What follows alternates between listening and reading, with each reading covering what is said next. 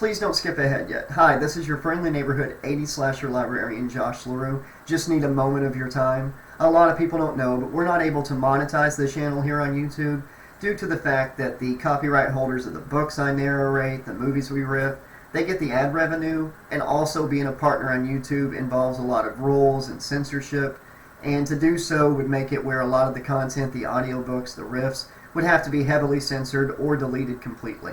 So we depend on amazing slashaholics like you to help fund the channel and keep it going and growing for years to come. And there's several fun ways to do that. You could join our Patreon right up there. And as a patron, you can join for as low as like $2, $5, $10 a month, on up as high as you want, and enjoy a lot of cool gifts like free ebooks, early access, exclusive content, even voicing characters and audiobooks here on the channel.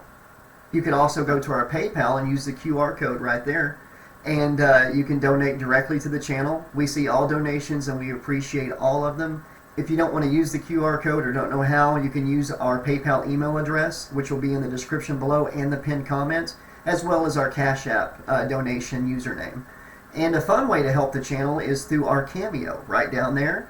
On Cameo, you can ask for a birthday video, anniversary video. You can ask us to sing a song or something, or ask us questions, and you can get a video from me, Alex, Sean, Master Evil, Mother Evil, the Rodeo Clown, any character from any show on the channel, or any character that I've voiced in the audiobooks.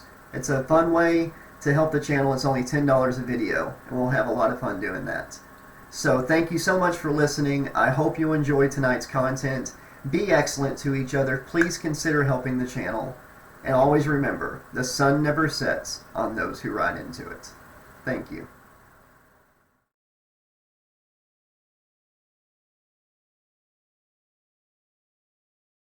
That's deep.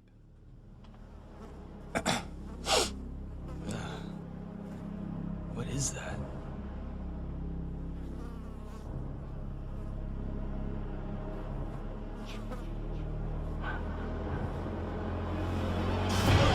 Whoa.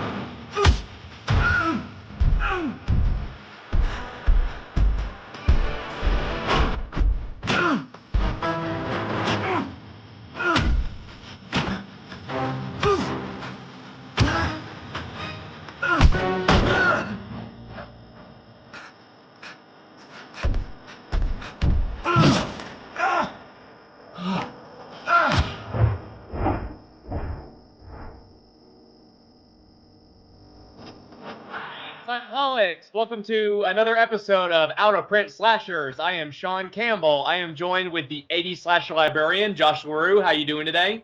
Doing good, Sean. Excellent. And we have a special guest tonight. Would you like to introduce yourself? Sure. Hey, everybody. I'm Vincent Disanti, probably best known as the director of a Friday the 13th fan film called Never Hike Alone, as well as the owner and operator of Womp Stomp Films, which we create independent genre short films and other content, co-producing and things like that. And that's me. Well, thank you so much for coming on with us tonight, and thank you for reading one of my favorite novelizations written by Simon Hawke, and that is Friday the 13th 6 Lives. Because what I'd like to do tonight is kind of a retrospective on Jason and how you as a fan got from the movies, to the fan film and your version of Jason, which there in the background, I just love that look. Awesome look. I feel like with all the looks, some of the Jason started to look more extra and extra and extra. This went back to the simplicity of the silhouette and the darkness. I really liked it. I just went back and rewatched this film, and there's a couple things I caught that I'll bring up later, but just talking about the look right now, I definitely like that. Kind of a return to form. That was definitely a big part of it, was simplifying. Yeah, he could like from a distance, he would just look like somebody standing like on a hill or something, and by the time he's close enough for you're in trouble, it's too late. So yeah, it's too late. Yeah, I like that. Thought it was cool how he was in that puzzle game too. I read a thing about that. He made it into the game. Yeah, he made it into the Friday the 13th puzzle mobile game, which I think was done by Blue Wizard. And they had reached out to us. I kind of jokingly reached out to them because they were like, hey, we're looking for characters in the game or something like that, or you could enter to win. And I was like, hey, what about Kyle McLeod and Ghost Jason? That'd be pretty cool. And they messaged me directly and were like, that's actually a great idea. We'd love to include you. We can do that. This was before the lawsuit. And so when the game was released, Ghost Jason and Kyle were already in it. They just weren't unlocked yet. And so we skirted under the law because when the lawsuit came up, we had already been in the game and all they had to do was unlock us. And so that was allowed. And yeah, we were kind of one of the last things to get released, so that was a pretty cool honor. See, I had read about that, and that confused me so much because, and I'm not going to make a big discussion about the video games and the lawsuits, but Jason X had accidentally been put into the game on Friday the 13th, the video game, before the lawsuit hit. They had accidentally put it out to some players. So he was in the game too, and they weren't able to unlock him. So I don't, it's different for every entity, I think. Yeah, and it's also a level of gameplay too, because you're talking about a mobile game that's very simple characters, and then you're talking about a video game that, yeah, Jason might have been in there, and maybe some of the Grendel was, but there's so much more that has to go into it probably to get fixed, and there were probably so many bugs that by unleashing it probably made everything worse. So yeah, I'm sure they had their reasons. There's no, trust me, no one at that studio was going, well, F them, don't give them anything. You know what I mean? Yeah. They were like, we wanted to give them as much as possible. I know that they were really planning a lot of things. I get to work with those guys. I actually designed a kill for the game, and heard a lot of things that were going to come out for it, and was very disappointed. Which one did you design? Free Kick. Ah. Yeah, so it was one of the last ones to come out. So that was another huge honor to be able to do that. But yeah, it's sad that we didn't get the rest of the game. But who knows, when all this stuff gets settled up and a new game console comes out and interest comes back, maybe we'll get a second chance. Yeah, it's not like that's the last time Jason's going to be in a video game. I mean, we still need Worm Jason. He needs to be put in there somewhere. Yeah, right. So yeah, I just recently narrated the first book, Friday the 13th, the original movie. And you were talking to us before we started recording here about how you liked in Jason Lives, how we got into Jason's head a little bit. And, I read Jason 6 first by Simon Hawke before I did the original Friday the 13th. So I was like, oh, this is going to be awesome, And then I get into the book, and I wasn't thinking that the book had to play by the same rules as the movie, keeping the killer a secret, even though we all know who the killer is. And so you didn't get any of that insight, and it was just, I don't know what you thought of it, Sean, but it was kind of a bore. May I interject on that point? Yeah. In the novelization of Friday the 13th Part 2, you do go into a lot of Jason's childhood, and I feel like parts of that were recycled into Friday the 13th Part 6, because when I was listening to Part 6, I was like, this sounds familiar, and it's from the second one that I don't know which book came out first, honestly, because the books didn't have to come out chronologically with the movies. They might have come out after the fact, but I'm curious to see what you think on that one as well. Well, a lot of people, I'm reading that one right now, putting out chapters of that one, and I've done part 3 by Michael Avallone, but I haven't done part 3 by Simon Hawke. Yeah, it's weird. It's weird, Vincent. There were 2 versions of Friday the 13th 3 by 2 different authors, and the one that you said you'd read some of, that was based off like a really early script for the movie. Yeah, no, there was not by Simon Hawke. It was by Michael. It was the other one with the old Cooper mask on the cover, which was cool. It's a cool looking book. I wish Jason would have wore that mask just once in the movies. Like we had it on the cover of that book, the cover of The New Beginning back on VHS. But yeah, so I started on that one, and a lot of people say they respect the first movie, Friday the 13th, but it's hard for them to like sit through it anymore. Where do you stand on that? I mean, there's only one film in the series that's really hard for me to sit through, and that's the remake.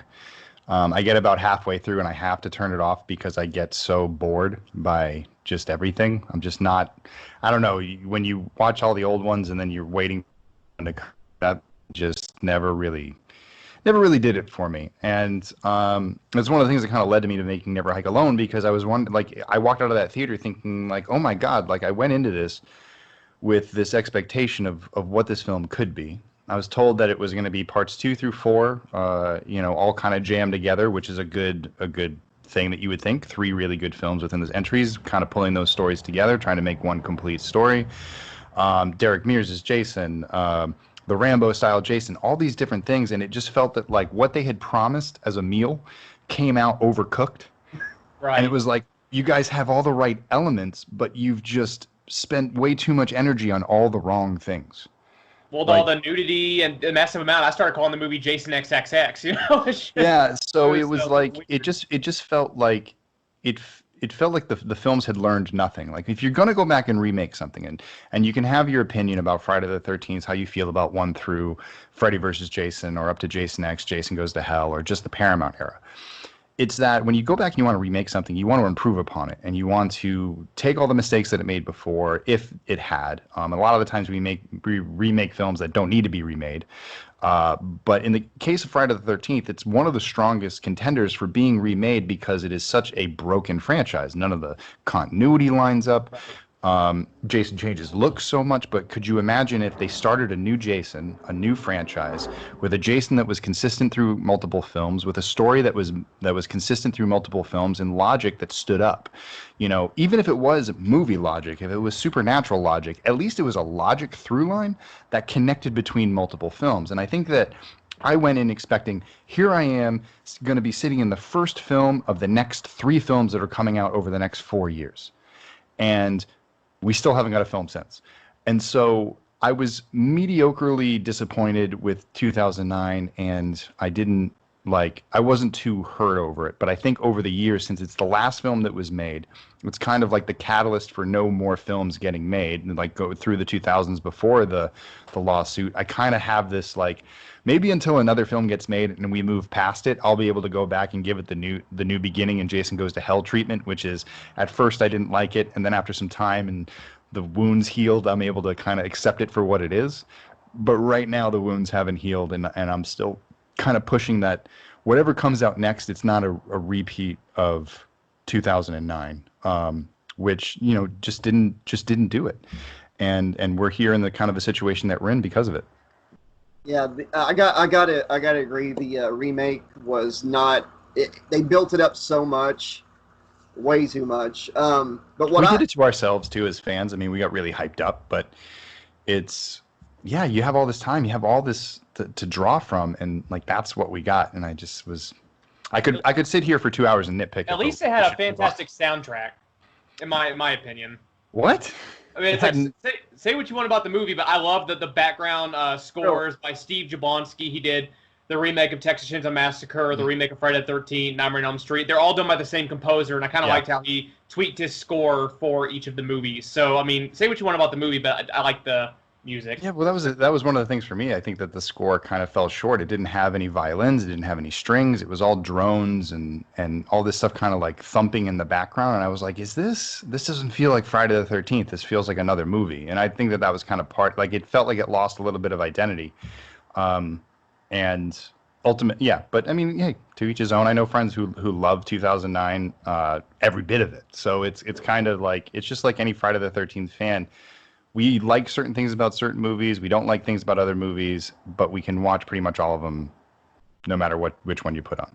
Well, that was the first one I got. That was the first Jason movie I got to see in theaters because I mean these started coming out 2009. I got into horror movies in 2005, so I didn't get to see any of the originals. I only saw the remakes, so that skews my perception a little bit. Yeah. If you had Manfredini first, I don't know if you would have enjoyed the background as much. Right. So. I got to say, there's two ways that I've made myself enjoy the remake, and I've talked about this before with Sean. Yeah. One of them is Sam Winchester versus Jason.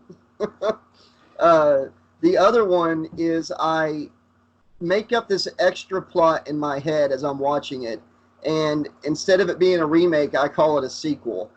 And where it's been like a decade since Jason's killed anybody, the town's smartened up, not sending anybody out there. So Jason's not been taking damage. He's regenerated, almost back to human. But yeah, it's at the bottom. All the pot people leave around have turned into actual plants. You know, so it's 10 years. So it's at the bottom of my list, though. That one, and surprisingly, a lot of people can't believe this, but Part 3 is really low on my list. And Jason X and Jason Goes to Hell and Part 5 are high on my list. That's funny. Yeah, that's what I love about the horror community, man. You can tell other people, and they might be like, "What?" But they don't try to shame you for it or nothing. No. You know? I actually, Part 3 is probably one of the most loved in the series, and for good reason. But it's a personal of mine. I don't find it as enjoyable as Part 4 or Part 2. Yeah. I feel of the first 4 films, it is the most inferior, only because, and the only reason why it is because it's the 3D makes it fun, but the 3D also leaves them in this situation where everything is super brightly lit because they have to light for those 3D cameras, and they spend too much time messing around with the cameras to come up with 3D gags rather than using the 3D gags to make something scary. Like juggling fruit, or a baseball bat and a pole, and it's just like it was like, whoa, it's 3D, you know what I mean? And you know, they do it with the eyeball, which is fun. And maybe if they had a few more gags like that, I imagine the budget was getting somewhat churned on this. But yeah, it's just not as succinct as 2. Even though 2 is kind of thrown together, it actually makes some sort of a semblance, and Ginny's a really great final girl. Part 4 is obviously iconic with Zito and the way that he made it look, but 3 is just really bright. I don't think Chris's story is as powerful as everyone else's story. Right. The backstory of getting diddled by Jason at some point doesn't really fit into his MO.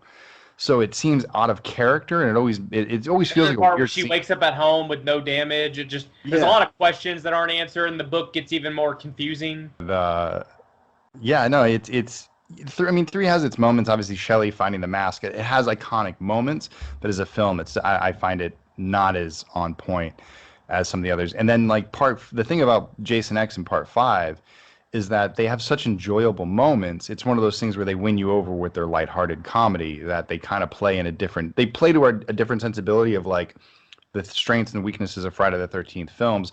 Jason X and Part 5 are probably 2 of the funniest films. Even Part 6 has a lot of comedy. Yeah. But those are the most ones you watch because you're walking in going, it's so bad it's good. And then you have the films that are good, 6, 4, 2, 1. I mean, those are solid films. Then you have kind of like this sea of like hit and miss, like films that like almost got there but didn't quite get there, but aren't really that bad and are still watchable. So it's kind of there, but it depends on people's taste, and it fluctuates between each person in the franchise. That's why you have so many different takes from so many different people. What I love about Jason X in particular is that even though it's in space, it's in the future, at its core, it is a Friday the 13th formula. You know, you got the teens away from home, far out away from home, in the middle of nowhere. At first, there's a lot of adult supervision, but for most of the movie, there's very little. The adults are removed pretty quickly. Yeah, and Jason gets some really good kills in it. So yeah, I don't know why. Maybe it's because it was the first one I saw in theaters, but it's up there towards the top. I hated Part 5 for years until I revisited it as an adult. Mm-hmm. It was a really good movie, you know. I don't know why I ever hated it. Probably as like a teen or a kid, I was like, it's not Jason, it sucks. Mm-hmm. Well, Yeah, to interject on this one, the Jason young adult novels, in a nutshell, they're basically about Jason has been pulled into hell at the end of Part 9, and the mask, people keep putting on the mask, and the mask fuses to them, and Jason's spirit is through the mask. And it's almost a blend of Jason and that person, because the first guy is a hunter, so he shoots with a gun. The second guy is a fisherman, so he'll catch people.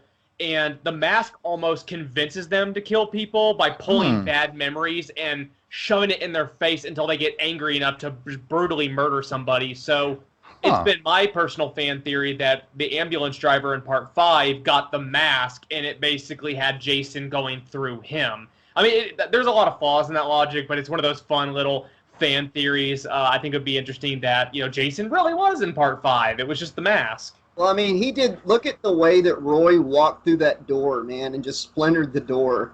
Or Pamela in Part 1 throwing people through windows. Mm-hmm. I thought she had a winch on her Jeep or something.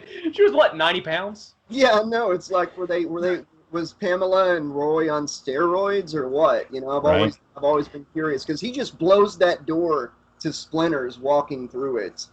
It would have been funny if he just bumped into it and he's like, "Ow!" Yeah. And he has to open it.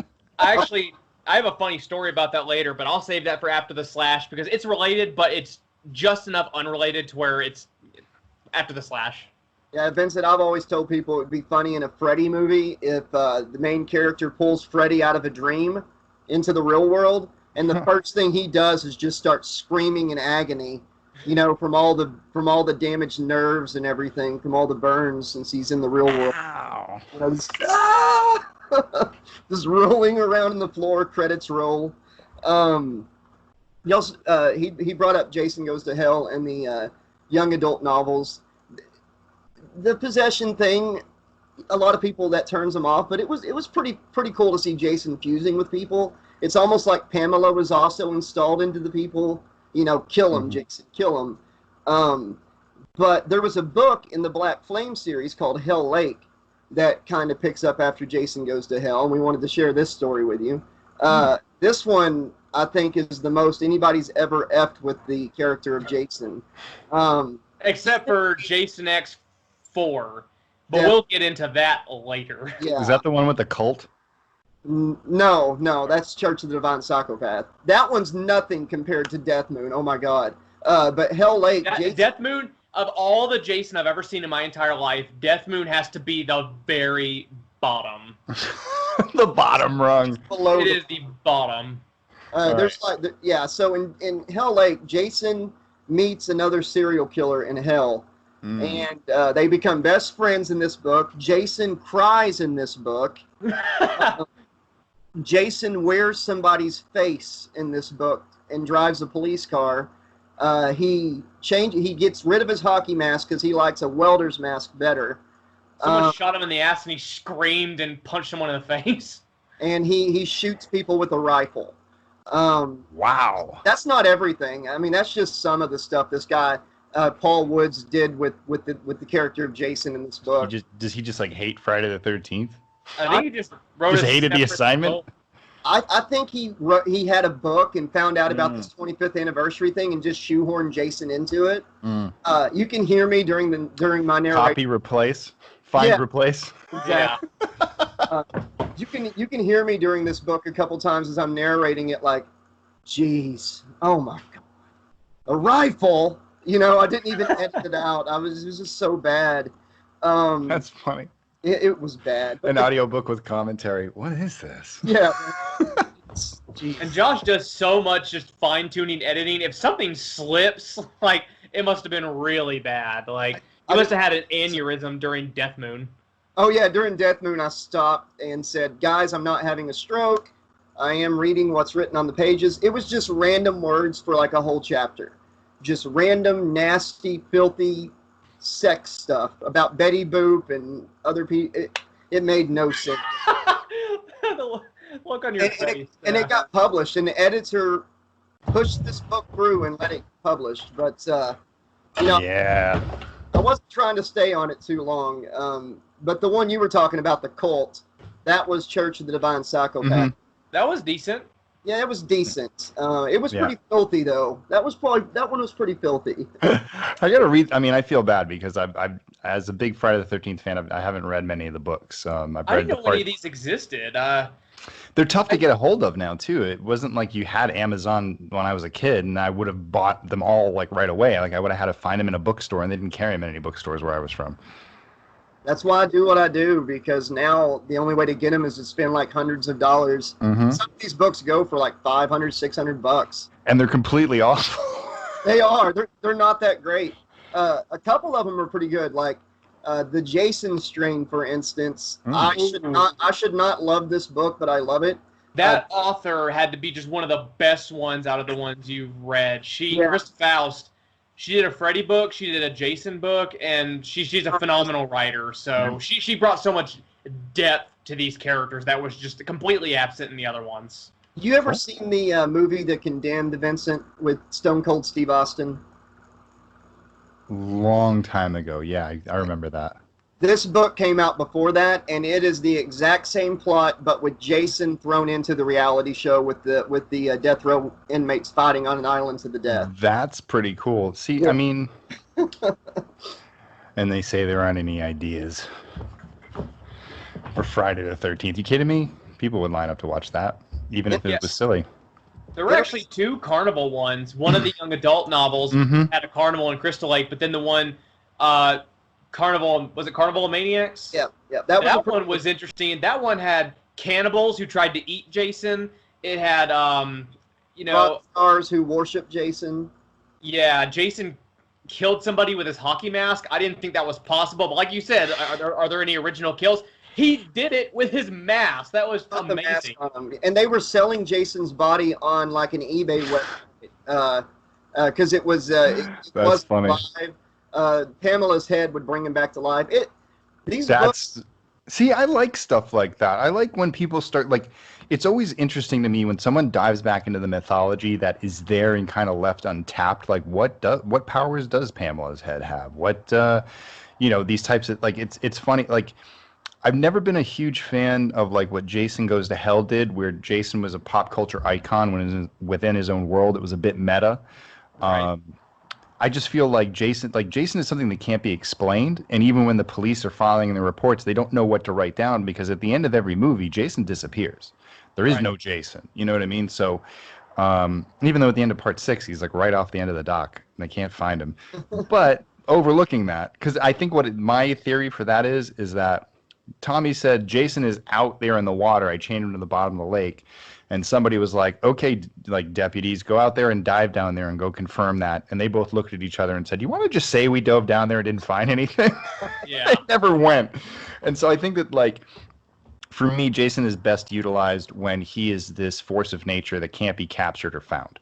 And that's what makes him so dangerous. And, one of the things I like to explore in the Never Hike stuff is kind of like, how is Jason, now that we've gotten past the movies, and we're in this world where Jason has been existing but hasn't popped up in all these years, because it's kind of like it's like a metaphor for real life and the fact that we haven't had any movies. So if we haven't had any movies and it's been that long, it's that Jason's been able to remain unseen, get away with what he's doing because there's been no one able to survive to tell the tale of what's happened to them. And so it's a lot about what kind of I explore in Never Hike Alone, is about how Jason is able to remain hidden from the world and what lengths does he go to do that.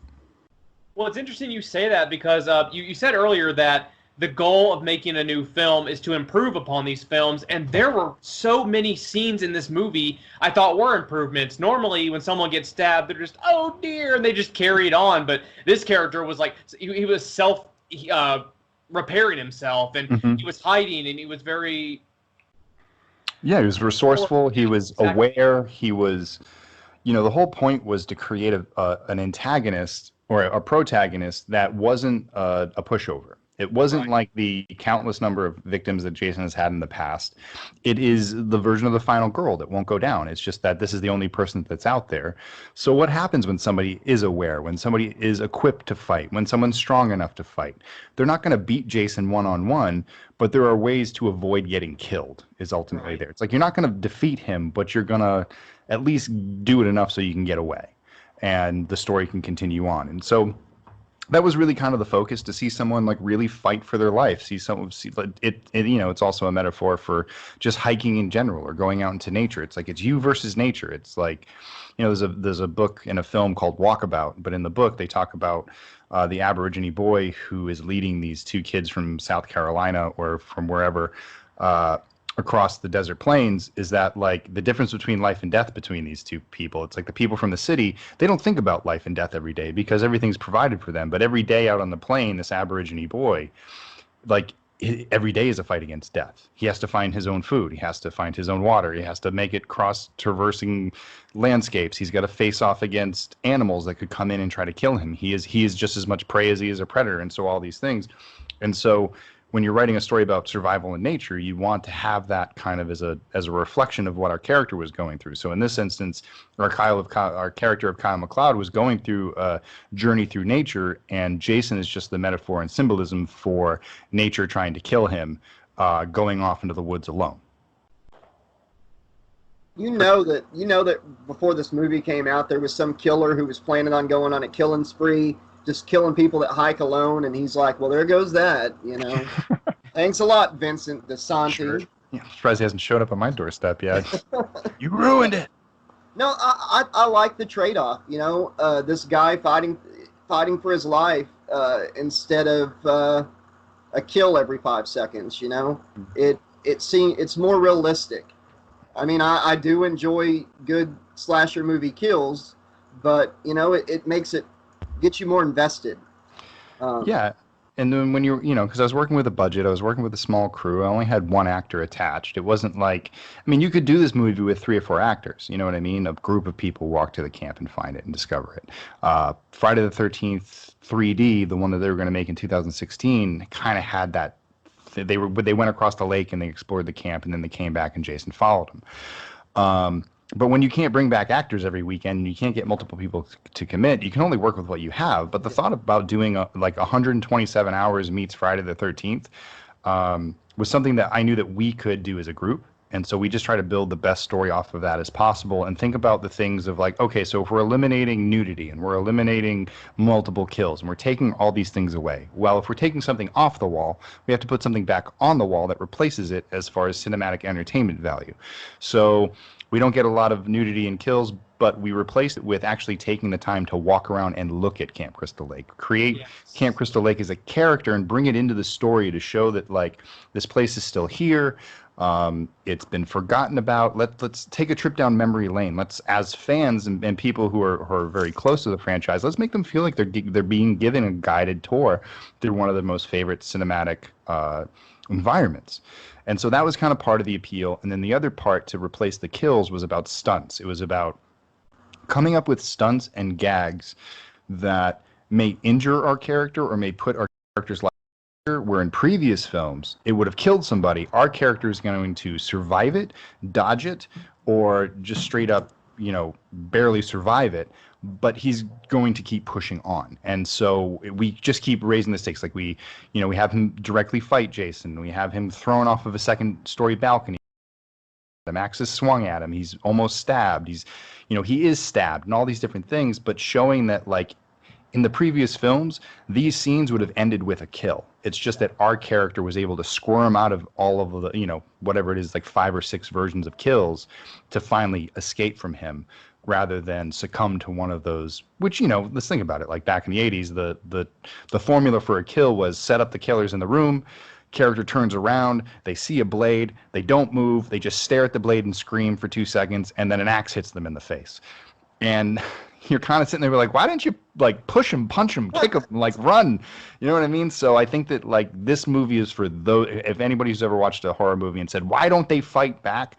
This movie is for you. This is about how you fight back against a killer and how and what makes it so great is even when you fight back, even when you do everything right, you still cannot quite overcome it. And I think that that's what makes it an exhilarating thrill ride, is the fact that we don't have a stupid character. We have a very smart character who makes the best decisions that he can under the circumstances. So, yeah, I mean, we get a lot of flack for him returning to the camp, but we tried to set something up in the story in which, because he's injured and because he doesn't have any of his gear, retracing his steps through the forest back to where he came from is a death sentence. It doesn't matter if Jason catches up to or not. He's going to get infected. He's eventually going to go into shock, or something else is going to kill him out there because there's coyotes and other dangerous animals.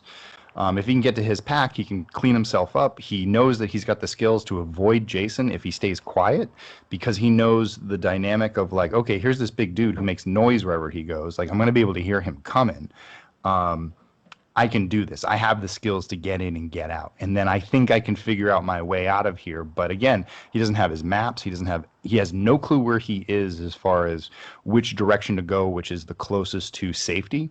So he has to return to that package of information and that safety equipment so he can repair himself and get out there. It's just that by the time he gets done, once again, Jason steps in his path and it becomes, can he overcome the monster to get to where he wants to go?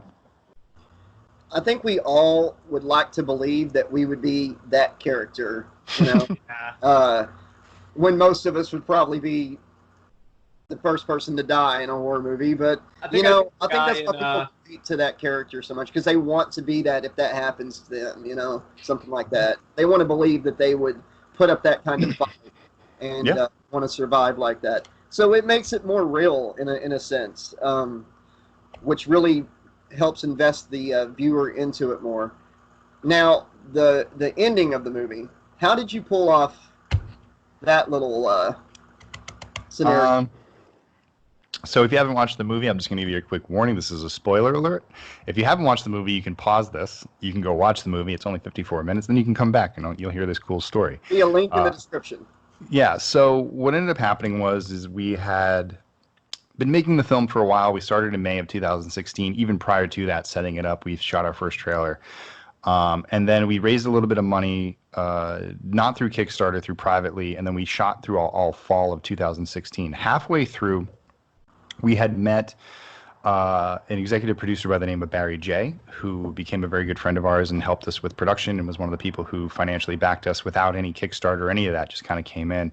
When we got halfway through filming and I had half the film shot and half the film cut, we started working on a second trailer so we could actually do a crowdfunding campaign. And Barry called me up one day and said, "Hey, Vinny, how would you feel about if we could get Tom Matthews in the film?" And I just like laughed at him. And I said, that'd be like my dream come true. My whole idea with this is that at the end of this movie, that Tom's character, we would bring him into the next story. Let's say we do like Never Hike Alone. Well, I'll go approach Tom and see if he wants to be in Never Hike Alone too. The original premise actually had the character of Kyle MacLeod dying. So we were going to have his brother return and have Tom seek out Tom to help him go find his brother who ends up being dead. So what ended up happening is that Barry jokingly was like, well, that's funny because I'm going to go out to dinner with Tom next week for my birthday. A friend of mine knew him as a mutual acquaintance, and as a birthday present to me, they set me up on this dinner date with Tom and his wife, and me and my partner are going to go out and meet them. We're going to have some good time. I'm going to tell him about Never Hike Alone. I'll see if he's interested in being in it. And I was just kind of like, he's never going to want to do this. Barry pitched it to Tom. Tom kind of graciously said, "Oh, that sounds like fun," and kind of just said thanks but no thanks in a way. But somehow Barry convinced him to come out and meet me and just at least hear me out. And so about a week and a half later, I sat down with Tom and Barry. We were at a restaurant in Los Angeles, and I kind of described to Tom what we had been doing, how much we had shot, and then he had seen the other trailer. He thought it was very impressive. He liked the drone work and some of the other things, but there wasn't much there. It was just kind of like, it looked a little silly, like this guy with this tiny knife fighting Jason. Well, then we had the second trailer, and that was done, and we hadn't released it yet. We were waiting for Friday the 13th in January. So I showed him that trailer, and that was a completely different thing. That was filled with stunts and big lighting setups and big stunt setups, and you got to see more of Jason. You got to see the new mask. Just overall scope and scale, it seemed like it was a bigger film than what we had originally kind of led people on, and that was kind of the appeal of it. And so at that moment, Tom was like, "Wow, this sounds really interesting. How do you see me getting involved?" And I said, "Well, I have this idea for a scene at the end of the film in which an ambulance shows up to pick up this character, and then Jason shows up and kills everybody. But what if Tommy was the driver?" I was like, "Doesn't that make sense? I mean, Tommy became a paramedic, and this is how he makes a living. He became an EMT. It's basically one of the only jobs he can do in Crystal Lake. And it keeps his finger on the pulse. He's very good at going into dangerous situations and not flinching because he's seen the most dangerous things in the world. And so him running into a burning building really doesn't even have to have a thought. Like, he doesn't care how much he really cares about his own life. Probably not that much. If he gets killed in this fire, like, that's going to relieve him of all this pain the curse has put on him. So it made sense for him to take up that role. We talked about that. And then we discussed whether it would be Tommy or not. He was like, "We should use if you got Tommy, let's use Tommy." So we had to change the ending so he didn't get killed, because at that point I would be dead right now because fans would have sought me out and killed me. And we went back and forth on a couple of ways to end it. There was obviously nobody dies, which then fans still would have been very upset if I didn't get any kills in there. And then we came up with the idea that, like, we see Tommy get pulled out, but we just don't see what happens to him. So anything could happen to him. He could still be alive, which means he can get back in the car and he could drive away. So once we kind of came up with that sense that, like, Tommy's out there, he hasn't seen Jason in a long time, this is a fishy situation, and then he finally sees Jason, he goes to fight him. He doesn't get to do it right in this moment. He kind of gets overwhelmed. His fellow EMTs get killed, but he's able to get back in the van, save this guy's life, and drive away and regroup and open up kind of the door for more story to be told. Because where does it go from here? And I think that that's one of the cool things about the ending of Never Hike Alone, because it shows that, like, not only did we show and prove to a lot of people, hopefully the studios to a certain degree, that there are still stories about Friday the 13th that can be told, that can be successful, that can be entertaining. But there's not only one, there's multiple. And within this franchise alone, there are many more films that I could make off of this if I had the proper funding. We're going to crowdfund and make more. We funded and shot a prequel because it was self-contained, and we were able to kind of do it and bring to life the idea that fans always wanted to see Jason in the snow. So we thought we'd tackle that one to help set up what we want to do with the later installments. But we have a lot to figure out, and we kind of want to have a serious conversation with people about Never Hike Alone, where it stands in Friday the 13th, and how maybe going to a little bit more professional route would be the proper thing for this, because it probably does require that type of funding. But at the same time, it's a story that I think fans would gravitate towards the way they do to Never Hike Alone, and see this as maybe the ending we deserved a long time ago and never received. And that's the way I want to approach it, and say, okay, without getting too silly, without trying to do anything too it's not like a gimmick, you know what I mean? Like Jason versus Carrie or Jason to Manhattan, or like all the things they did that were gimmicky ways of like ending the franchise, that we dismiss all the gimmicks and we actually go back to the roots of the franchise, about the curse, about Jason, about Tommy and this town. And it all coming to a final head of where, after all these years, after, all these questions about all this stuff, that Jason can finally be put to rest, and the people of Crystal Lake can live at ease, and Tommy can live at ease, whatever his fate is going to be, knowing or kind of getting to a point of like, here's how we're going to do it. And the story of Kyle MacLeod grew from its original premise, obviously, from him going from somebody who was just going to go into the forest and die, to actually this Luke Skywalker type character who is being sucked into a story that he doesn't know is much greater than himself. When he's out of the other side, and him and Tommy have to team up in order to face this challenge, that he's about to learn a lot of truths about what's going on here that he had no clue of. And I think even fans to a certain degree. So what's nice is that Kyle acts as our babe in the woods who doesn't know anything. And obviously Tommy's had 20 more years in between the other films to kind of gain more knowledge. So we have this character that we can have Tommy feed knowledge about what he's experienced, about what he's going through, but that are going to directly tie into previous films, that there are something we can call back to. So like with Jason showing up in the ambulance at the end of the film, that's a very direct callback to part 5. Jason showing up in the hospital at the end of Tommy's bed as an illusion.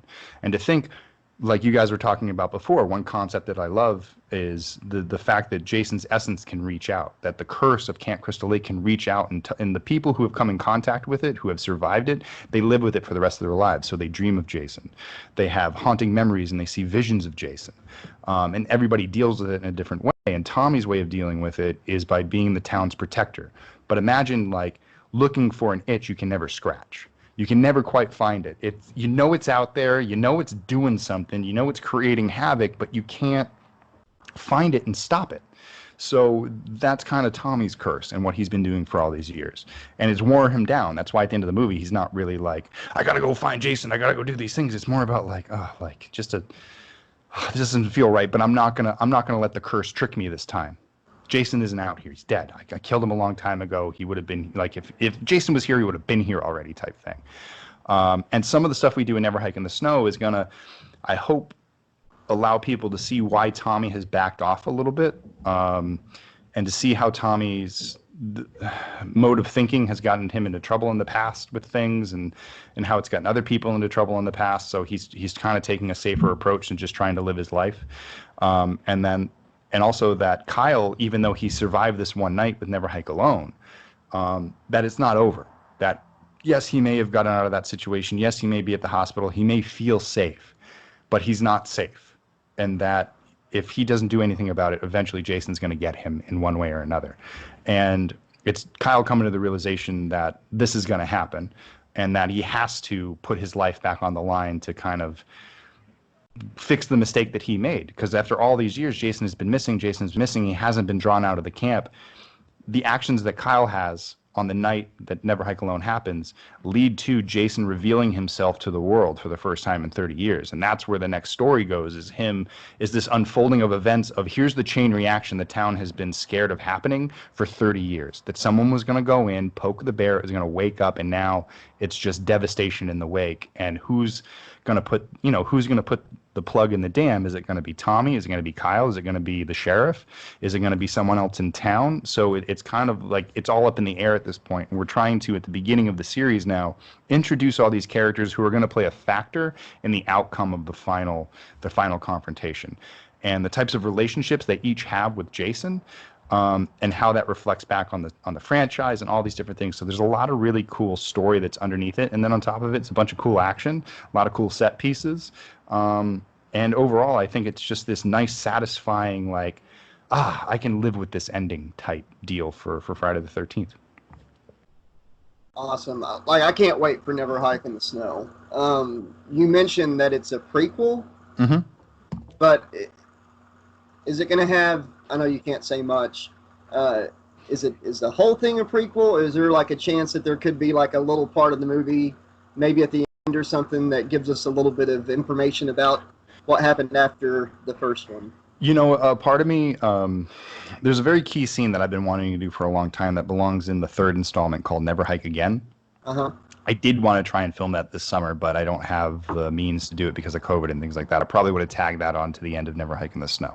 Okay. Never Hike in the Snow takes entirely before Never Hike Alone. It takes three months before Never Hike Alone. You're going to meet some characters that lived in town, their experience and what happened to them. And then when you're watching Never Hike, the next installments, as some of these other characters start to show up again, you understand their backstory. More than anything, Never Hike in the Snow is about Jason.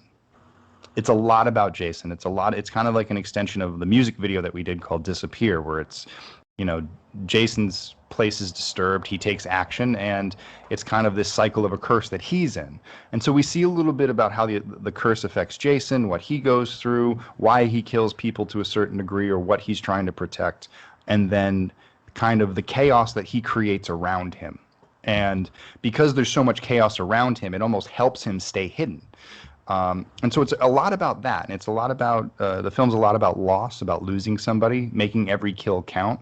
So our deaths in this, again, do not throw people off the trail and give them expectations that aren't there.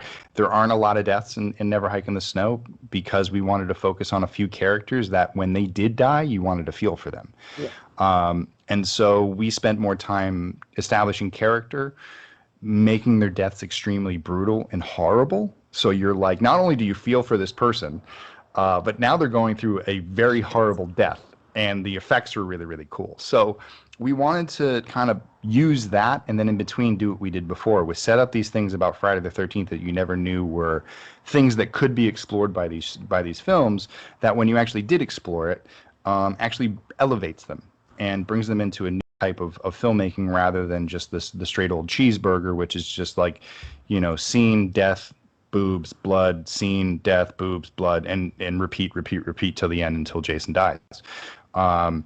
And yeah, there's some harsh truth in this one. There's some cool discoveries along the way. We're trying to incorporate, you know, trying to world build. You know what I mean? We're building that world around Friday the 13th. And as Never Hike Alone was meant to be kind of its own standalone thing, and it is, and it's sprung into a bigger piece.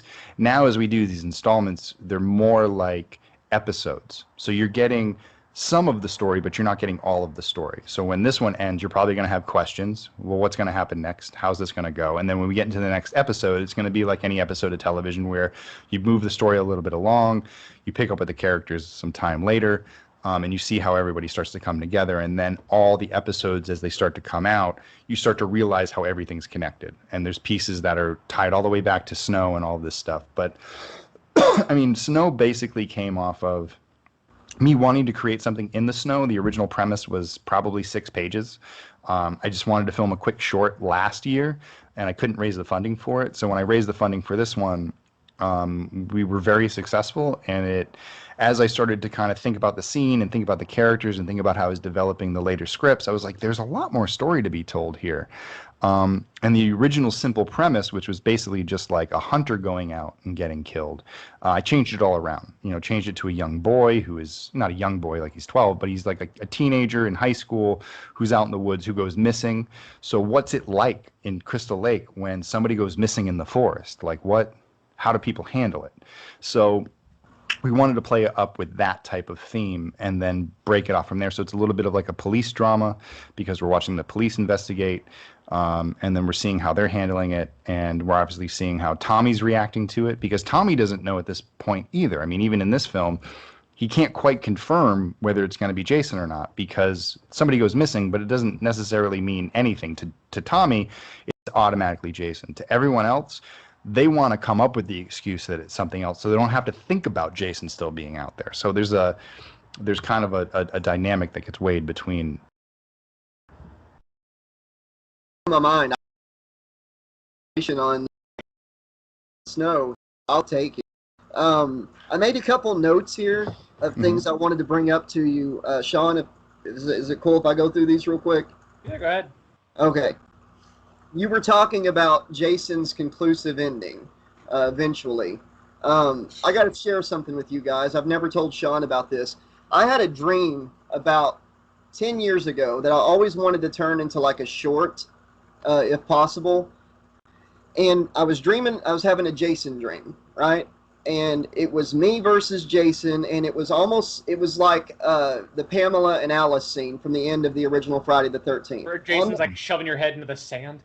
We're like on the beach and everything, and I end up giving Jason the same death that Pamela got, chopping his head off. And I think that's it. And his hands go up like Pamela's did, but he's still got a machete. With his head gone before he dies, he killed me. Oh. And then he was dead. It was his end. And I always thought that would be like a cool scene to see, you know, like Jason gets Pamela's death, and right before he's done, on his way down, ends up killing the person that killed him. So when you were talking about that, I remember that's something I've been wanting to share with Sean. I mean, you always could film that. I mean, someone on YouTube filmed Michael Myers' death. I think it was 6 or 7 minutes long. It was a really thought-provoking piece, but it was a short film. They didn't need to be longer than that. So you always could as a thought piece. I just thought it'd be karmic, you know, full circle. Jason goes out the same way his mom did, you know, the way he saw his mom go out. A connection I made while watching Never Hike Alone the first time was I always thought your protagonist in it is what Rob from Part 4 should have been. Yeah. You know, because they set Rob up to be like a badass guy that's going to go up against Jason, and it's just he's taken out in the basement. Yeah, I mean, they could have even had the same fate. You know what I mean? He could have still died. They could have given him a fight. He could have at least fought back a little bit. You know, even a false victory. Like, I don't know. It's just so funny to have that hype, and then he just gets knocked out in 3 seconds. And he gets the funniest, you know. It's like buying UFC pay-per-view. I'm gonna check out that music video. I have not seen that yet. Yeah, that's on our YouTube channel. Definitely. I don't know how I missed that. I wanted to touch on the connections between Jason Lives and Never Hike Alone. Mm-hmm. But real quick, I've got to refer this one to you because earlier you were talking about Jason being a force of nature in a way. And I think that Sean would agree with me on this, that Hate, Kill, Repeat is a book that kind of tackles that, especially a scene at the end that takes place at this motel, a big hotel. But yeah, Hate, Kill, Repeat. If you ever have a chance to read that one or listen to my audiobook of it, whichever, I think you would enjoy the way that Jason's handled in that book. And it's an alternate part 8. It picks up at the part 7, and it even ends setting. But doesn't Hate, Kill, Repeat have Jason X Jason on it? No.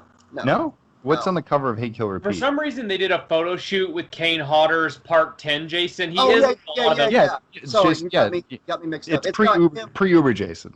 Yeah, it's got him on there, but that was just marketing. That was marketing because they had the stills from New Line that they were licensed. Okay. It was like the same Jason. Sometimes he'd be like this. Sometimes he'd be like this. They were just like different shots and different kills, but completely different Jasons in the book. Just like swinging the chain.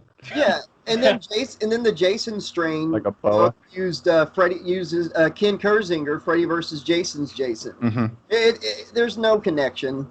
But yeah, the marketing departments aren't really the kindest of Friday the 13th. They just seem to grab anything and throw it on without thinking about it. I mean, how many covers of how many Friday the 13th DVDs, books, whatever, have the wrong Jason on them? Have Jason on the cover of Friday the 13th, which he's not even in, as an adult. And they have a hockey mask on. It's just like one of those things. I'm like, who is directing this stuff? Because they're not paying attention. I got one for you. There's a Jason X book called Planet of the Beast, and the cover is like an up-close thing of Uber Jason with his bright red eyes, and in the entire book, the author talks about how his eyes are ice blue. And it's, it's like right there on the cover. Call him Jason X. They're like, we caught the Jason X. They called him Jason X in the whole book. That's what they said. He called the Jason X. And he runs down hallways. He has blue eyes, and his name is Jason X. That's funny. Maybe Roy took him over. Yeah. There we go. Reverse engineer. The thing is, the Jason X books, except for part 4, I think, and after the slash, I'll go into more detail about that. But they're fun. They're not. They're kind of like the movie. They don't take themselves seriously, and they're just fun. Part 4 is god awful. The other ones are readable. But yeah, Hate, Kill, Repeat. Please check that one out if you ever get a chance, because I would love to pick your brain on that book after you hear it or read it. But yeah, I want to get to the part 6. I've always separated the movies into 3 sections. That's 1 through 4, 6, 7, 8, and then 9 and 10. Okay, I thought 1 through 4 was its own kind of set, and I love part 4. It's one of my favorites. Part 6, we get the whole undead Jason, which I always thought it was kind of cool that dream that Tommy's having at the beginning of part 5 is kind of a foreshadow of how he actually brings Jason back later. Right. But, yeah, so you read the book Jason Lives, and you told me that there was a couple key scenes from the book that had you going, wow, as far as like your work with Never Hike Alone. And I would love to hear that, if you don't mind, what those scenes were. Yeah, so what was pretty cool was, when you read these books, you end up traveling through a lot of description and lines that I mean, you can see the movie in your head as you're watching it because you know where it's coming from, and it's still coming off, and some of it's inspired by Tom McLaughlin's script. I thought it was pretty funny that some of the lines are a little bit different. Like, he doesn't say where the red dot go, you bang. It's like, wherever the red dot go, the bullet follows. Like, there's things like that. I liked, what was the other one that was kind of funny? Sheriff Garris refers to Forest Green as it's being named after a damn crayon, which I thought was a good line. But one of the cool things that happens is that it stops and pauses on a character for a moment. So in these moments in the films where Jason's just walking through the forest, Simon Hawke has taken these moments that are just literally 5 seconds on screen and turned them into 2-3 page of paragraphs describing what's going on in Jason's head while he's walking through the forest, the things that he's having memories of. And one of the things that I really loved about it was talking about, like, and I apologize because I live near a fire station. I do too. I'm surprised. Yeah, so This happened to me. one of the things that I found cool was that he went into Jason's kind of headspace a little bit, thinking about how he can't explain everything that's happening to him, that he's a little bit confused by what's going on just as about anybody else. Is that, like, he's died, but now that he's resurrected, like, even in the coffin, like, as the maggots were eating him, they couldn't digest him. When he was a young boy and people tried to pick on him or do anything to them, bad things would happen to them. That he's always had this kind of, like, extra weight kind of with him that he hasn't been able to tell or deal with, and he's kind of innocent too, in a way. And I just thought it was just so interesting in the way that it's kind of the way that I kind of approached Jason in my films, was that I wanted to tap back into the mentality of him as a 12-year-old boy and coming to terms with what he is, why he is, and how long is he going to keep doing this, and why does he keep doing this. But ultimately it comes back down to his mother. And they do this in the book. They talk about how he I think they talk about it very specifically. As he's coming up on Crystal Lake, he has flashbacks to the memories of still being underwater, seeing his mom die. One of the things I like about the books and what Simon Hawke does is he doesn't really give any credence to the notion that Jason never drowned. Which is something that some fans try to say, and some of the films kind of dance around. But in here, I mean, it's very much explicitly said that Jason drowned in 1957, and he did die, and that it was the process of his mother dying that brought him back from the dead and has put him on this kind of cursed path to forever be this walking act of vengeance that curses this land and protects this land. And how, I always talk about, like, in the films, Jason is constantly up and down. He talks about that in a little bit, about how Jason receives a fatal blow, but as soon as he receives the fatal blow, he already starts to regenerate. He already starts to heal. He starts to come together. He talks about, like, Jason walking through the forest, that Jason, and now hours, 12 or so or 16 hours after he's been risen from the grave, is starting to feel his body come back together stronger than it was, now that the electricity had kind of woken back up. So there's really cool insights into, as far as, like, the mechanism of what Jason was and what keeps him ticking, and it all centers around the curse. And that's what I really love about it, is the fact that that's the theme of the original movie. And if you can keep the theme of the original movie, you keep that sense of the curse kind of permeating its way through Jason, through the town, through everything that he touches and everything that he does. That is, I think, one of the most interesting things Friday the 13th has going for it that hasn't necessarily been explored openly in films. There's actually a point where you said something about Tommy's Curse, and I'm thinking that could be Never Hike Alone 5, Tommy's Curse. Just now they're starting to have subtitles. Yeah, right. There was a couple pinpoints you were talking about that would have made, like, really cool titles, like Never Hike Alone 6, Force of Nature or something. Right. Well, I mean, the nice thing that I'm really looking forward to is, like, once we start moving on to the next installment in the series, Never Hike Again, we go into Tommy's curse. Never Hike Again is all about Tommy. So, Never Hike Alone, he shows up at the end of the movie. In Never Hike in the Snow, he's there. He has major scenes, but it's not necessarily quite his story yet. That's one thing I got to get fans ready for, is, like, listen, Tommy's in it. He has some really cool stuff. He does some cool things, but this isn't necessarily his story yet. He's there as a character in the town. He shows up. He does some things. Rick is there as a character. It's it's his story a little bit, because he's trying to carry the investigation, and Tommy's kind of a pain in his ass. But it's really about the characters that are kind of surrounding it too, who are a little bit new to the situation and trying to figure out what's going on. it isn't really until Never Hike Again that Tommy takes over as the main protagonist, and we see everything from his perspective. And Never Hike Again picks up with Tommy the morning of finding Kyle MacLeod that night. So we see his life before he gets confirmation that, true blue confirmation that Jason is there and he is contacted and ready to fight him.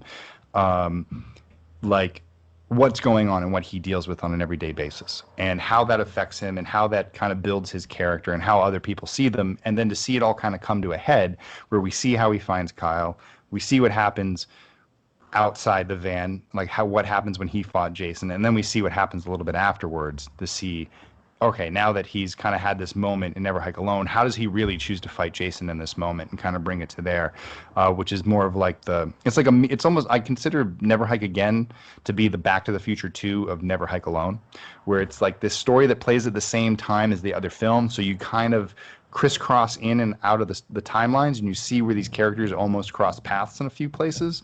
But that ultimately they kind of both end in the same place. They end in the same period of time. It's in Back to the Future 2, they both really end when, Doc sends Marty back to the future. And in this one, it also ends with them driving into town. It just shows you a little bit more of what happens afterwards. Because Tommy I'm with you as long as Pamela doesn't try to hit on Jason. Yeah, and, Pamela will not be hitting on Jason. Okay. Then, yeah, but you'll get some cool things, and then from there it kind of goes into then Jason on his rampage back, and that's when we have to really raise some real money for that. But until then, we have it's all really based on character stories, and I think that it's different for Friday the 13th. Character's not a huge pull in Friday the 13th as far as like telling stories about actual characters. It's just about getting them out there and killing them. So I think this is, for me, it's like that's my niche. That's where I'm kind of staking my ground, is like I'm doing character stories. Yeah. Jason happens to be a part of this huge character story, but ultimately it's about these characters, not necessarily about being a Friday the 13th film. Yeah, because I've always thought it's weird that we never got a 13th official. The fact that they're on 13, you think they would have done something with that? They've been trying. Yeah. They're 4 films deep on getting shut down. They tried to make. Tom's apparently writing another script too. Tom McLaughlin is. Yeah, I think he did the Death of Jason Voorhees, or. Yeah. He's going to tell us about it in a couple weeks. He's going to come on and talk about it a little bit. Supposedly they did have a script for that 13th one. I can talk about that when you're done with this. Oh, wait, yeah, I was just going to say it's an amazing time to be a Jason fan right now, Friday the 13th fan. There's so many amazing fan films that are happening. Never Hike Alone was my first that I really got behind and, talked about on my channel when I first started out. First one I really watched and really enjoyed. It's just an awesome time, and you're building up this whole franchise within a franchise. I mean, that's just fans should be excited about this. I'm excited. I didn't know any of this, all this extra stuff, and you got me wanting to have my own DeLorean right now and go into the future. Me too. Can I just go out? I want to be like Bill and Ted and go back to where I've already written the song that saves the world. So I can just go to there and just go grab that, bring it back, and show everybody. Because it's going to be a lot of hard work in between. But no, I mean, it's not just us, too. I mean, there are lots of other good filmmakers out there who are making stuff. I'm helping out a team in Portland, James Sweet and Carl Winery for Jason Rising. There's Fall I Can't Blood from the Slash and Cast guys. That Vengeance had come out last year. There's another one called Voorhees coming out. What else? I've heard a couple more. His Name Was Jason. There's lots of people out there really, really doing a lot. So in the absence of the studios being able to do anything and the lawsuit keeping everybody from making anything, fans have stepped up and we've just started entertaining ourselves. I mean, that's the thing. I very much enjoy these movies. Never Hike Alone blew me away. A lot of these are just fantastic, but the problem is when I try to tell people about them, they hear fan film and they immediately stop listening to anything I'm saying afterward. Like, they'll go, oh, I'll watch it. And I'm sure in their head, yeah, I'll watch it. YouTube. I wish they would see one of these so they could see how far these could go. The imagination, the passion put into this, just utterly fantastic. Better than a lot of the movies in the actual franchise, and it's just I'll say it again. Not seen in theaters, there's like a stigma on it. I said this about Vengeance when I talked to Jason Brooks, and I'll say it to you. I will take Never Hike Alone over Manhattan. I will take Never Hike Alone over Part 3. Uh, in my honest opinion, it is better than those actual Friday the 13th licensed official movies. It really is. Absolutely. And Vengeance, I really enjoyed it too. And I'm going to ask this of everybody that's worked on a fan film. I did it with Jason. I'll do it with a guy I'm talking to from the Voorhees movies, from the Voorhees movie. Jason, there's this big thing about, would Jason kill an innocent? A dog, because Kane talked about how he didn't think Jason would kill a dog or a child because he resonates with innocence. What's your take on that? There is Jason the boy, and there is Jason the curse. Would Jason the boy harm anyone? And that answer is no.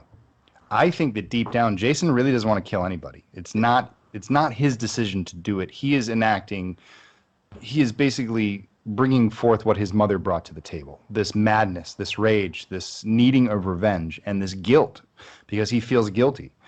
He feels guilty for drowning. He feels guilty for leaving his mother alone. He feels guilty for what happened to her. He feels like it's his fault. Even though it wasn't his fault that he drowned, he still kind of wears that guilt. So if Jason kind of has a moment where, and that's what Never Hike Alone is about. If you watch Never Hike Alone and you really study Jason's acting in it and his mentality in it, for the first half of the film, he's quiet. He's a 12-year-old boy hiding in the woods watching somebody do something, making sure they don't get out of line. The moment Kyle steps out of line and he crosses a line, Jason the murderer has to step in and take care of it because he's discovered his mother's head. This is not good. He knows that I'm here. He knows my secret. People are going to come. And if people are going to come, my secret is blown. And this whole oasis that I've created for me and my mother won't be able to continue to exist. And so I feel that Jason kills a lot out of necessity. He also kills a lot out of the curse doing it. So would it be Jason's first choice to kill a child or a dog or anything? No. But if it's between that thing and his mom, yeah, he's going to kill it. He doesn't care what it is because that's the last person he's going to let down. And so I think that that's the dynamic. And it's point.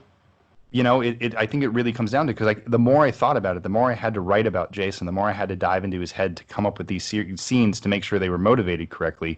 I realized that he died as a 12-year-old boy. He wasn't necessarily an evil person. He never went out of his way to do evil things to anybody. And I know in the Simon Hogg novel, there's a whole section where a kid punched him in the face, and then a day later, the kid took that same hand and shoved it in the dish. What is it? Disposal. The disposal, and cuts off his own hand because something happens to him. I don't buy into the sense that Jason was evil from the day he was born. Yeah. My feeling is this is going off of an interview with Betsy Palmer when she talks about her inspiration for becoming Pamela Voorhees. There was, in the first movie, she wears a class ring. That's supposed to give it. It's kind of like the old giallo trick where you show something on a character that kind of reveals a part of their identity. They never dive into it in the film. It never has anything to do with it, but she's wearing a class ring that's supposed to be the boy she was going steady with, who got her pregnant with Jason. And then when she told him that he was pregnant, he said, "It's not mine," and bailed, and left her as a single mother in the 1940s when everybody was really conservative and there was no having children out of wedlock. So now she's pregnant. Her parents don't want anything to do with her. And then she gives birth, and she gives birth to a hydrocephalic child. So now she's got a deformed child, she's got no father, and everyone just looks at her like she's insane. Like this is her punishment for having sex out of wedlock. The devil gave her a little deformed baby. And everybody looks at this kid and thinks it's awful. Look at it. It's got to be bad. Look, it doesn't blink. It doesn't sense pain. It doesn't do any of these things. It's got to be a work of the devil. And really, it's just this innocent kid who just wants to make friends with people. And you have this woman who just wished that somebody would accept her for who she is. And eventually, she found her way to Camp Crystal Lake. And for the first time in her life, she met people who were a little bit more progressive. She met people who were accepting, who said, "Please come stay with us. Your child can stay with us. We'll take care of him. We're going to take care of you. You're going to have a place where you feel accepted and you feel wanted and you feel like a place you can call home. And we'll take care of you." And then one day, the people who said they were going to take care of her didn't take care of them. Her son died. And when she asked for accountability, no accountability was given. And from there, she was driven to madness and she was driven to kill. Because all her life she had been shunned and shunned and shunned and shunned. And right when she thought she was accepted, and right when she thought everybody cared, when push came to shove, she see that nobody really cared. It was all false. It was all to make themselves feel better. It wasn't about making her feel better or doing anything for her child. Their children were more important. They had to go off to school, so they couldn't get in trouble for this. They have scholarships. Like, how dare my son not go play lacrosse at Harvard? Like, and I can imagine that Steve Christie was probably one of those kids, and the Christies were the ones protecting their own children, and the people who owned that camp, the hierarchies of our society, were watching out after them. So I think that's where ultimately the Friday the 13th lineage comes from. It's a story like that. It's not something where Jason was raped and was a rape baby. He's not some weird supernatural thing. It all comes out of the fact that there was this bond between this mother and the son, and through the trials and tribulations of their lives, this bond grew and grew and grew and grew and grew until they were separated. And that separation created the curse. That's what kind of brought it to life, was this love that they shared that turned into something hateful and vengeful, but it was so powerful that it has transcended death and it has transcended the earthly realm. And so now these spirits with business left undone, which is making people pay for the wrongs that had been to them, which is a very common horror theme logic throughout all of history, it seems to fit. And I think if you fit it in there, you see that as much as they are killers, they are also victims. And so that is the kind of the duality of Friday the 13th. And I think that what makes it a little bit more of an interesting character. And I know Jason went on to become a mindless killer that didn't think about what he was doing.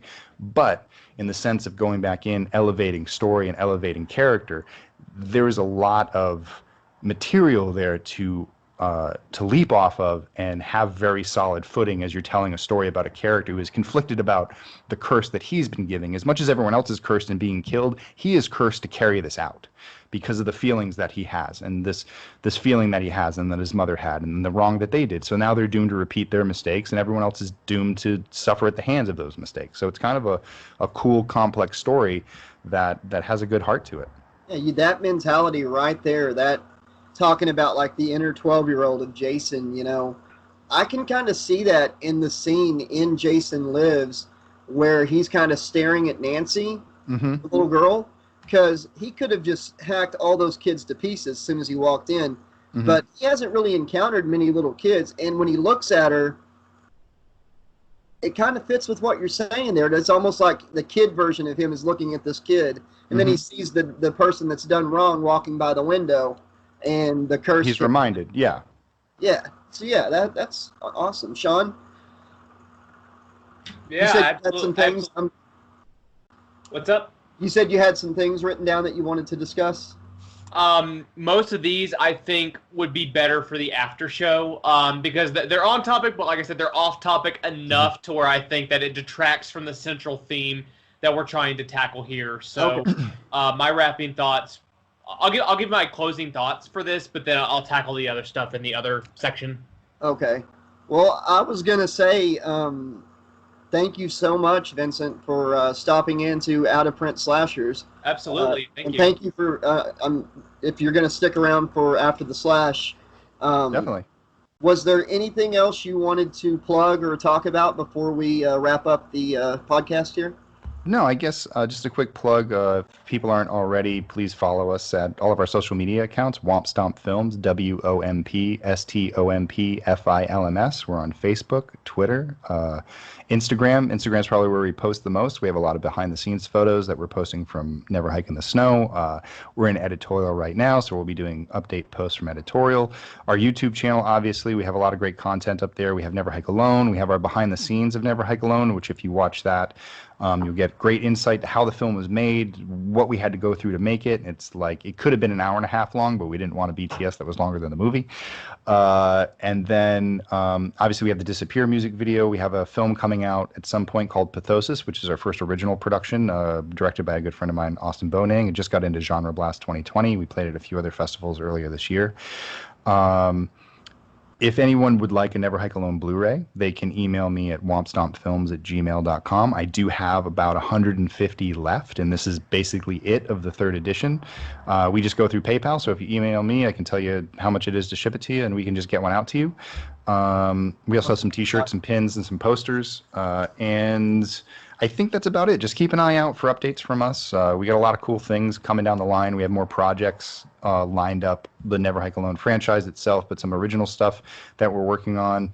Obviously, we're helping out the guys at Jason Rising. We're co-producing that. We have another Nightmare on Elm Street fan film coming out called Dylan's New Nightmare, where we're working with Cecil Laird from The Horror Show. It's a popular horror YouTube channel, which is cool. It's a continuation of Wes Craven's A New Nightmare with now Dylan Porter, all grown up, played by Miko Hughes, the same actor who played him, as a child, who is now Freddy has manifested himself back into reality again by hiding in the cortex of Dylan's fears for all these years, and now finally having enough energy as he's an adult and having fears about his own life. Freddy uses this to then once again bring himself back into the real world, and it's a really cool story. Very happy to be involved. And then, a few other projects on the horizon, but we got a lot of stuff coming out, and we want to just keep flooding YouTube with material so people can enjoy it. Yeah, I'll get with you before I upload this, and I'll get all that information, any links or whatever, and Cool. Listeners, they will be in the description below. Please check them out and support Womp Stomp. They do some amazing stuff. But yeah, thank you so much for coming on. Sean, closing statements? Like I said, absolutely fantastic film. I was blown away when I saw this. I mean, it's been a while since I've seen a Friday the 13th that actually got me excited to finish it, and I'm very excited to see more. I mean, the moment crowdfunding started for the second one, I had to jump on that. So I'm very excited for the rest of these movies and the different directions it can go in. And I'm definitely going to check out this YouTube channel and all the other material here. Like Josh said, thank you for coming on. This was a fantastic episode. This may be I'm not gonna hopefully not jinx it. I think this is like the first episode we haven't had one single cut. Yeah. Watch it happen like right now. But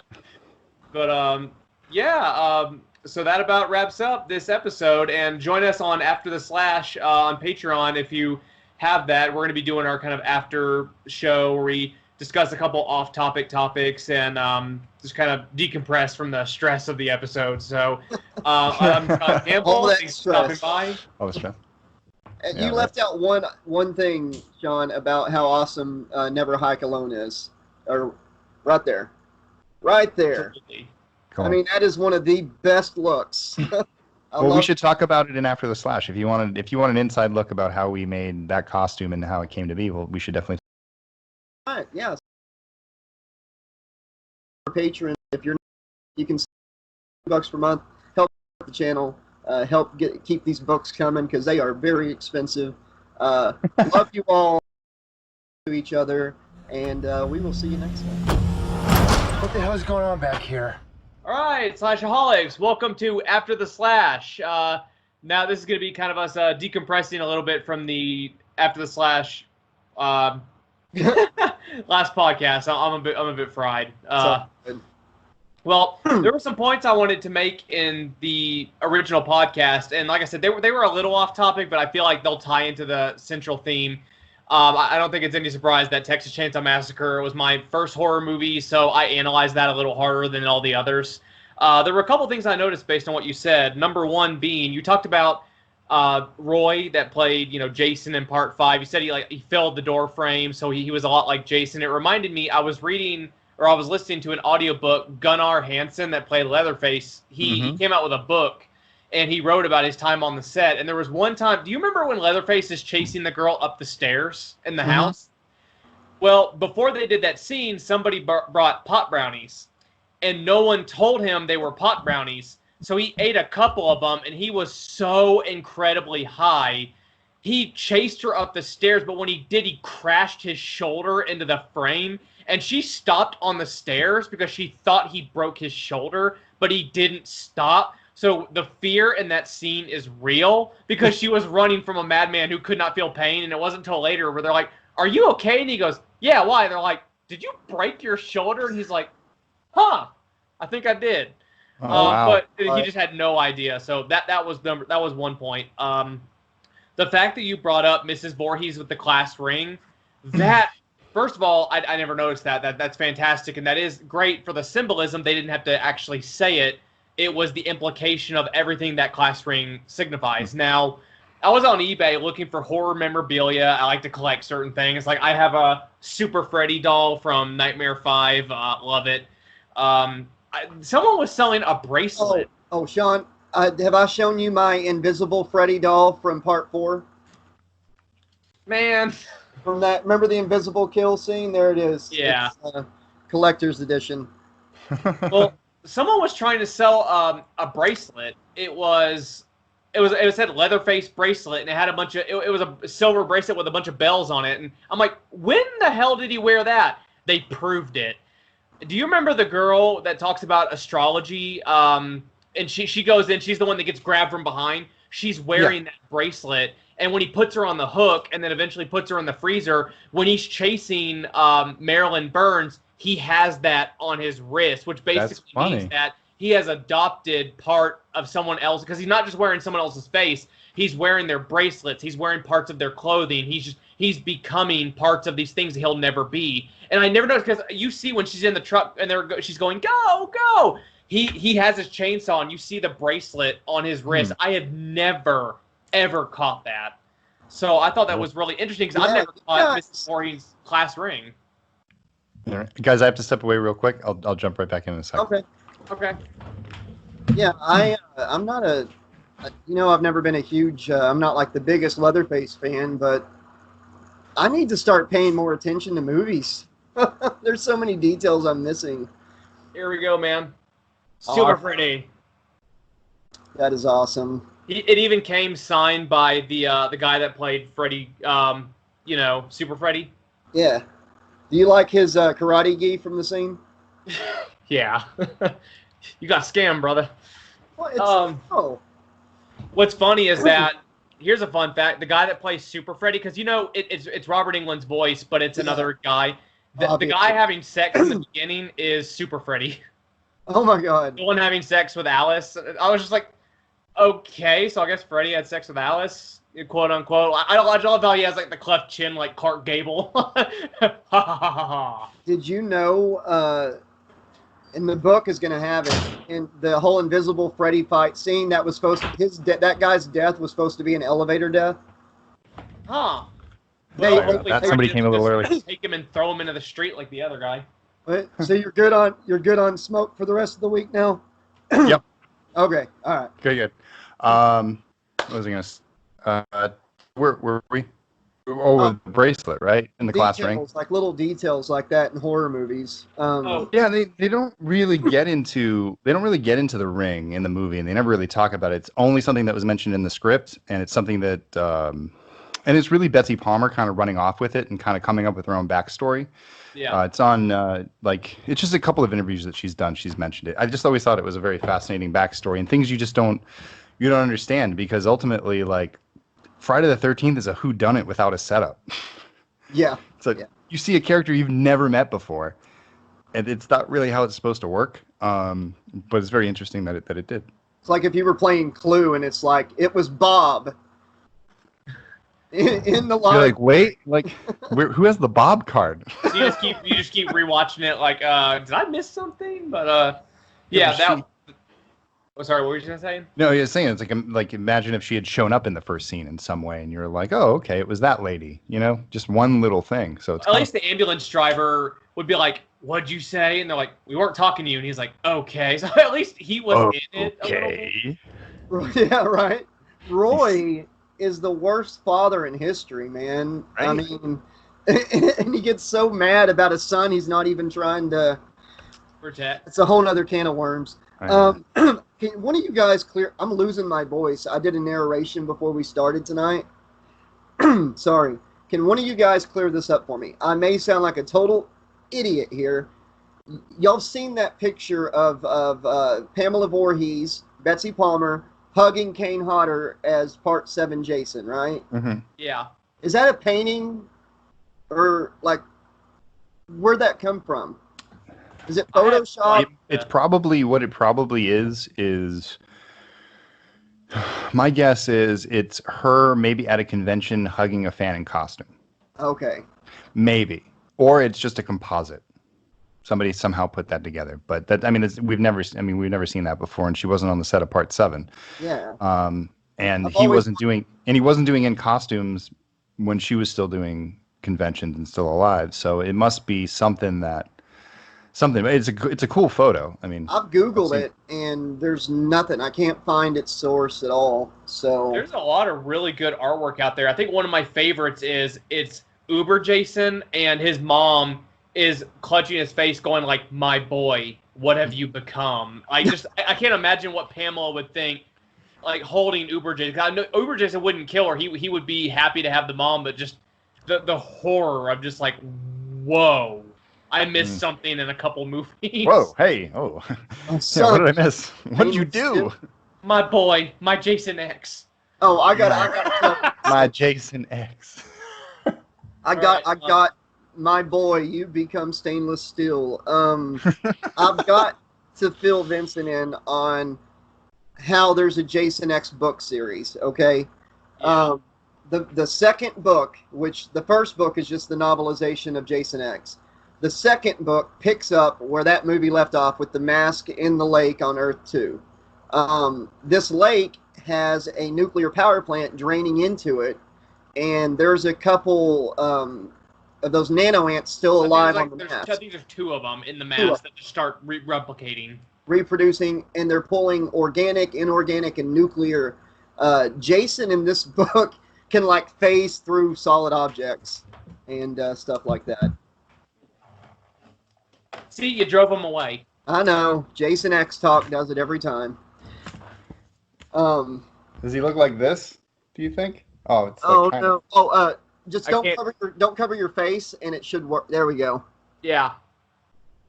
Maybe a little. I'm not sure. Yeah, it doesn't really. Yeah, it would be. I don't know. It's just I got this at a convention, and it was just really cool. He's all metal, and That's probably like, Jason in Part 4. Yeah, I don't know. It's a pretty rad painting, but it just reminded me of that. Like he's all like got nuclear waste all over him. I wonder if if that inspired it. Like, maybe so. Yeah, because it doesn't really give a. You would think that he would just be like all metal looking the way they describe him, but yeah, nuclear waste. And he also phases through walls and doors. Like Terminator? Yeah. And he goes on this crazy, between the 4 books, he goes all over the universe, man. There's one scientist that's so good really for obsessed. Jason. Yeah, he gets to travel. He never got to do that. I mean, who would have thought that? If he would have lived a normal life, he probably would have just died at some point to his actual disease. But because he went through all this, he got to see the galaxy.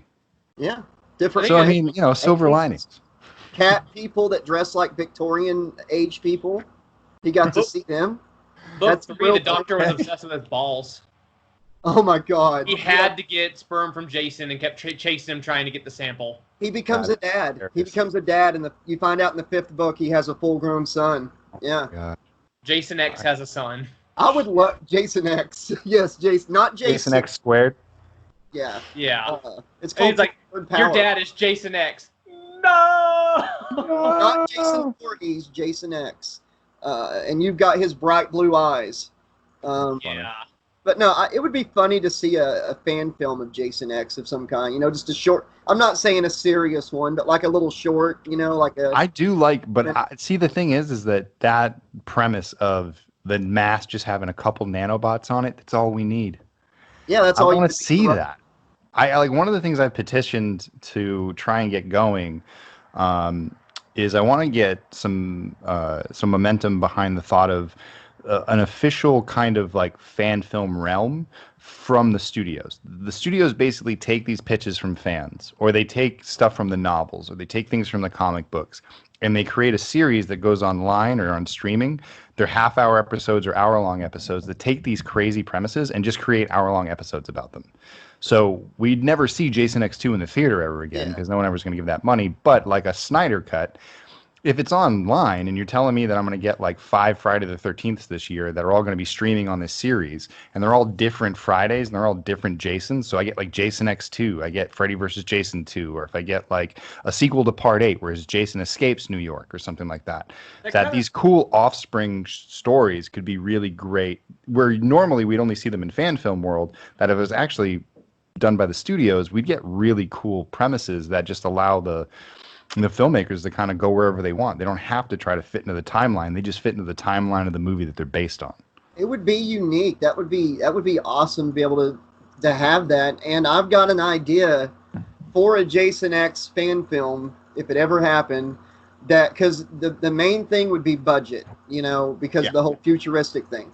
But taking bits and pieces from all the sequel books, you got the 2 nano ants that rebuild him, but you could have like this getaway thing, this camp, no technology allowed. It's like old Earth. Go and experience an old Earth summer camp. And it's on the lake where Jason's mask landed. Something like that. Experience old Earth. I love that. It's a way to get around the budget. Because if not, it's going to cost a You can even lot. make references to it. It's like, you're telling me we got to cook these things? Like, I can't insert a microchip and it just appears? Where's the hydrator? They didn't have hydrators. They actually had to cook and eat their food. Gross. Right. All right. Actually, before we get off topic, I had one more idea about this. I've seen premises before where, let's just take, for example, I grew up on the Batman animated series, and there was one episode where a bunch of kids were talking about him, and they each had a different idea. Sometimes he was super tall, sometimes he was super dark, and they all had vastly different ideas about what the Batman was like. And I feel like with a lot of these characters, I don't know why I said that, with a lot of these filmmakers, they each have different ideas of what Jason is. So it could be a campfire thing where each person is telling their Jason story. So sometimes he's taller, sometimes he's bigger, sometimes his mask has blue stripes. There's a lot of creative there's a creative outlet here that can be tapped. Definitely. I think that's the great, that's kind of one of the ideas, is the fact that like we all have different versions of Jason and everybody's heard a different story. So there's something that's actually within the absurdity of all these different Jasons. It's actually built on the fact that like everyone's heard a different story about what happened. So it gives them carte blanche. And I know what you're talking about. Was it the animated series, or was it an animated short film where it's the 3 kids and they actually think like Batman is like made of smoke in one, and then he's an actual bat in another one. But I know that was one episode of the Batman animated series, but I don't know if they ever turned that into a movie or not. They did there was another one that they did that was really cool like that. It's streaming right now, I think on HBO Go on the DC platform. I think it's the one Vincent's talking about, the one that came out around the time the Dark Knight movie came out. They put out the DVD that had like. Is that the one that's like an anime kind of? Yeah, it's animated. Yeah, that's it. It's like anime-ish. Yeah. I think this one was an episode called Tales of the Dark Knight in the original show. But yeah, it's a concept that's been seen a lot of times in movies and books and whatnot. But I just think that'll be an interesting premise for a show. Like, it always starts with a campfire because that's where a lot of the mythos of Jason was, especially the iconic campfire scene from Part 2. Mm-hmm. I'll never remember watching. I'll never remember. I'll never remember this. I'll never forget watching Batman the Animated Series and being like, "Oh, Batman said, damn!" Like that was it wasn't a super kiddie show. I remember it was a pretty dark show, and that was just 2 weeks ago. And no. Anyways, I was going to ask about I was going to ask about the mask. The ghost Jason. Give us a rundown on that if you don't mind. I'm real curious to hear this. Sure. Let me actually grab a piece of reference that it's funny. I hung this up. Hang on. Awesome. Oh. Give me one more moment. Yeah, the Batman animated series, there was one episode dealt with drug use and people that were just out of their minds from withdrawal. So I'm still here. Yeah. Okay. Oh yeah, and then they took the dark aspect, and like season 4 they made it like a real child show and ruined it. Yeah. So Ghost Jason really came out of arguments that I would have online with other Friday the 13th fans, because at the time it was a little bit more, we were still in the forum world, so forums were really big. Horror fans flocked to forums. We all had our pseudonyms and argued about different movies, and we showed up every day to argue with the same people. And like, even though we argued with each other vehemently, we were also like best friends. So it was kind of this fun kind of thing. And one of the things I always used to argue about is that I always found the costume in Friday the 13th, 2009, the remake, to just be kind of over the top. It's just, like I said before, it's overcooked. The jacket is huge. There's all these things flying off. He's got this utility belt. The machete is like as long as his leg. Like, he needs two hands to pull it out of the hilt. And it was just a lot of things where I was like, yeah, it's kind of cool, but it's like, in a way that's like, it's cool in theory, but in practice, it's just ridiculous. Like, he just looks ridiculous. It's nothing wrong with the jacket. There's nothing wrong with the concept of any of this. It's just none of it looks good because it takes away the silhouette. He's just a giant blob now. He's got a trench coat. He has no legs. He's just got these two little twigs sticking out the bottom. And then his head's lopsided, and the mask that they have doesn't even fit the face. And people would be like, well, what do they make the mask for him? It's going to fit his face perfectly. He's got a weird head. It's like, I know, but the whole thing is about this mask sitting on his face a certain way to feel intimidating. And if it's on his face and it barely fits his head and it's sideways and looks weird and doesn't look very intimidating, it's not going to have the same effect. And so I started to realize that, like, I was never a big fan of the jacket, but I thought that I could come up with a concept that could bring the jacket and the Sears work shirt into one thing. And so that's when I discovered, like, M65 jackets, the military issue jackets, which are built and look and have the same coloring as the Sears work shirt with the chest pockets, and they have like the side pockets as well. So there's a little bit of an extension, but it's not an overly giant jacket. It fits kind of like a Sears work shirt does. Just unbutton it and you wear the Henley underneath, which, you know, Freddy versus Jason had. I think he's wearing his mother's sweater at that point, which I thought was a cool concept. I don't have him wearing his mother's sweater in this. Oh, but I didn't think of that. That's interesting. It's always, his look has really melded together for me. I didn't realize he was wearing his mom's sweater. I think he is in part. I think in Freddy versus Jason, that's one of the aspects they have him wearing it, and so that was kind of there. But I like the kind of like something underneath the shirt being open, and all the M65 is really supposed to represent is an open shirt, and the M65 just gives that a little bit more weight, but it doesn't give it the extra flair that the weird trench coat jacket that he had in 2009 had. Pants, keep that very simple, just straight-legged work pants. Boots, very simple, black combat boots. I use flat soles rather than the chunky, spiky soles, just because, I don't know, it just seemed that he wore more flat soles in the movies. He didn't want to do part 8 where he's always wet and he's always dripping water. I actually really like part 8. I like the look until the mask comes off. It's one of my favorite. Yeah, that was a bit cheap. Yeah, so there's that. And then it came time for the mask. And so when we were going for the mask, I kind of had the rest of the costume filling out. Like, we got the jacket, and that started to work, and the shirt started to work, and I was ordering reproduction masks. So I started all the way at part 3. And I went to a part 4 and a part 6. And then as I got around part 6, I just realized that there wasn't anything that I was going to buy that was a reproduction that was going to fit this Jason. This Jason was so unlike every other Jason that it was like, if I didn't do the exact same thing that mask belonged to, it didn't fit on this style. So I started to kind of do research on the type of mask that if I could design any mask in the world, what would it look like? And the original design was this. Let's see if I can get closer. Yeah. That kind of reminds me of Part 10's mask a little bit, but just a little more aged. Yeah, aged. There's just a little bit, like, it's a very specific hole pattern. It's different. It was like, if I'm going to remake it, like, we don't have to do the exact same hole pattern. So I sent this photo around because this is a Photoshop kind of thing. I put a couple masks together from this, and I got a bunch of no's.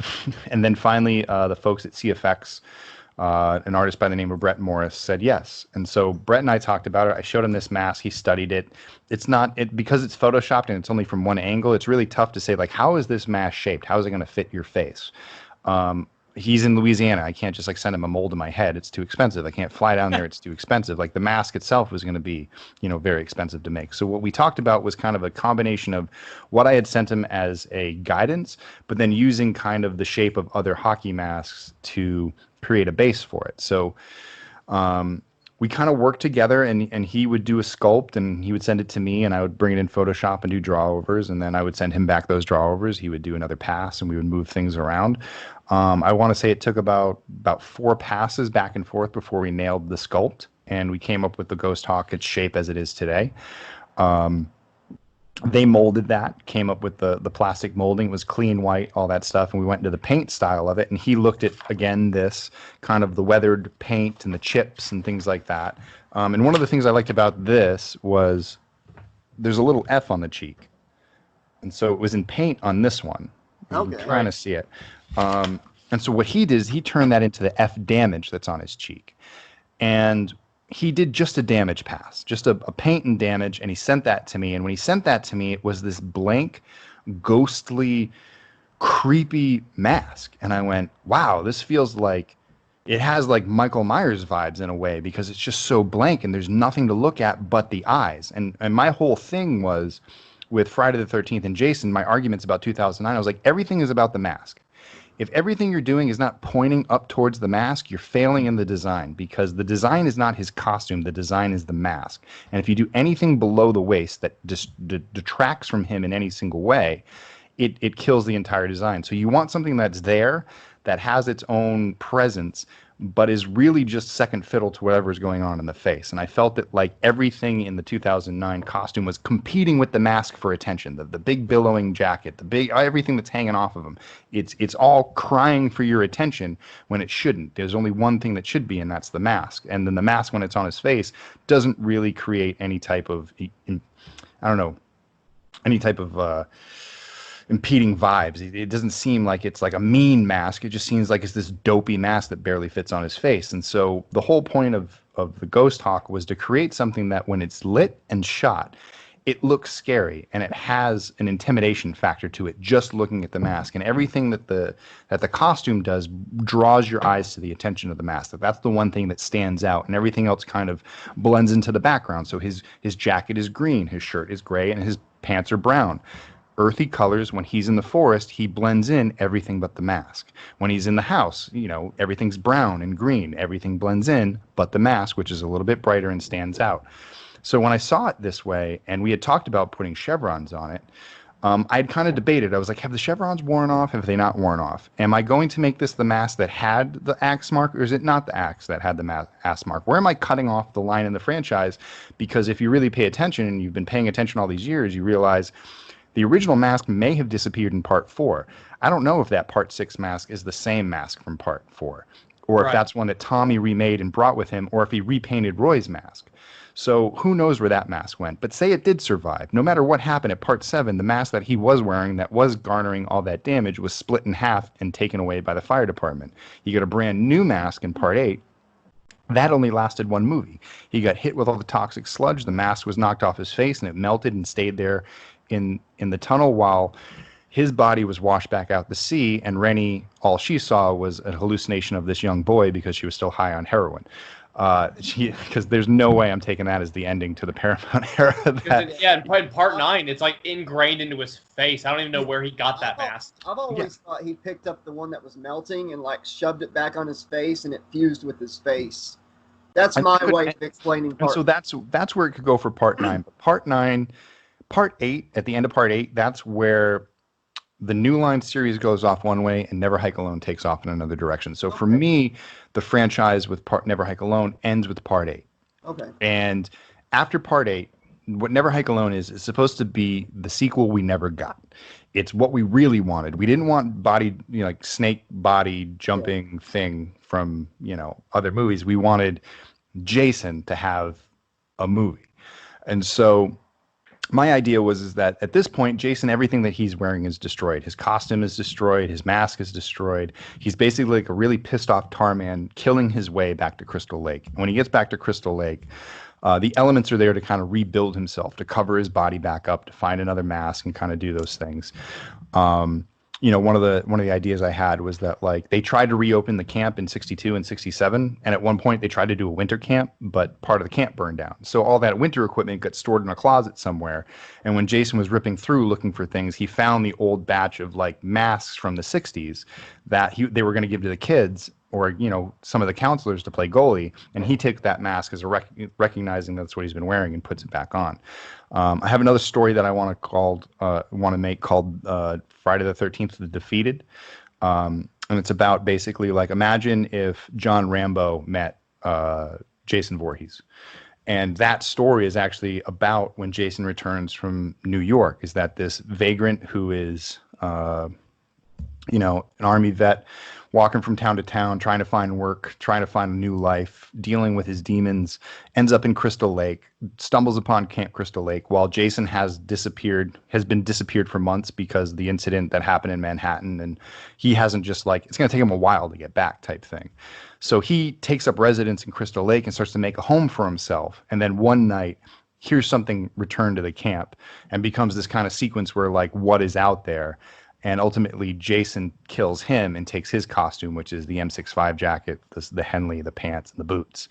And that's how he's able to build this new costume. And the final things that he finds is that mask. And that completes him and creates the new version of Ghost Jason, in which this Jason is the one that's smarter than all the rest. Where all the rest have woken up, been really angry, have just plotted down the course and started killing people until they were finally put down again within the same block of 24 hours. This Jason was able to survive being washed out to sea, return to camp, and no one knows he's around. And no one's coming to him because no one goes to Camp Crystal Lake anymore. People know better at this point.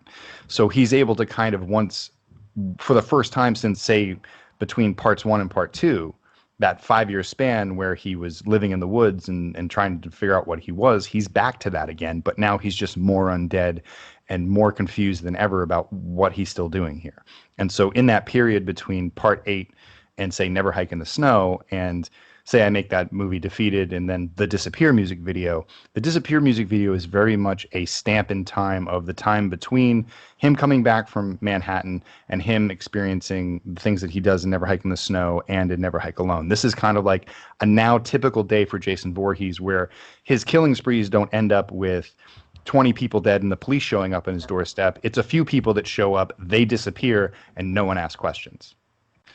And thus, that's how he is able to remain hidden for 30 years and not have to experience the full-on threat of Tommy or any other outside forces that could undermine his kind of perfect life. I do have a question about that.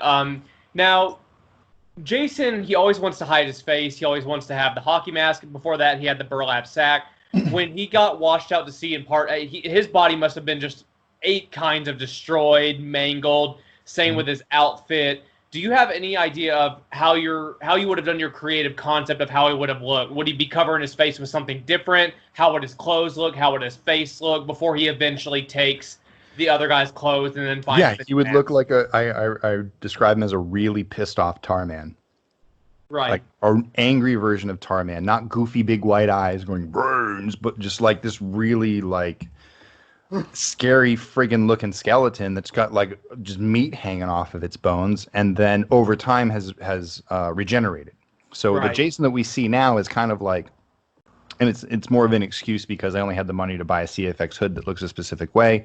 His skin is gray, but he doesn't show any damage or skull or anything like that. But if somehow he has reformed, he's sort of grown back. Pieces of him are not quite there yet. Like when we take our mask off, we see that his face is still very much mangled. It hasn't recovered from all of the damage. He doesn't have any eyes. He doesn't have an upper lip. He doesn't have a nose. So those things are still missing. But that everything else around it is kind of forming. And that last piece, which is the mask, has now become his face. He's not getting attacked all the time. Yeah, he's very, and he's very sensitive about his face, so it makes him feel, and that's just not him as a monster now, it's him as a kid too. Anytime he saw a reflection of himself, he was scared. I think when Jason sees a reflection of himself now, he gets just as scared because he doesn't understand what he is. And imagine looking at yourself and seeing nothing but a corpse, but feeling as if you were alive. I think that's a cool concept and punishment for him to kind of deal with. I like how you've put Jason out there living this perfect life alone. And it makes sense that his body's almost regenerated that much, I know this is still showing, but like what you're saying, like everything else around it is, because like your version of him hasn't been fighting off tons of teens and stuff constantly, getting attacked, getting propellers in his face and stuff again. So yeah, I like that. And I'm assuming, if anybody asked, the name Ghost Jason came from the ghostly appearance of the mask, right? It came from our mask maker, Brandon Scott Murphy from Sculptor Die. We offered the mask as one of the rewards in one of our crowdfunding campaigns, and I was coming up with a name for it. And my original name for it was the Bone Hawk, because I always felt it looked like bone, It looked like his skull was showing right through the mask. And then Brandon was the one who was like, I don't know, it's more ghostly. I like ghost talk. And I was like, that's really cool. And so I was telling some of the fans about it. And a friend of mine, Joe, I said, yeah, we're going to call it the ghost talk. And he goes, ooh, does that make him Ghost Jason? And I went, it sure does. Wow, that's cool. Yeah, so the fans ended up naming him, and we adopted that, and it fits. I mean, it's really cool to kind of set it apart. I don't have to call him Never Hike Alone Jason, which I used to have to. Um, Ghost Jason is just it's quick, they get it.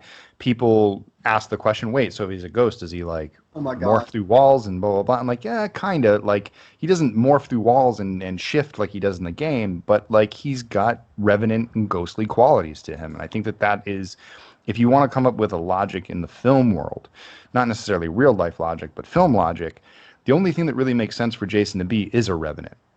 Everything else is kind of too much of a departure. Like him being a Deadite is a little bit too polarizing. You can enjoy that theory if you like, and if Adam Marcus wants to make that movie one day, I say go for it and let's see that version of it. It's just personally not my way of seeing him. I also don't see him as, and I know there are some fans that are real true loyalists that like they cut the series off at 4 because they're like, we don't need any of this undead crap, and they really think that he lived in the forest for 20 years and never thought like, maybe I should tell my mom I'm alive. I think part 6 was his second resurrection, but sorry, I Yeah. didn't cut you off. Well, I mean, I think it's as long as people acknowledge that he did die in the first one, which is what actually happened. Yeah. That if you ask Victor Miller or Sean Cunningham, they're going to tell you, yeah, he was dead. So everything else that happens afterwards couldn't have happened because he was dead, unless he came back from the dead. Which I'm fine with that theory. I can't really buy the theory of Mrs. Voorhees and him being on the same planet for 20 years and never bumping into each other. Yeah. Especially after she's gone back there so many times and sabotaged it. There's no way he was in the vicinity and didn't understand. Exactly. That's one thing I'm like that. There's no way, as obsessed as she is, she would have burnt the earth to find him. If he was out there, she would have found him. It's interesting. The author of the young adult novels brought up the remnant thing, if you remember, Sean. Yeah. So it's interesting to hear Vincent say the same thing, and that's really the best explanation there. I got a silly question for you, just for fun. You said, because like I said, there's 3 sets of the movies for a lot of people. For me, it's really like 2 sets. Like the Paramount is one Jason series I can get into, and then for fun, I can watch the Adam Marcus, Jason X, and Freddy vs. Jason. But I keep them separate. If yours picks up at the end of part 8, silly question.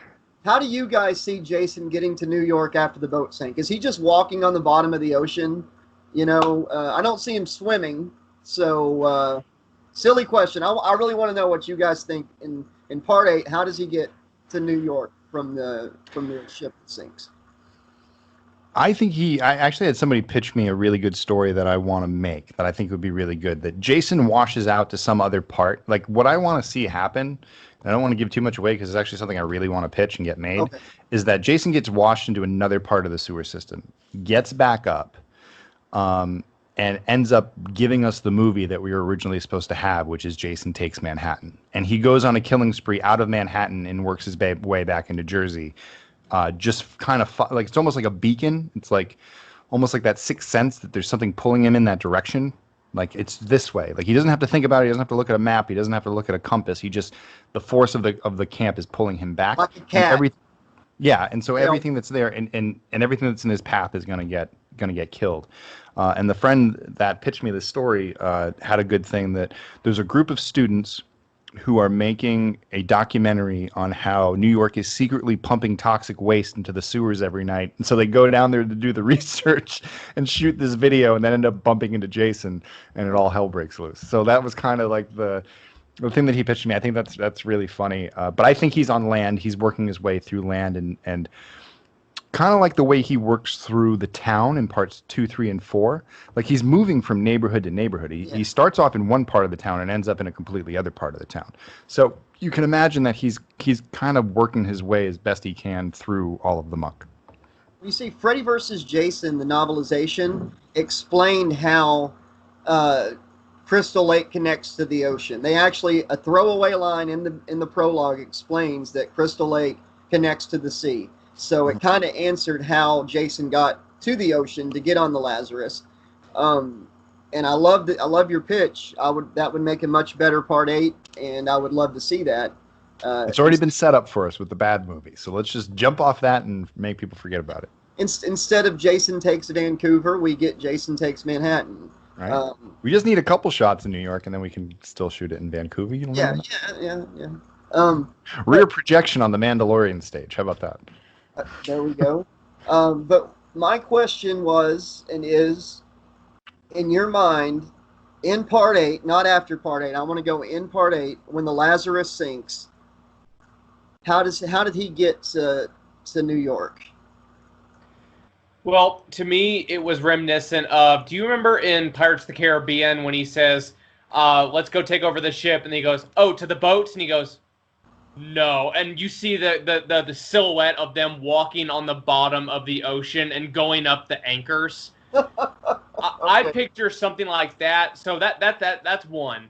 Either that, or there was a speedboat and he grabbed it and it took him there super quick. And once he got on, he jumped on the pier. One of those two things. I could see the silhouette of Jason in the water walking, or I could see him grabbing on the side and then slitting the throat and then it crashing into the pier and he flies off onto the deck, gets up, wipes his sleeve off, and then just keeps walking. See, that's how I felt about him. Like, I think that's established when in part 6 when he walks into the water after Tommy. I think he's just walking along the bottom of the lake until he gets to that boat and swimming. So I'm okay with that theory. Okay. Like, I'm okay with it. It's just I love it. Laugh. It makes me laugh when I picture Jason just trudging along on the bottom of the ocean. Just in the early video game, he's a pretty fast swimmer. For someone who drowned. So, I got to ask you this as a filmmaker. This is a question. Would you watch it? We were talking about this. I don't know how old you are. I'm not going to guess. Do you remember a cartoon called Muppet Babies? Yeah, Muppet Babies. Okay. We were pitching a new cartoon series for like Comedy Central or Cartoon Network that would go full in on the Muppet Baby thing. Like it would be cutesy, all that stuff, but it's slasher babies. Would you watch it? Yeah. Anything that has Jason in it, that should be on Adult Swim, and most people should be high when they see it. But you got to go full in on the cutesy. You can't try to make it all. It's got to be full on innocent. The lines and stuff that little Pinhead saying and little Jason saying. But yeah, so Jason's like Kenny from South Park. Oh my God, that would be perfect. Like Freddy. Come on, Jason. Jason, answer me. Michael would write everything on a board and just like hold it up. See, it's writing itself right here. Every episode, we're going to have the pilot episode animated. We either write fan films or we do other TV shows. We're just spitballing here, just going back and forth.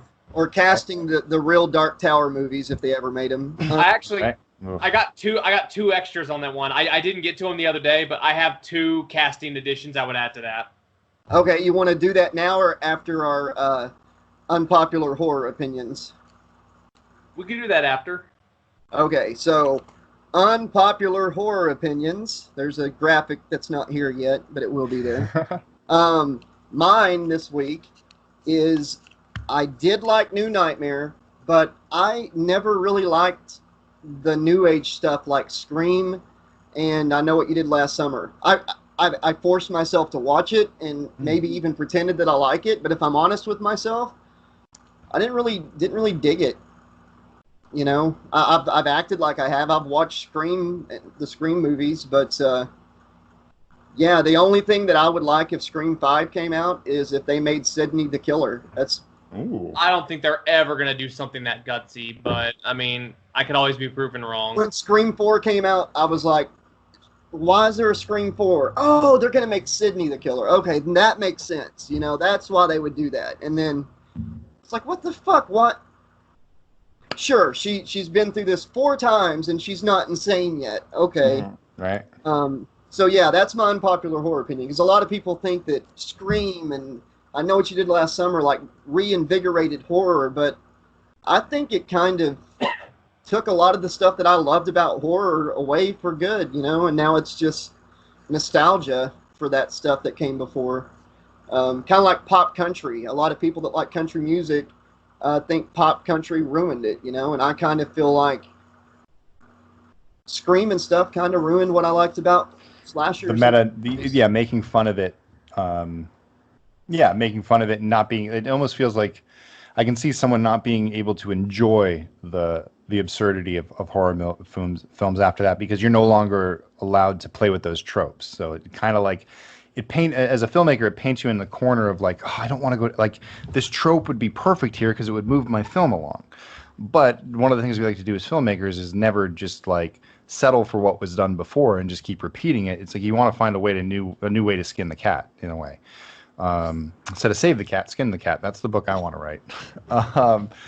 And you got to kind of rebuild things from scratch. And when you have something like Scream come out that basically just points a finger at basically, everything in film is smoke and mirrors. Everything in film is hiding, is hiding logic. It's hiding.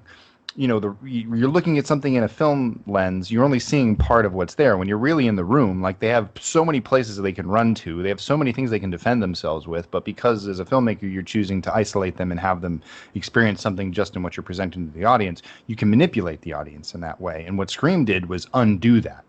The ability to not use the same tricks to pull wool over the eyes of the audience, but at the same time bringing life, bringing credence to a lot of the criticisms that people had about films, because they started to notice these things repeating themselves. So sometimes it hurts it in a way, but it also can sometimes do it for good, where we have to be smarter. Like I like to think about horror films that are made today. Very few of them are allowed to get away with any of the things that they used to get away with in the 80s. And when they do, it's very much a wink and a nod to the audience that they're paying homage to the 80s and how silly it is. And so, yeah, it's Scream kind of symbolizes the death of that age. It really is. And New Nightmare is ultimately the godfather of the meta slasher. It was the first one. Nightmare, but I didn't like what came after. That's the thing. And that's what it spawned.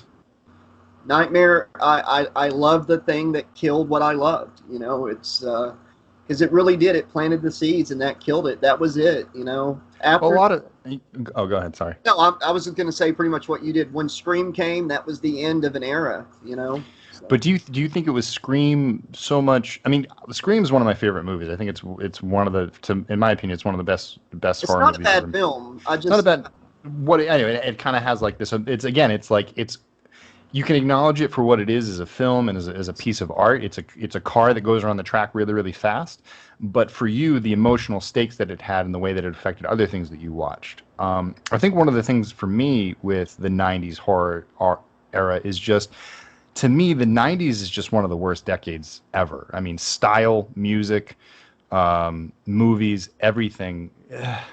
It's kind of like the bottom of the barrel to me. I feel like it's the least stylistic, it's the most commercial, it's the most corporate, and it's really polished, and it's like it almost became too polished at that point. Horror lost its edge through those times, and it became so much pop culture, and it was like, it was like seeing your favorite band on TRL, which that probably dates me too, but it's like, that if you saw your favorite band on TRL, that they are no longer cool because they are now with the corporate crowd. And I think that that's kind of what Scream did. They took our dirty 80s horror slasher movies, which were the villain of every critic, and all of a sudden polished them up for everybody else. And then they became the movies everybody else could watch, because not only was it a horror film that was polished, it was also making fun of all the horror films that they thought were silly.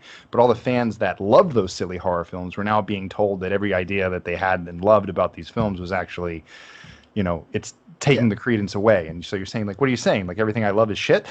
Yeah, exactly. I mean, I'll be the first one to say, I can see, like, if I was born, let's say let's say if I was, if I hadn't grew up in the 80s, okay, in the early 90s, if I was so young then, I didn't remember all that stuff, and Scream was like my first introduction into slasher movies or horror movies. Mm-hmm. I can see how somebody would love the movie, and they could look back on that and have nostalgia for Scream. So I'm not dissing the movie.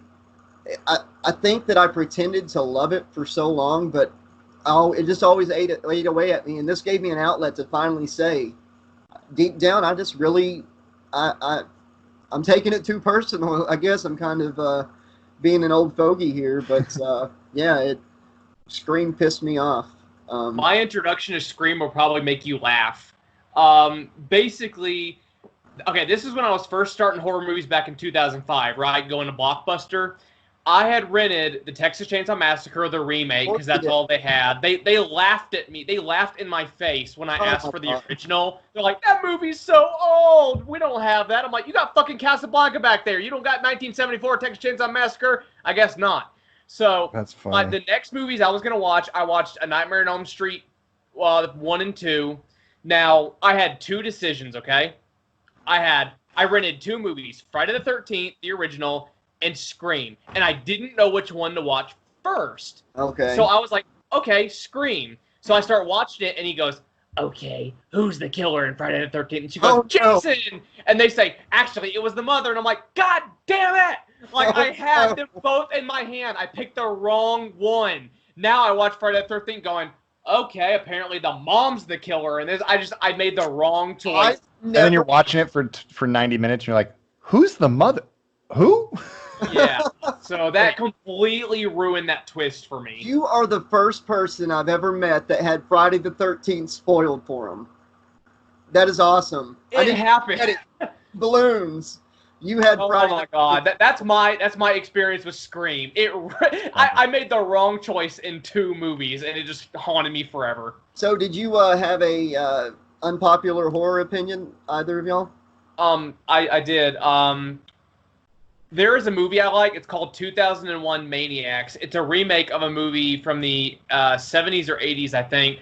2001 Maniacs starred Robert Englund as the mayor of the crooked southern town, but my unpopular horror opinion is the sequel, because the sequel, they didn't have a big budget. They realized that they were going to have to film with a minuscule budget, so they came up with the idea that instead of having a town, they're going to pick a couple of the bad guys and put them on a bus and send them to northern cities to, like, kill northerners, because, you know, they're, like, all about the South. And it's Bill Moseley, it's Lynn Shay, a fantastic cast, and they almost realize they're in a movie, because you normally don't see this from the villain side, because in the first one you find out they're the villains, so the cat's out of the bag. In the second one, because there's a part where they're all sitting around a table after they've killed a bunch of people, and they're just like, how many people have we revenged ourselves on?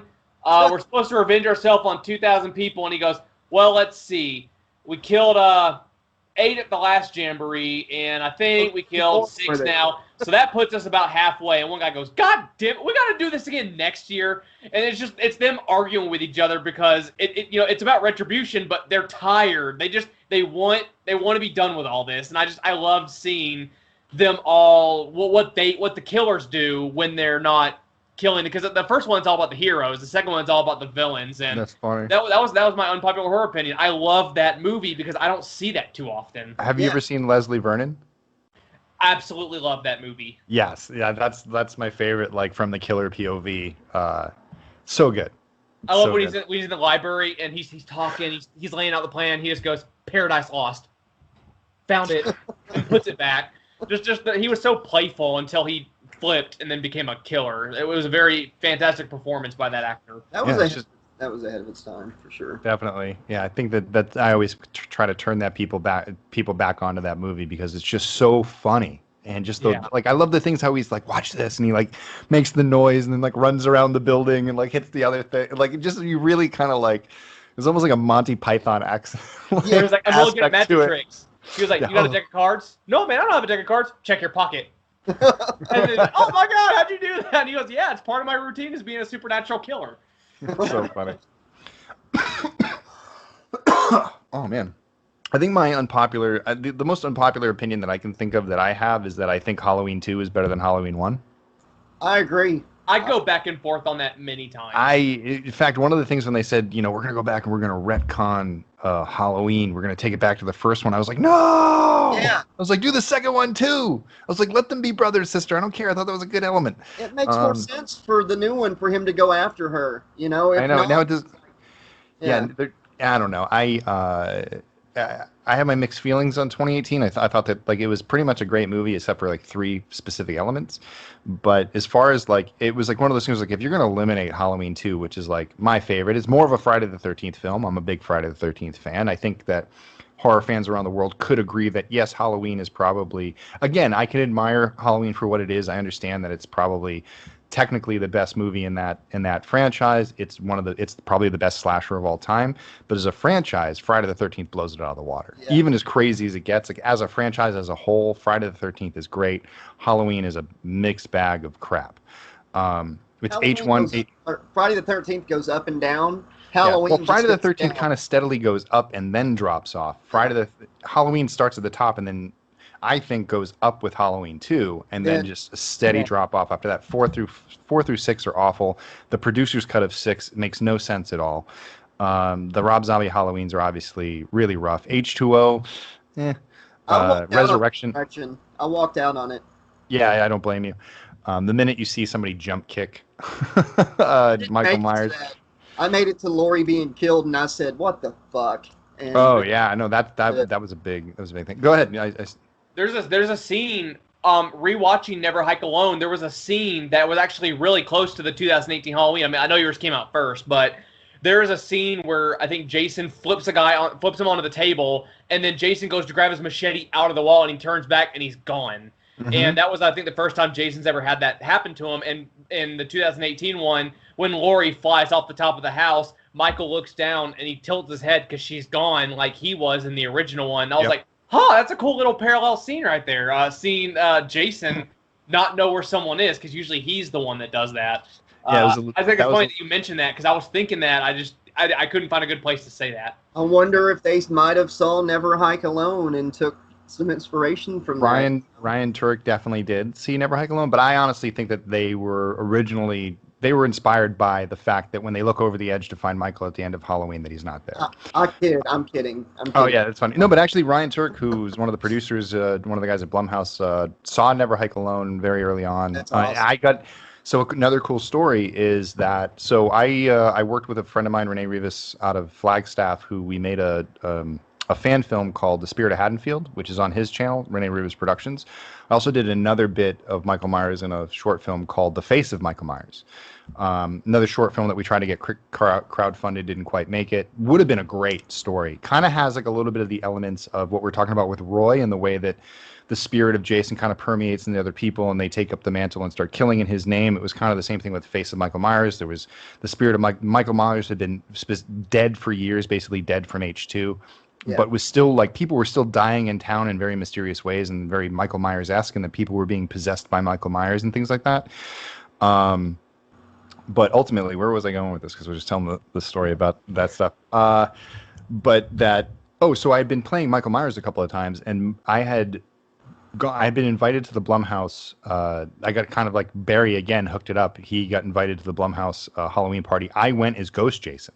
Oh, cool. So Never Hike Alone had just come out. I think we were out for maybe 2 weeks. We had debuted at Telluride Horror Show. It was hitting all the trades. And so I'm walking through the Blumhouse party as Ghost Jason, and I hear somebody go, "That's a rad Jason." And I look, and it's Ryan Turek. And I'm like, holy shit. I was like, "You're Ryan Turek." He goes, "Yeah." I was like, "You like the costume?" He was like, "Yeah, man, that's fucking rad." I was like, "Well, you'd love the movie. Have you heard of Never Hike Alone?" And he goes, "Actually, I have. Somebody sent that to me in my email. I'm supposed to watch it sometime next week." He ended up watching it and loved it. He's mentioned it on Shockwaves a couple of times. And I got to sit down with him in his office. I got invited in because I'm pitching other projects. I have original projects that I'm trying to get done. So I was pitching to him at the time, and we had talked about Halloween, and we talked about Friday the 13th. I had gone on to go write some things. He obviously was doing his work. About a year later, when Halloween was coming out, he called me up out of the blue and said, "Hey, what are you doing this weekend?" And I'm like, "Nothing." He's like, "We're doing a Halloween premiere screening. I can't remember a part of what festival, but it was in LA at the Egyptian Theater." And he goes, "We need someone to cosplay as Michael during the show. Can you play Michael and do the show?" And I was like, "You bet I can." Being Michael at like a premiere for Halloween, hell yeah. So he got me all amped up for a day. I like got all my costume materials together, ready to be like, here, which one do you want me to wear? And they were gonna supply. Universal was gonna supply me with a costume, and then a couple days before he calls me back, he goes, "Oh, we ended up getting Universal ended up hiring the same guy who walked as Michael down at Comic-Con. So he's actually coming up from San Diego to be Michael. You can't do it anymore." And I was like, "Oh." He's like, "But I'll give you some tickets to come in for free." And I was like, "Please." And so I ended up getting to see an early version of 2018 because of Ryan. And I'm very appreciative of that, and hopefully get to keep bumping into him and talking about this stuff because he's a huge Friday the 13th fan. And I don't know, it's cool when you get Friday the 13th fans together, especially as we're kind of positioning ourselves around Hollywood to kind of, I think eventually when the time comes, you're going to see a lot of these fans rushing to the front to try and get that next movie made to make sure we don't fall into any of the old situations of the past where, we go into, it's in development for 4 years and then nothing gets made. 10 years. Yeah, 10 years. Yeah. So, yeah, you brought up Halloween 2 being your favorite. I totally agree. That was my biggest complaint with Halloween 2018. The brother-sister thing always made sense to me. It made it terrifying to be Laurie because no matter what she does in life, as long as Michael Myers is still alive, that threat's there, Mm-hmm. And Sean brought up an interesting thing on a past episode. If they weren't going to be siblings, they should have set it up where when Michael escaped, Laurie had been preparing for years, not for Michael to come to her, but for her to hunt Michael. If they weren't going to be brother and sister. She could be new Loomis that goes to the new town where he goes and tries to warn everybody and catch him. And I thought that would have been really great to see, like Jamie Lee Curtis in a trench coat. Yeah, right. You mean it's not a good idea to have like a Dr. Loomis impersonator actually end up wanting to be like Michael Myers and put on the mask and imitate him for a first? He killed the kid though. That really caught me off guard. Yeah, what is it? What was I going to say based on like what you just said? It was, I don't understand. Like I thought that what they were going to do was that Laurie was going to be the reason why Michael broke out. Like she was waiting for that transport bus and she was going to try to ram that fucking thing off the road. Yeah, but he just like broke out randomly. I mean, or that he was going to, or there was going to be a moment where she's watching the bus and as they're driving away, he like looks out the window and sees her type thing.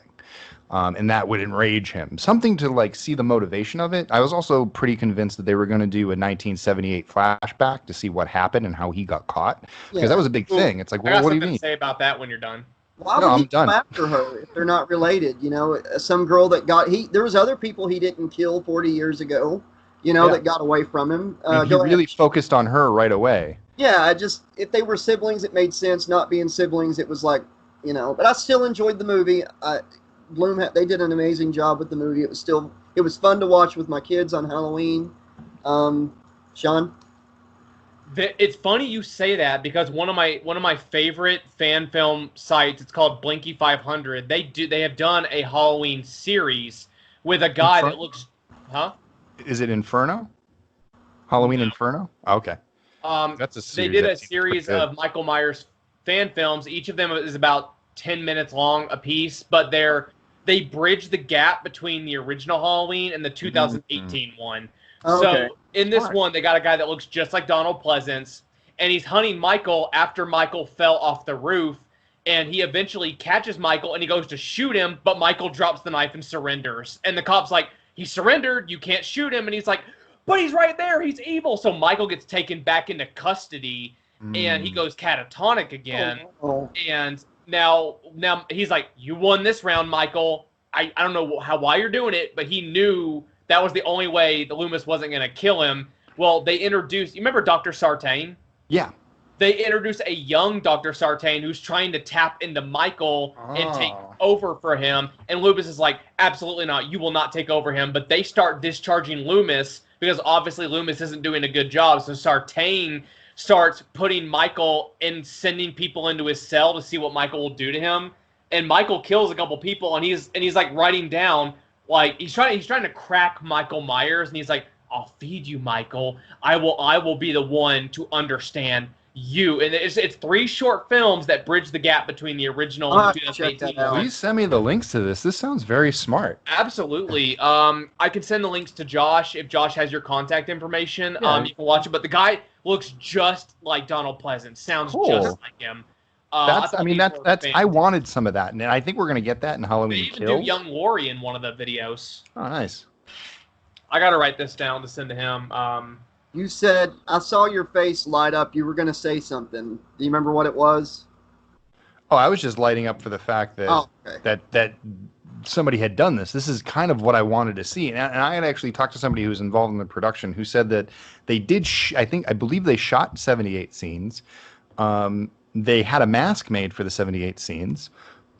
And, but it never made it into the movie. It was one of the things I was actually expecting walking in because I had heard about that through the grapevine, that was in there. I was very disappointed that it wasn't.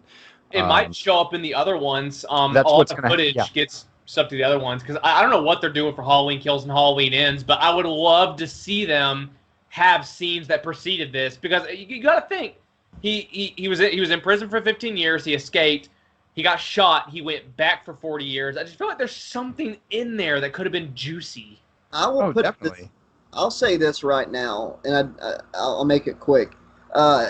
Before I saw 2018, and I thought they were still siblings before I found out they weren't going to be, I was like, they better not kill Lori. But now that they're not siblings, I'm not as effed up about it. And, excuse me, I have a feeling she's going to die off in the second one anyways, because she only did like 10 days of filming, and they filmed for a long time. So I feel like she might be leaving us anyways. I was bummed out to hear that we're not going to see it for another year. But on the other hand, that could be a blessing in disguise. So I'll never forget when someone did a Jamie Lee Curtis thing of coming to fight Michael, and it says, "I'm here to eat Activia and to kick ass." And I'm all out of Activia. It was like we're getting ready to fight Michael. Well, before we bring this party to a close, all bias aside, who is your favorite Jason of all time? Personal bias aside. I mean, for me, the two that always scared me the most was Ted and CJ. I appreciate everything Kane did. Obviously, he played the character 4 times. There's no reason why to pick one is not to say the other ones were shit. Yeah, it's just that for me, it has to do more with the movie than the actor who is portraying it in a sense. And part of it was their portrayal in it, like CJ, the way he's portraying Jason, but also the way he looks and the stuff that he's given to do within the movie and the context with Jason exists within the movie. That one used to scare the shit out of me because when I would go swimming in the lake that I grew up on, I thought that Jason was chained to the bottom of my lake and that he was going to grab my leg. And then part 4 Jason, I think, was the first one I ever saw on screen because I think the first movie I ever watched was part 7. And so the first thing I got was that montage that kind of brought all the films, and one of the things was Ted White bursting through the door, and it was just very iconic, and that image stuck with me. And then a lot of the CJ stuff, and then you watch part 7, and it was kind of a silly movie, and I didn't know what was going on, and I didn't pay attention that well. And it was funny how you mentioned part 1 before about like getting it spoiled for you. I was the exact opposite. I was watching the first one thinking Jason's going to go out there and kill people, and then when I found out it was the mom in the end, I was like, what the heck is this crap? Where's Jason? No. Yeah, so I was one of those kids. I was one of those naive kids that thought all the movies were about Jason, and then only to discover this is where it started. And that's what kind of like, it's one of the things that propelled me into the series. I was like, what is this? Every time I pick up a different movie, because it was popular back then, so you couldn't watch them in order. You just have to pick what you get. Yeah. So I watched them all out of order, and I was completely confused. And then I finally started watching them in order again and again and again, because I'd watch 1 through 8 and go, what did I miss? And I'd have to go back to the first one and watch them all over again and start because it wasn't the day now where you could just like watch them over and over. Yeah. And then part 9 came out and I got even more confused. And so it was kind of like that, but that's funny. So yeah, I'd say it's a tie between CJ and Ted. Definitely. I liked part 7's look so much. And, because of how much I like 9 and 10 I appreciate, God, I hate sounding like a bad fan, because I like 9 and 10 so much. But Kane, no such thing. Kane is my favorite. CJ's in second for sure. Richard would probably be in third. But I was really upset when Kane didn't get Freddy versus Jason. I think it's one of the biggest crimes of the century. Yeah. You actually scared me earlier. I've mentioned this before. When I was a kid, you actually made me like that earlier for real. Tarman scared the shit out of me as a kid. and I had nightmares about him constantly. Mm-hmm. And I guess I still have a little bit of PTSD or something from that, because as soon as you said Tarman earlier and the picture popped up in my head, it literally made me feel like it frightened again, like when I saw it. And Yeah, so, imagine Tarman with the powers of Jason type thing, because Tarman was so like limited in the way that he worked in that movie, but Jason's a little bit more. He kind of sees what he wants and goes after it. So I see him still being able to move pretty fast and come after you, but with a little bit more terror rather than that goofy kind of. I mean, obviously it was like a horror comedy, but Return of the Living Dead was one of the first movies that scared the shit out of me. As much as of a comedy it is, the fact that the zombies can't die, Yeah. that blew me away.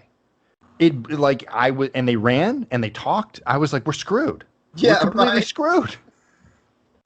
Yeah. So I got a legitimate scare tonight, man. That's Good, awesome. good. And that one scared me as a kid too. That was probably one of the first movies that scared me as a kid, you know, because it was one of the first horror movies I watched. Where the bad guy wins. Exactly. Night of the Living Dead will always be one of my all-time favorite horror movies. The original. The remake was good too. Tom Savini did a good job with It that. is. It's one of the few remakes that's like really like it's a good step up on what they did before. There's a nice thing where the gender roles switch around. Like she becomes a little stronger. Tony Todd's character obviously has a big important role in it. And yeah, I really like the remake. I think Tom did a great job with it. That's a set of movies I can watch both of them back to back and be entertained. I can't do that with like Psycho because it's just a complete exact movie like that. Okay, yeah, we're almost. I'm sorry, Sean. No, good. I can hear that outside, and it's freaking me out. That's why I switched to battery power on my laptop. Ooh. I was just gonna say.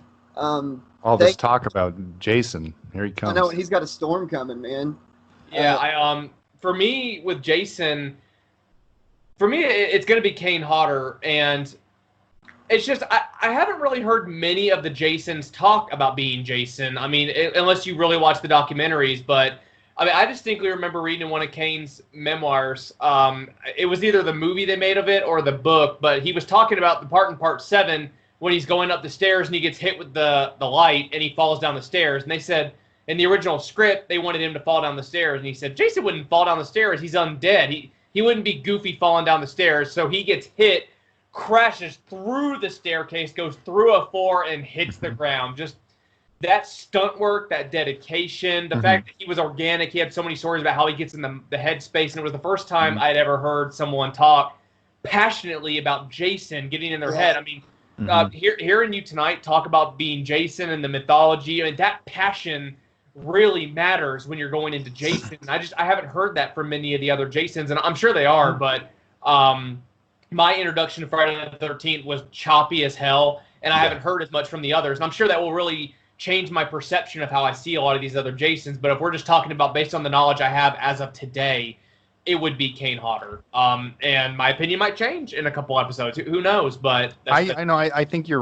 right on the point where I think Kane is probably the most passionate about that character. Obviously, it means a lot to him. He played it 4 times. He wanted to continue. He still wants to play it to this day. Another cool thing that I'll jump on you for to add to your story about him falling through the stairs is, one of the things that happens in Friday the 13th a lot is the window throws. Like people get thrown through windows all the time. There's always a window break almost in every single movie. Yeah. Right. And in the window break in part 7, it's Jason jumping through the window.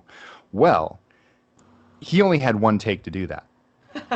He had to jump through that. And if you go back and you look at it, it's not a big window like the other windows. Like in part 4, it's a giant picture window that he's able to climb through and all that stuff.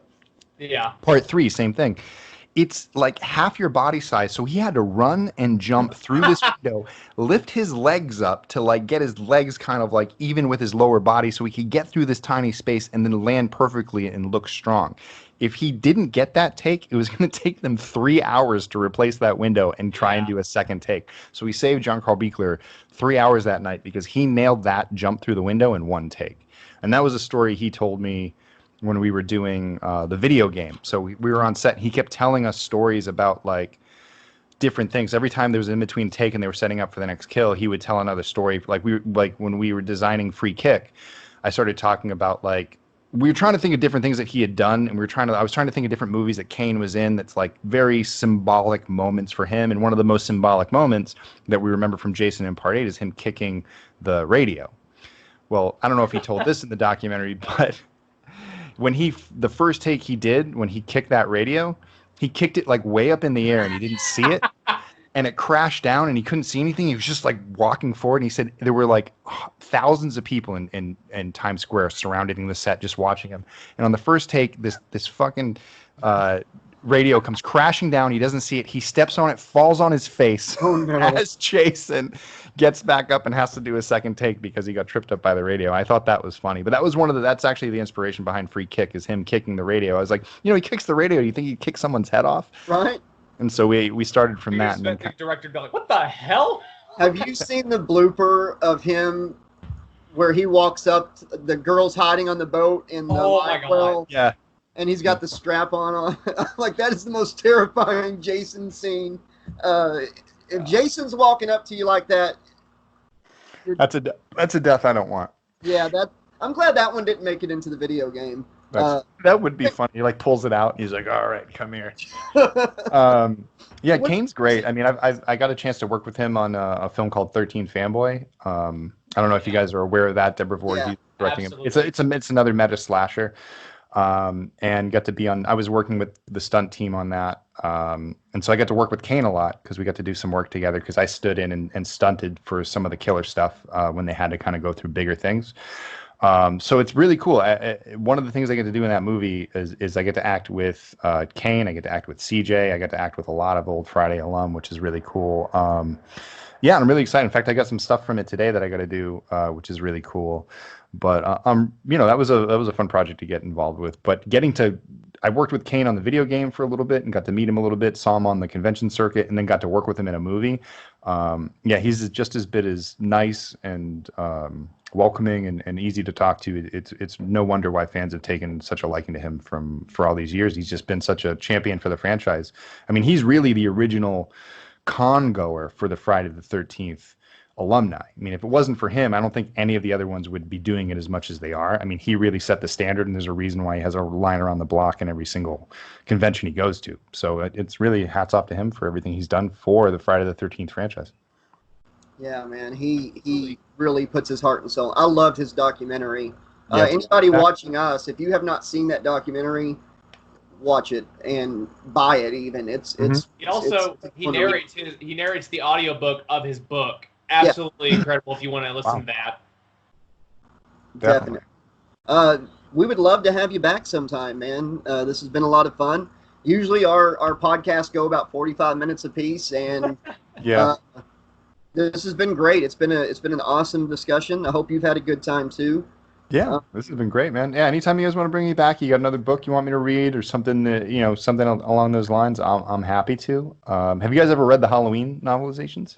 Oh yeah, they're on the channel. I've never. Oh, cool. Yeah, I thought. It's wild the changes they did for Halloween, and it really makes you stop and kind of rethink Michael through the books. That was an interesting novelization.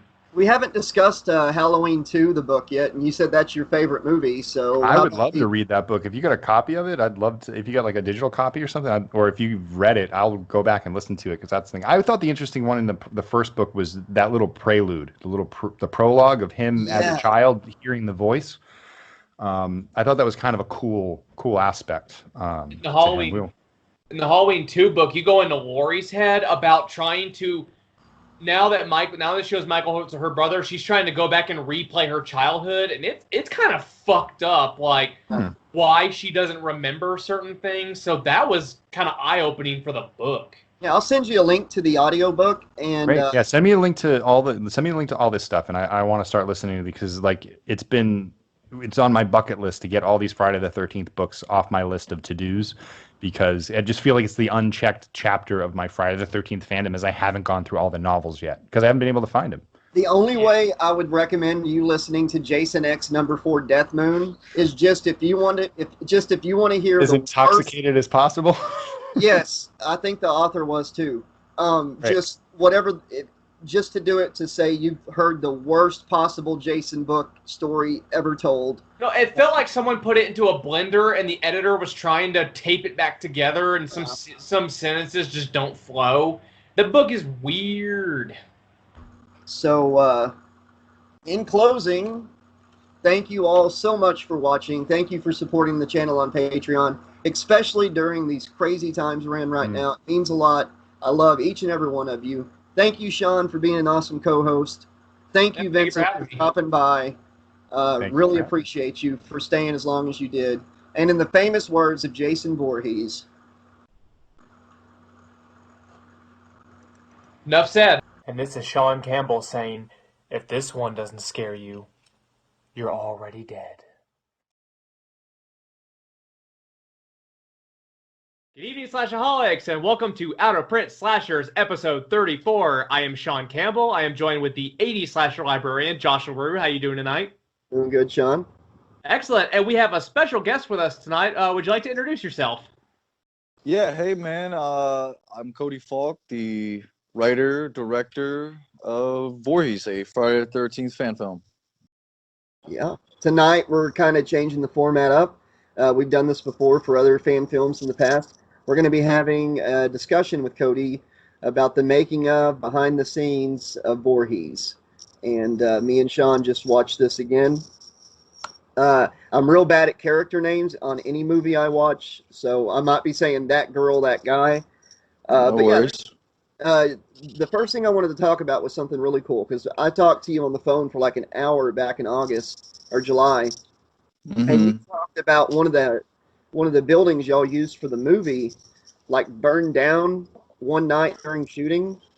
I thought that was a cool story to kind of, break the listeners into some of the behind the scenes stuff. Yeah, man. Well, there was a lot of weird stuff that happened out there. I think the first thing that's worth mentioning is these buildings and barns that we were shooting on have been abandoned since 1951. I believe it was what the homeowner told us. There's a lot of stuff that happened. But yes, that house we were shooting one night. We were shooting two scenes that night. We shot some stuff in the house. I think we wrapped up there about midnight, and then we walked over to the barn, which is literally walking distance. I mean, you can throw a rock to it. It's that close. We walked over to the barn. We shot there for about maybe 3-4 hours. So it's like 4 in the morning. We're wrapping it up, and we're going home. And again, not only is it so close to the barn, but you have to drive past the barn when you're leaving. I got home probably like 5 in the morning, hopped in the shower, just laying down for bed. It's probably like close to 6 at this point. I got a call from the homeowner. He says, hey, Cody, were you guys filming last night? I said, yeah, we were filming. He said, did you guys film in the house? And I said, yeah, we filmed in the house. He said, so you guys do any, like, we had campfires and things in the movie and things like that. He said, you guys do any, like, fire stuff with us? No. We didn't do anything. We had a lady with a flashlight. That's all we had. And he said, I don't know how to tell you this, but the house just burned to the ground. And again, what's so weird about this is we have to drive past it. We would have seen something. And I know this thing went down like a matchbox, because it was so old and decrepit, but it was just so strange how that happened. And fun fact for you, we actually didn't finish filming what we were supposed to do. The scene where Blaine's character finds Pam's head was actually supposed to be in that house that burned to the ground. So we had to kind of redress the spot a little bit and just try to reshoot and it was crazy. I mean, there was a lot of stuff that happened out there, man. We can get more into that later, but yeah, that was one of many just bizarre things. In fact, they even had a fire marshal and like all these fire experts go out there, and he said, well, don't worry, we'll get to the bottom of this. And I said, yeah, we'd like to know what the heck happens, And until to this day, the case is unsolved. They couldn't figure out what started the fire. Was it the house in that scene where the two guys are pointing the guns at each other and they hear gunshots go off in the house? No. Okay. No. That was an old doctor's house. A lot of weird stuff happened in that house too. But It's the house where it's kind of hard to. Oh, do you guys remember the scene where the girl just got shot and she's running with the flashlight and she kind of runs up to this house and then falls? Yeah. Like she kind of falls on the steps there, and then she kind of. It's that house. Okay. It's the white looking house. You don't really get a clear shot of it, but if you go back and watch that scene I'm talking about, you can kind of see it a little bit. I'm getting some serious vibes of. Have any of you both seen that movie, The Hills Run Red? Yes.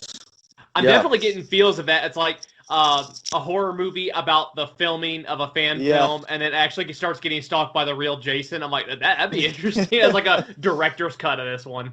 That would actually be a pretty cool movie, you know? Yeah.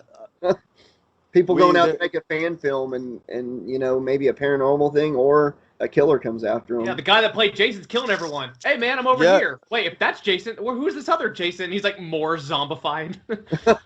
Well, that's the crazy thing, man. Yeah, we felt like we were when we were making a horror film, and then there was times where we really. It's like, man, we're almost in our own movie here. You know, I mean, you have to keep in mind, this location that we shot at is in the middle of nowhere. It's a rough terrain to even get there. Who's setting fires in the middle of the woods here at 5 a.m, you know? I mean, I told him not to make the movie. I told him this place is cursed. Yeah. I mean, another small thing that I'll try to make it really short. The doctor's house, the one you were talking about a couple minutes ago, where you see the gun flashes, that house was an old doctor's house. I mean, these people got up and left. I mean, they just got up and left. I mean, there was dinner plates still on the table. I mean, there was old paperwork. It was like some zombie apocalypse crap. Like it was just, everything was just left there.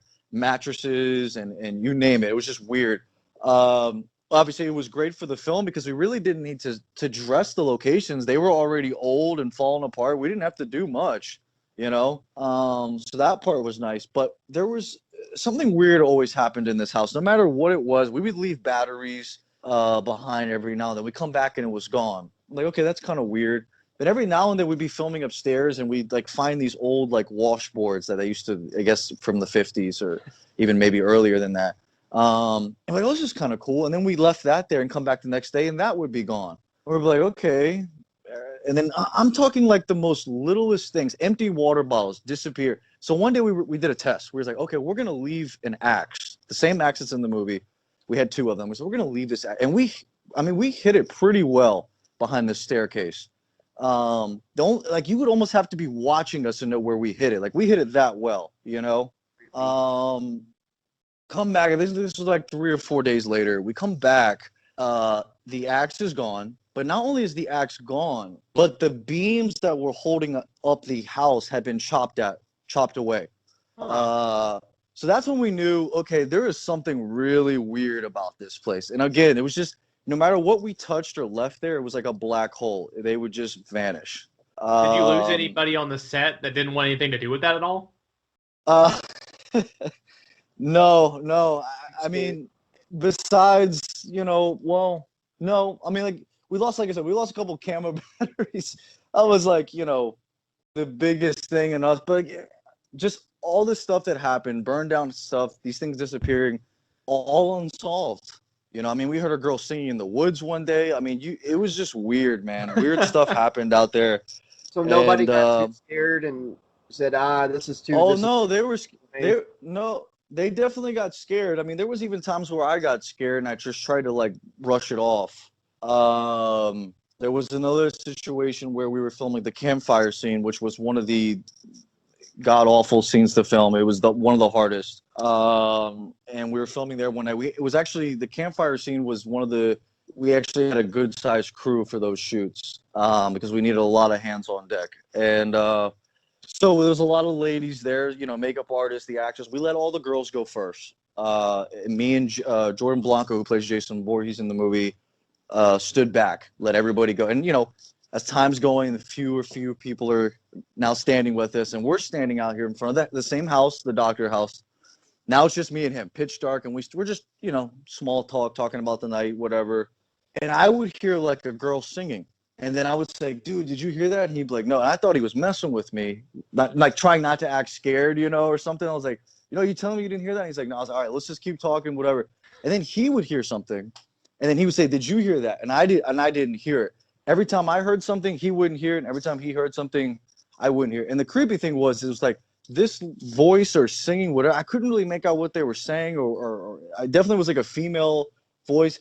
I mean, it was like so close to us. It was like behind a tree that was like almost a couple steps away. And it sounded so close, which made it even that more terrifying, So, luckily nobody got really super spooked. We're like, that's it, Cody, I'm off. You're gonna have to recast me.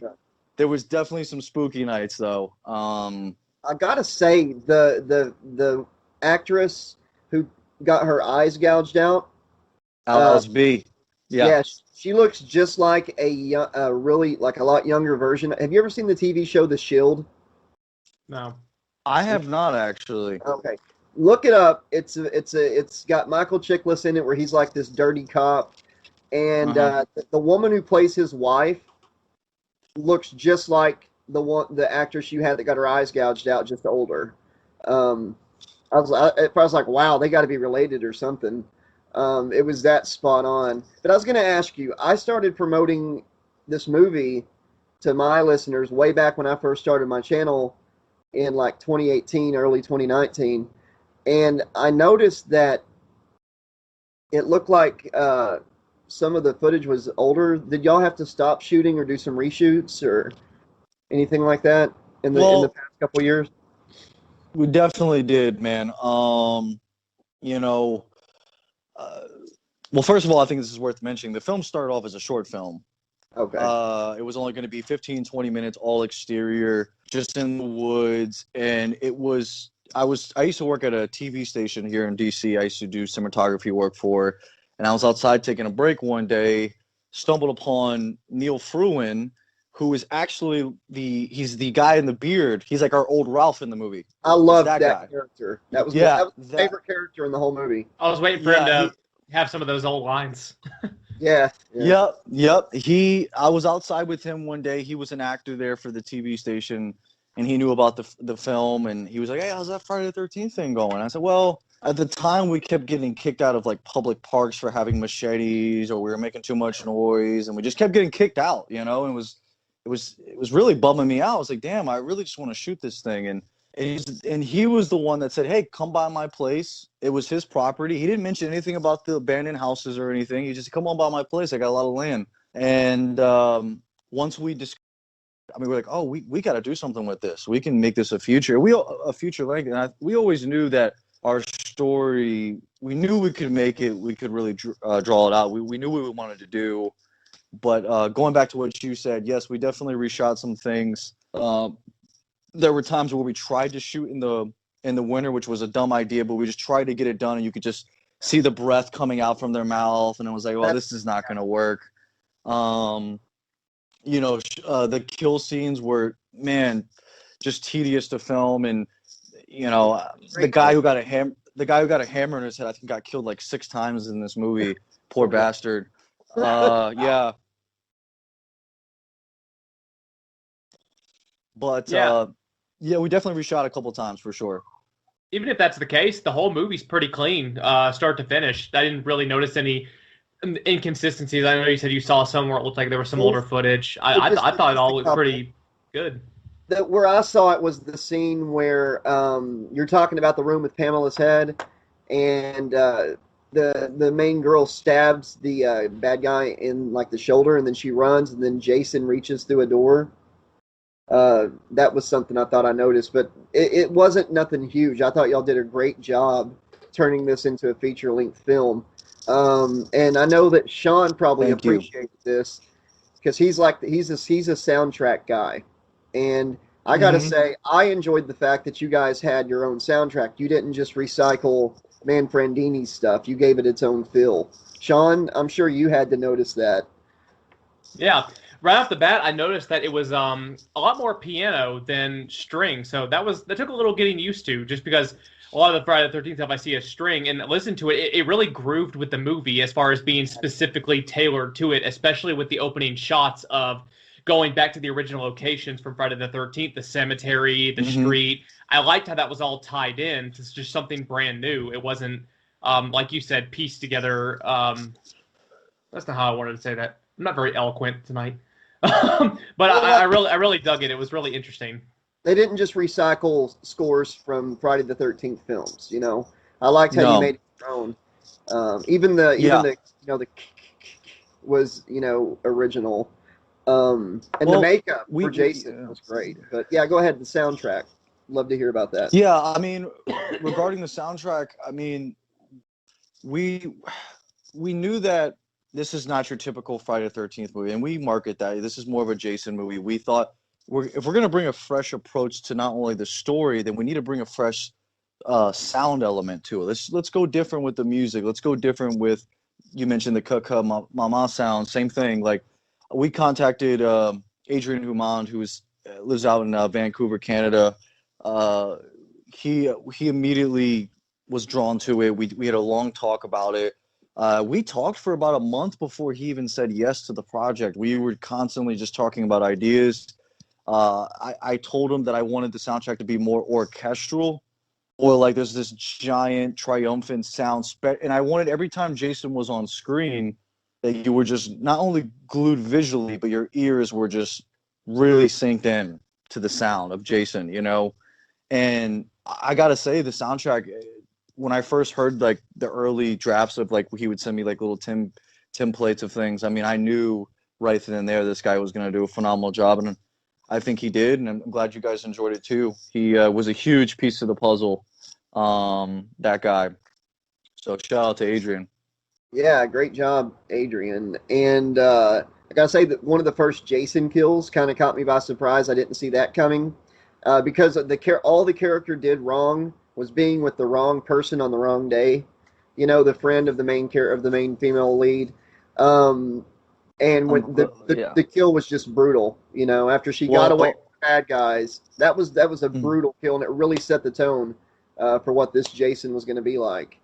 I'm glad you brought that up. Yeah, I'm glad you brought that up, because when we were writing the script, initially she was supposed to live longer, actually, but I told executive producer Chris Paulson that she actually should be the first that reaches her demise. And he was like, really? But she's the most innocent person here. And I said, that's exactly the reason why she should get taken out first, because I also knew, since these are all really shitty characters, meaning like it's really hard to care for them, I knew people were going to say, oh, Jason's kind of an anti-hero in this. I wanted to throw that out the window the very first kill. Like, no, he is not, you know, wrong place, wrong time. Absolutely. And then, you know, she was probably better off just being stuck with the bad guys. Exactly. out of the frying pan into the fire, literally. That was something. Oh, go ahead. I was going to say, can we show that clip real quick? Let's show it. Yeah, roll it.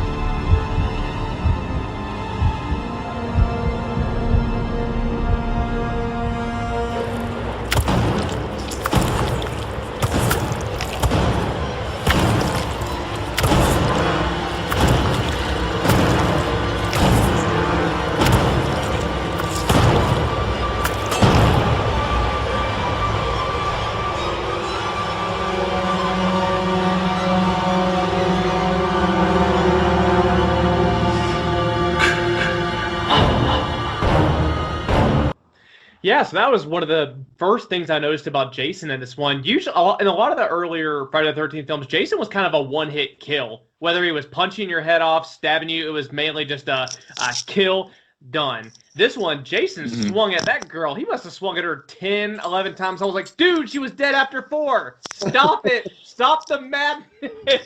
He's so angry. Right. And that's definitely something that sets this Jason apart from other Jasons. He's just so relentless. Yeah, overkill, sure, but that's what we wanted to. That's what we advertised. Dark and sadistic. I'm a huge fan of Friday the 13th Part 7, and one of the things that really bummed me out about that movie, and I'm actually became friends with Kane Hodder since making this movie, and he's even told me stories about this stuff, where that movie had some really fantastic kills, but they were all cut out by the IPA, you know, and we're nowhere on Hollywood standards by any means. But I told our team from the very beginning, I said, let's do what Part 7 tried to do with the kills. Let's not cut away from that. Let's really leave our and being that we're an indie film / fan film, we don't have anybody to tell us you can't leave or you can't have this, you can't show this.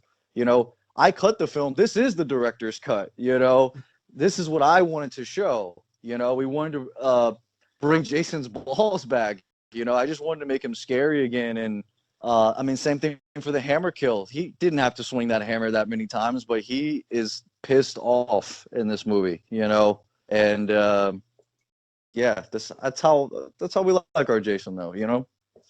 Yeah, it was great. It totally worked for the movie, and that's what sets it apart from the other ones. And you know, Jason's look too. But you were talking about the characters and how like most of them didn't have any redeemable qualities. Like the cops were assholes. You know, we're introduced to this group of thieves. But even the main lead actress, she was kidnapped by her ex, and then she like tries to save his life later. I get, you know, that he's kind of being nice to her, but when she did that, I was like, you know what? Let her go. You know, Jason, have at her. I don't want to talk about the ending yet, but I want to get there and talk about that with her. But the cop characters. So before we get into the cops, if we're going to talk about her character, one thing I wanted to point out, I was getting some serious Felissa Rose vibes from her. Like, I was expecting her to do kind of like Angela from Sleepaway Camp, and I was like to have Angela versus Jason. That is a showdown I would like to see. I thought that was really interesting. Like her the way she looked, her characteristics. I was definitely getting an Angela vibe. Just wanted to point that out. Fun fact for you guys, not really Voorhees related, but I actually had the opportunity and pleasure. I just worked with a movie with Felissa Rose, acting alongside her. Just wanted to throw it out there. Was fantastic to work with. It was a blast. The film's called Bloody Summer Camp. Definitely check it out when that comes out sometime next year. So, but very interesting point there. And I agree. I agree. I like also one of the characters. Like I said, I'm bad at names. You know, after seeing a movie, he reminded me of Jay from Jay and Silent Bob. The guy with the stoner guy. Yeah, so much. Great character. I loved his reaction to Jason. But the cops, that's a clip I want to play if you don't mind after we talk about it.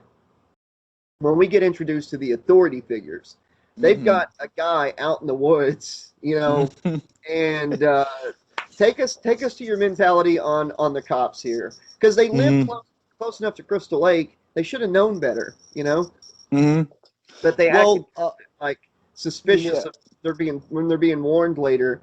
So like I thought the way I interpreted it is that they knew about it and they just kind of let him do his thing. Yeah, that too. But I mean, like, take us into like what made you decide to make them such, what's the word here? Sons of bitches, you know, dirty sons of bitches, you know, that close to Jason.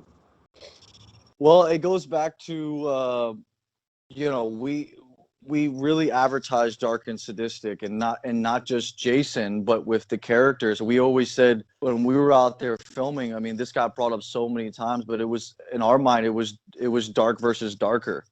You know, these guys had very little emotion, very little remorse.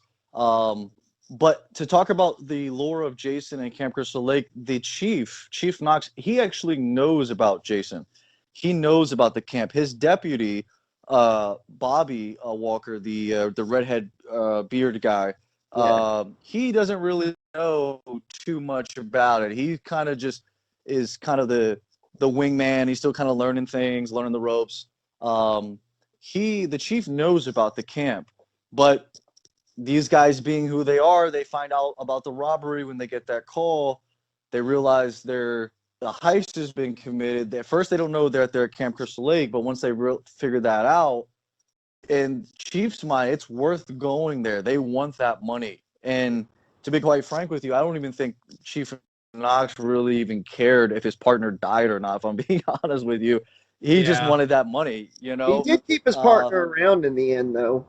He did, but even the chief is he's not dumb. He knows Jason is not to be tampered with. I would like to play that as the second clip here, introducing when we get introduced to the chief and his deputy, and the way they handle this criminal out in the woods close to Crystal Lake.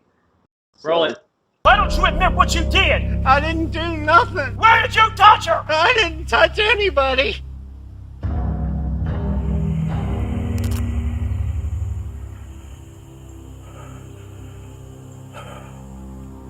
Oscar, I'm losing my patience with you. Come on, Chief.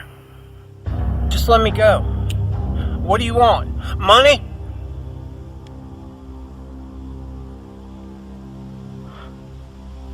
Well, that sounded like a bribe to me. Hey, Bobby, did you hear that? I heard it.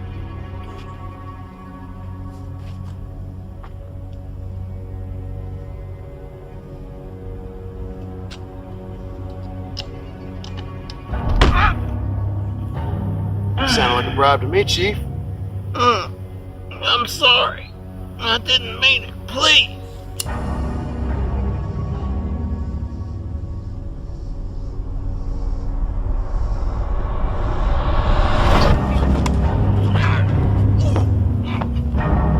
Give me your fucking finger. No! You want me to let you go? Please, stop! I'll tell you! I did it! You did what? I touched her! I touched that girl! That wasn't so hard, was it? No! You feel better now? Yeah! Well, good. Oscar, you need help. And I'm gonna help you. You don't touch no more little girls. Oh, God,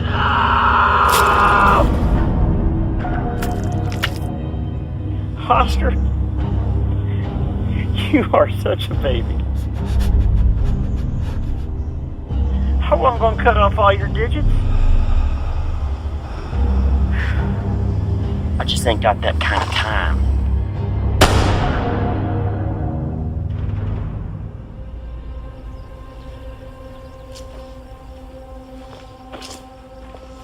Hey, Chief. You just gonna leave Oscar back there? Crow's gotta eat. Oh, hey. You got a little something on you there.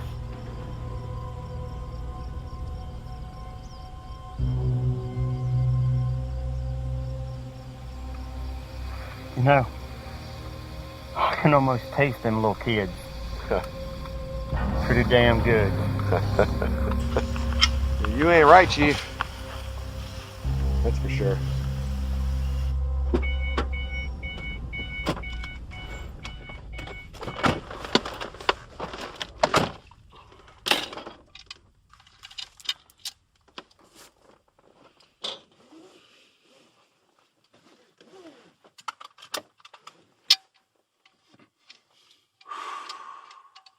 Hey, Chief. Pass me the donuts.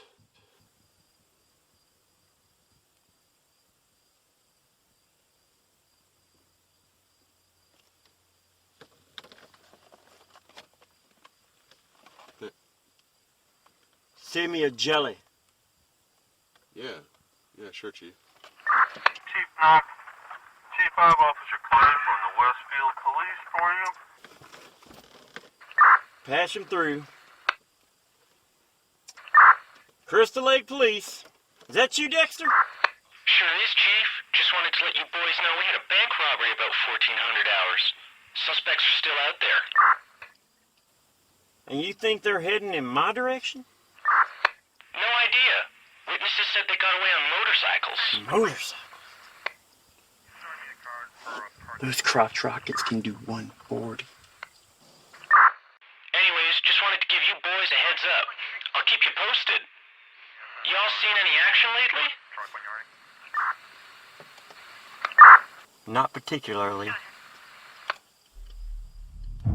All right. I did love that though. It was just a great introduction to these characters, and that depth was great. They were all good actors. Everybody did really good acting in it. I got some serious vibes for these two cops. Did any of you play the game Grand Theft Auto San Andreas? Oh yeah. Yes. I definitely got some Tenpenny and Pulaski vibes from those cops. I thought they were gonna make the female bank robber like dig her own grave for a minute. Yeah. We talked about a lot of that. We talked a lot of like Texas Chainsaw Massacre, even a little bit of Rob Zombie kind of things, but not too much. But yeah, I can see where you're going there with the GTA reference. I think if it was a Rob Zombie, if you were going for a Rob Zombie vibe, there'd just be a lot more cussing. YouTube never would have let you fly with any of that. There is quite a bit of language, but yeah, you're absolutely right. But those streams, those Rob Zombie streams of cuss words, I'm like, even normal cussers are like, hey, you're going a little too far, okay? Even George Carlin would be like, slow it down a little bit. Yeah. The next thing I wanted to cover, because if anybody watching this has not seen Voorhees, and you've got to do it. You know, you've seen the clips, you hear us talking about it. If you're a fan of Jason, you absolutely got to see it. I don't want to show this clip because I don't want to give it away to people that haven't seen it. But the makeup for Jason Voorhees unmasked, you did it longer than any of the other ones have. You know, the time that he was unmasked, and I really liked it. It looked like a more decayed Part 7. Well, to go with that, as far as the departure with this Jason seems to be, it's weird to say this, but Jason seems to be kind of shy. He always wants to hide his face with the mask, but this Jason was so angry. Yeah. He was like, I don't give a shit about that mask. I will kill all of you and tend to the mask later. Like, his anger kind of outweighed his shyness. He's been doing it so long, he's like the old curmudgeon Jason now, you know, just bitter and pissed all the time. But yeah, the makeup was great. I'd love to hear about the makeup department that you had. Yeah, shout out to Amos Effects. Fun fact for you guys, that almost did not make it. I had to beg the producers. I mean, beg, and no shame on them because I was adding so much more. We still had to kill that girl. He still had to break the window open with his hand. I mean, we still had to kill the cop. And then all of a sudden I was like, can we knock off his mask? And they're like, Cody, are you high right now? Like, you know what we have to do this weekend? I was like, if I can find somebody to do it, let me do it. You know, and they were like, you know what? You want to do it? Do it. I contacted these guys. It's funny because Amos Effects, the guys who did it, have been contacting me for months to come on board the project. But we had several different makeup artists. We had a lady from The Walking Dead do some stuff for the film. We had some local guys do some stuff for the film. It just so happened that this weekend that we only one weekend to shoot this, those other artists weren't available. And I found these guys and I said, you still want the job? And they were like, say less. What's up? And I said, cool. You have 6 days to make Jason's face. They were like, what?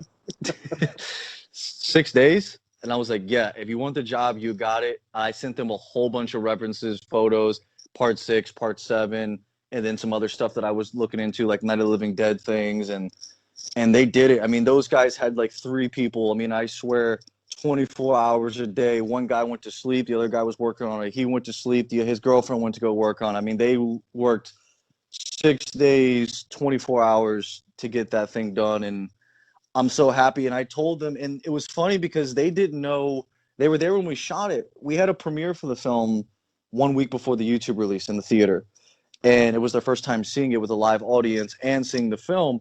And the first thing they said to me was, dude, I had no idea you were going to show it that much. You know, they said the same thing. And I said, that was the point. You know, I wanted to show Jason, he really, in this film, he doesn't care about that anymore. He's just tired of these people coming here. He's ready. He's leaving a statement, you know? And I always had a theory that I never told anybody while we were shooting the film. In my opinion, you guys might have picked this up. In my opinion, the reason why he gouged that girl's eyes out is because she's seen his face. So that's a little bit more personal for him, because he doesn't like showing his face. So he gouges her eyes out because she's seen it. So fun fact for you guys, I never told anybody that while we were shooting. So now I can finally talk about that. I always thought that was a really fun thing. Yeah, I liked her reaching up on like the cam, you know, as she looks up. We get to see the effect before she falls back, or until she seemingly falls back and dies. Do we really know? Was she for sure dead, or? I'm just thinking at this point. She's dead. Okay, she's dead. She's trying to make conspiracies here. I'm sorry. You mean she's really dead, or is this like when Star Wars says the Emperor's dead and he comes back like 3 movies later? You mean he's? The kills were great. The Pamela, including Pamela's head, was fun.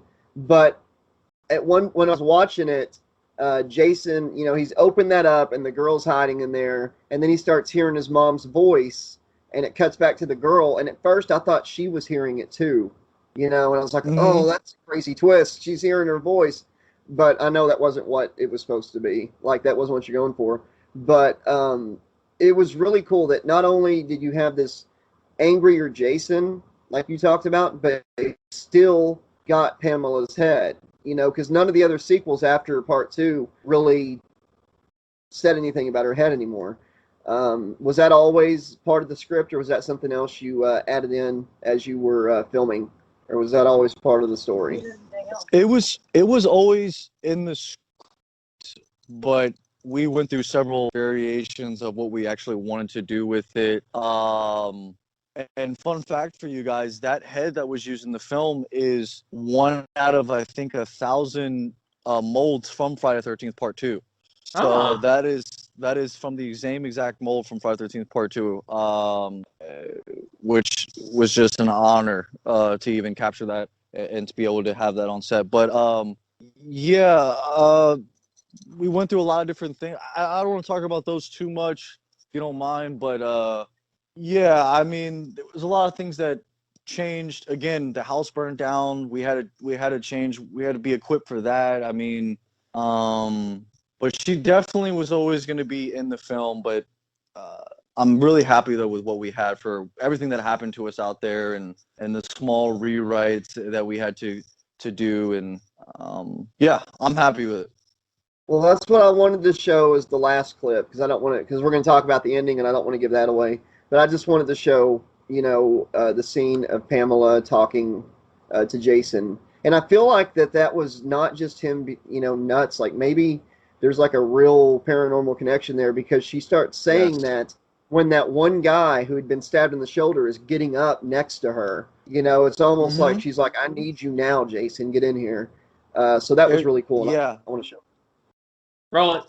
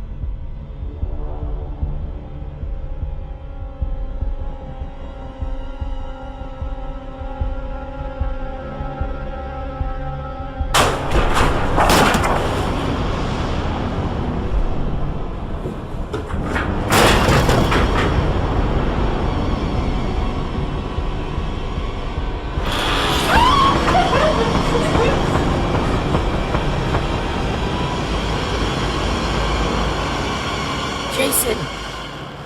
Jason! Mother needs you.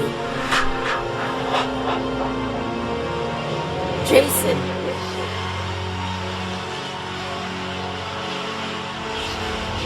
Mother is speaking to you. Come to Mother, Jason. That's my special boy.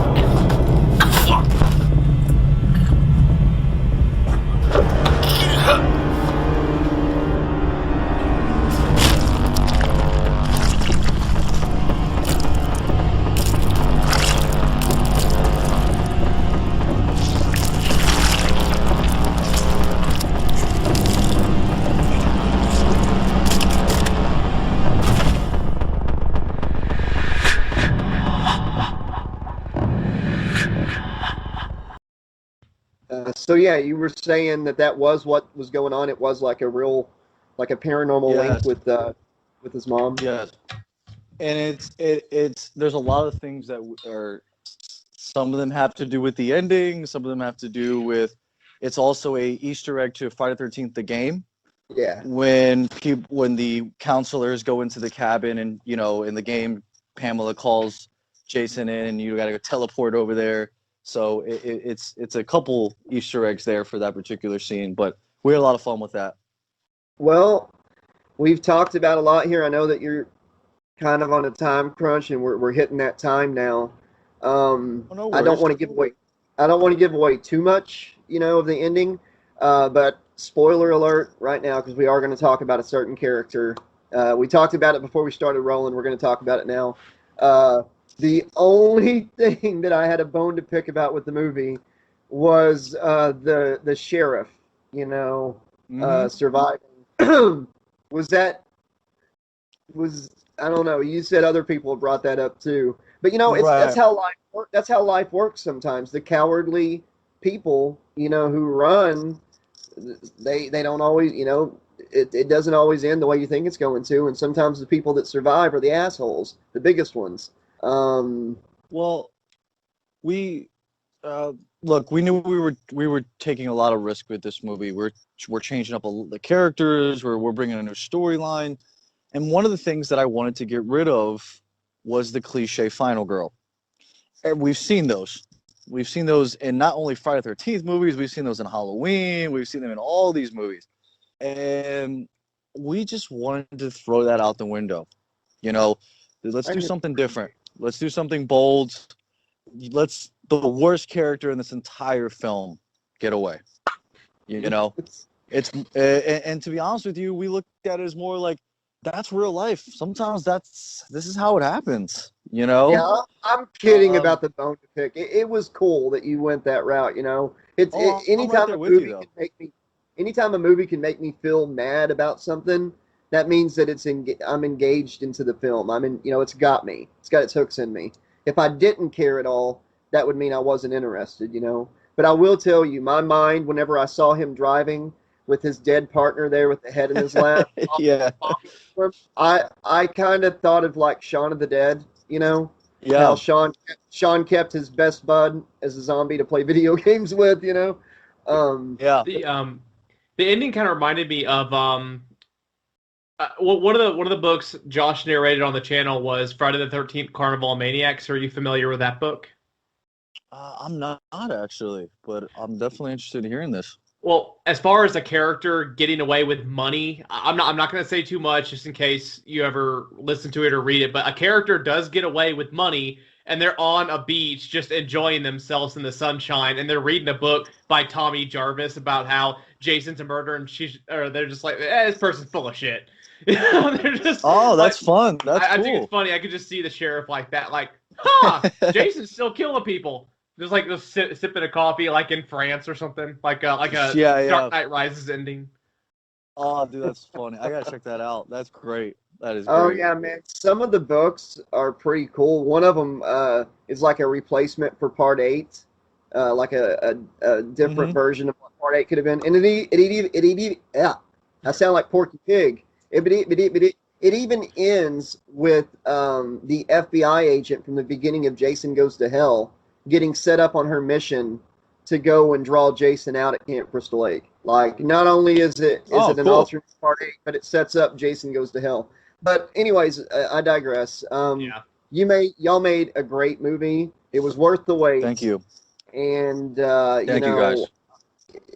Everybody that's watching, you've seen the clips. If you haven't seen the movie, then I don't know why you haven't watched it yet. If you're a slasher fan, you gotta click the link in the description. I'm gonna put it at the end of the video to watch the movie. You won't regret it. Cody, thank you for coming on. Was there anything else you wanted to talk about before you headed out? Ooh, I like to say one more thing before that happens. Oh yeah, go ahead. Sure. One thing that always bothers me is when someone tells me you got to see a movie, but they don't give me a damn reason why I should see it. I will give a couple this time. Okay, there's a lot of original Easter eggs for the original franchise. The cinematography is fantastic, seamless. There's a brand new soundtrack. Jason goes in a different direction. I didn't really have a lot of bad things to say about it. It was a great entry into the Friday the 13th franchise, and if you're looking for a fun romp, this would be your fun romp. There you go. Thank you, guys. That's I give it a 10. I give it a 10. I give it a fucking 10. Thank you, guys. Tell me what it was. I appreciate it. No, man, I just appreciate you guys having me on the show. It's been a real honor talking with you guys tonight. And yeah, Voorhees is out. It's absolutely free. $0 on YouTube. Have fun with it. It's a wild ride, and excited to announce some of the future stuff we got coming up here. So thank you guys again for having me, and happy holidays to everyone out there. Happy holidays. Thank you, Cody. Thank you for coming Take on. care. Okay, Slashaholics, this is it for episode 34 of Out of Print Slashers. Hope you enjoyed the discussion on Voorhees with Cody Faulk. Great guy. Check out the movie, and if you're a patron, come on over to After the Slash with me and Sean. Don't know what we're going to talk about. Sure, it's going to be fun. Oh, I got And and if you're not a patron yet, you can sign up for as low as $2 per month. Help support the channel. I cannot make a dime off of YouTube, so the Patreon is what keeps the channel alive. And you get a bi-weekly exclusive podcast there with so much more. You can even voice characters in the audiobooks. Until next time, this has been your friendly neighborhood 80 Slasher Librarian saying thanks for listening. Be excellent to each other. Pleasant dreams. And we'll see you next time. This is Sean Campbell saying, if this one doesn't scare you, you're already dead. And this is Cody Faulk, director of Voorhees, and take it easy. See you next. All right.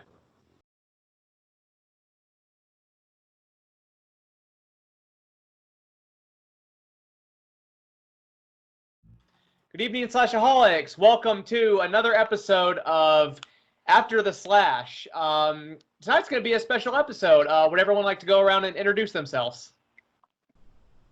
Yes, I'm Josh LaRue, the 80 Slasher Librarian. Sean Campbell, my co-host, and our special guest tonight.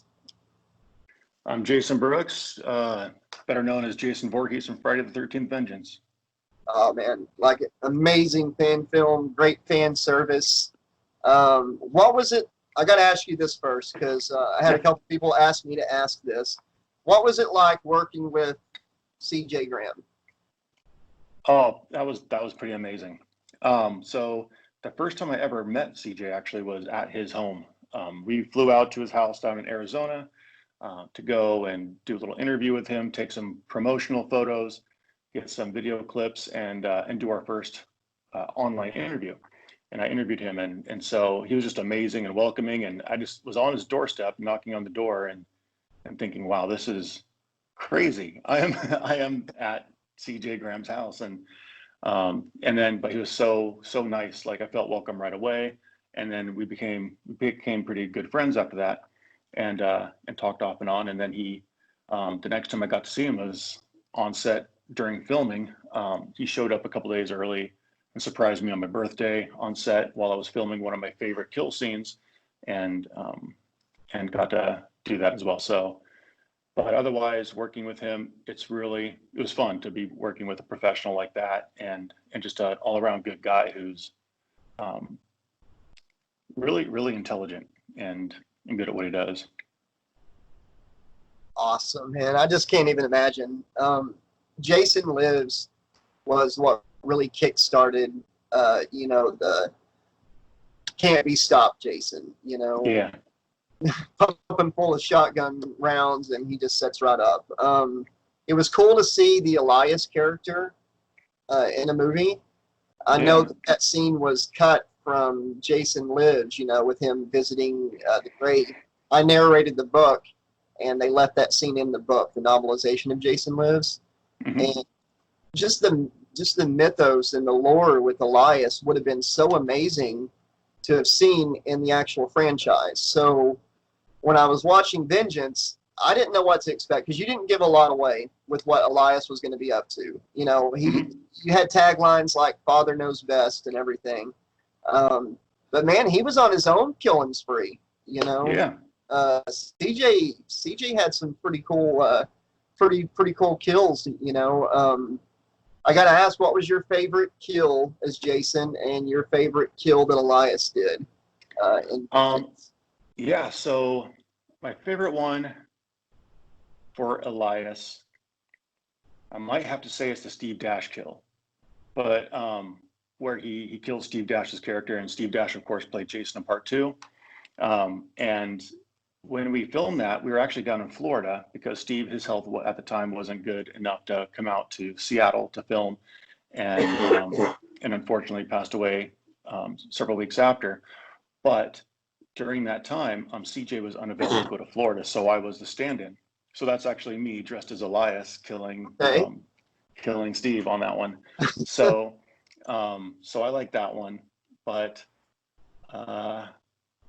yeah. And then mine as Jason, it would have to be the Heather character with the pickaxe, where Heather, plays the niece of Ginny from Part 2. She knows her aunt's tricks with, Jason, mother's talking to you, and tries that. Well, Jason doesn't fall for it a second time, and just destroys her. And I really like that one because in the script, was written that it was just a quick kill and move on, but I wanted it to have a little bit more impact. And I say, I know Jason, he's usually like a one-hit kill and move on. He doesn't get super creative in the way of overdoing it. Like he'll hit you with a machete, move on. He'll throw you down the stairs, move on, whatever. He doesn't usually repeat slash and repeat hit. But I wanted that one to just be because he's, don't mess with my mom kind of a thing, and just it brought back something in him. So grabbing her by the throat, picking her up, and slamming her to the ground and destroying her head with the pickaxe seemed like a pretty good way to show that. So, and that one became my favorite kill. And I have to give kudos to Jules Valenti, who was the stunt girl on that one. We practiced that one several times, launching her in the air, grabbing her by the neck, lifting her up, and slamming her to the ground. No pads, no body pads, no pad on the ground. You can see the ground. The camera follows it down. So that one it turned out really great in my opinion. It was one of my favorites. So I did sorry. No, it's interesting that you were talking about that scene because that's something that gets explored in a few of the Jason books. I know the novelization of Freddy vs. Jason, when Jason realizes he's tricked, it almost triggers primal anger in him, and he overdoes the kill a little bit more than he usually would because it has a personal connection, anyone messing with his mom, anything triggering that. And also, did any of you read the Freddy vs. Jason versus Ash, the comic book and its sequel? The sequel, they bring back people from Jason, they bring back people from the Freddy movies, and that's something that I would have liked to have seen in the movies, and now in this film, we get to see that, and I was really excited seeing that. I really like this fan film. It went back to what I loved about most of the movies. So this was a welcome entry into the franchise, especially since there hasn't been a cinematic entry to this franchise since 2009. But I feel that there's been new life breathed into Jason through these fan films. So if any of you listening to this haven't seen this or haven't seen any of the fan films for Jason on YouTube, I highly recommend it because you can tell there's care and love for the craft in them. Fan service. Exactly. And your performance as Jason was fantastic. You just go in the pantheon of all the Jasons. Fantastic in the movies. That's what I wanted to touch on. First, I wanted to say I have a lot of respect for stunt people. I did pro wrestling for 10 years, and, you know, they beat their bodies up. Pro wrestlers do. I ended up getting my back broke, and that's what ended it for me. But stunt people, they go through take a beating. Yeah, more than even pro wrestlers who wrestle, 200 matches a year or nights a year. These stunt workers put it all on the line for films and stuff and don't get enough appreciation. But I wanted to touch on this on the Mr. Dash thing. It was awesome that y'all were able to have him in the film, before he sadly passed away. So thank you for giving us, that with him. That was really awesome. Secondly, I wanted to talk about your inspiration for the Jason that you played, because I gotta say, also, I will take Vengeance over Takes Manhattan and Part 3. I liked Manhattan. That one was goofy as hell. I'll take Vengeance over Manhattan and Part 3 any day of the week. Okay, I'll trade you a 3 and up the 8. Okay. If we're trading here. That's fair. They can all coexist. Yeah. I did enjoy this one more than 8 and 3. But that's kind of a running gag. My favorite Jason flicks are like usually what people hate. Like my top 3 are Jason X, Jason Goes to Hell, and A New Beginning. And people's like, what? That's like the 3 most hated. Anyways, I saw a lot of CJ in you, a lot of Kane, and of course your own take on it. Am I close here that you took some inspiration from CJ and Kane with your Jason? Absolutely. And so, and I've told the story a couple times, and it's one of my favorite stories. Is before I actually got on set and did this, I spent about 36 hours watching not just the movies but behind the scenes documentaries. And not only the documentaries, but like videos from different conventions where the Kane or CJ, Richard Brooker, Steve Dash, where they would talk about their experience. Because I wanted to not only just mimic their movements, but kind of see what was in their head while they're playing them. Because there's going to be times I'm doing a completely different movie and not recreating what they've already done. So I wanted to do it the way they would do it and kind of get in their mindset, like what are they thinking? And that was one of the things I asked CJ when I met him at his house is, what did you go through? And what did you do? And he said, well, what I did was, I wanted to be very powerful. So I led with my chest. I would hold my breath, so I would puff it out a little more, and then I would lead with my chest, and every step had power. And so I thought, okay, that's great, and so that gave me a sense of not just mimicking movement, but mimicking a body language that could carry throughout. And then, of course, with Kane, with the breathing and some of the brutality, where he he'll cock back his arms slow and then come down hard and fast, and that sort of thing. So I was really studying that.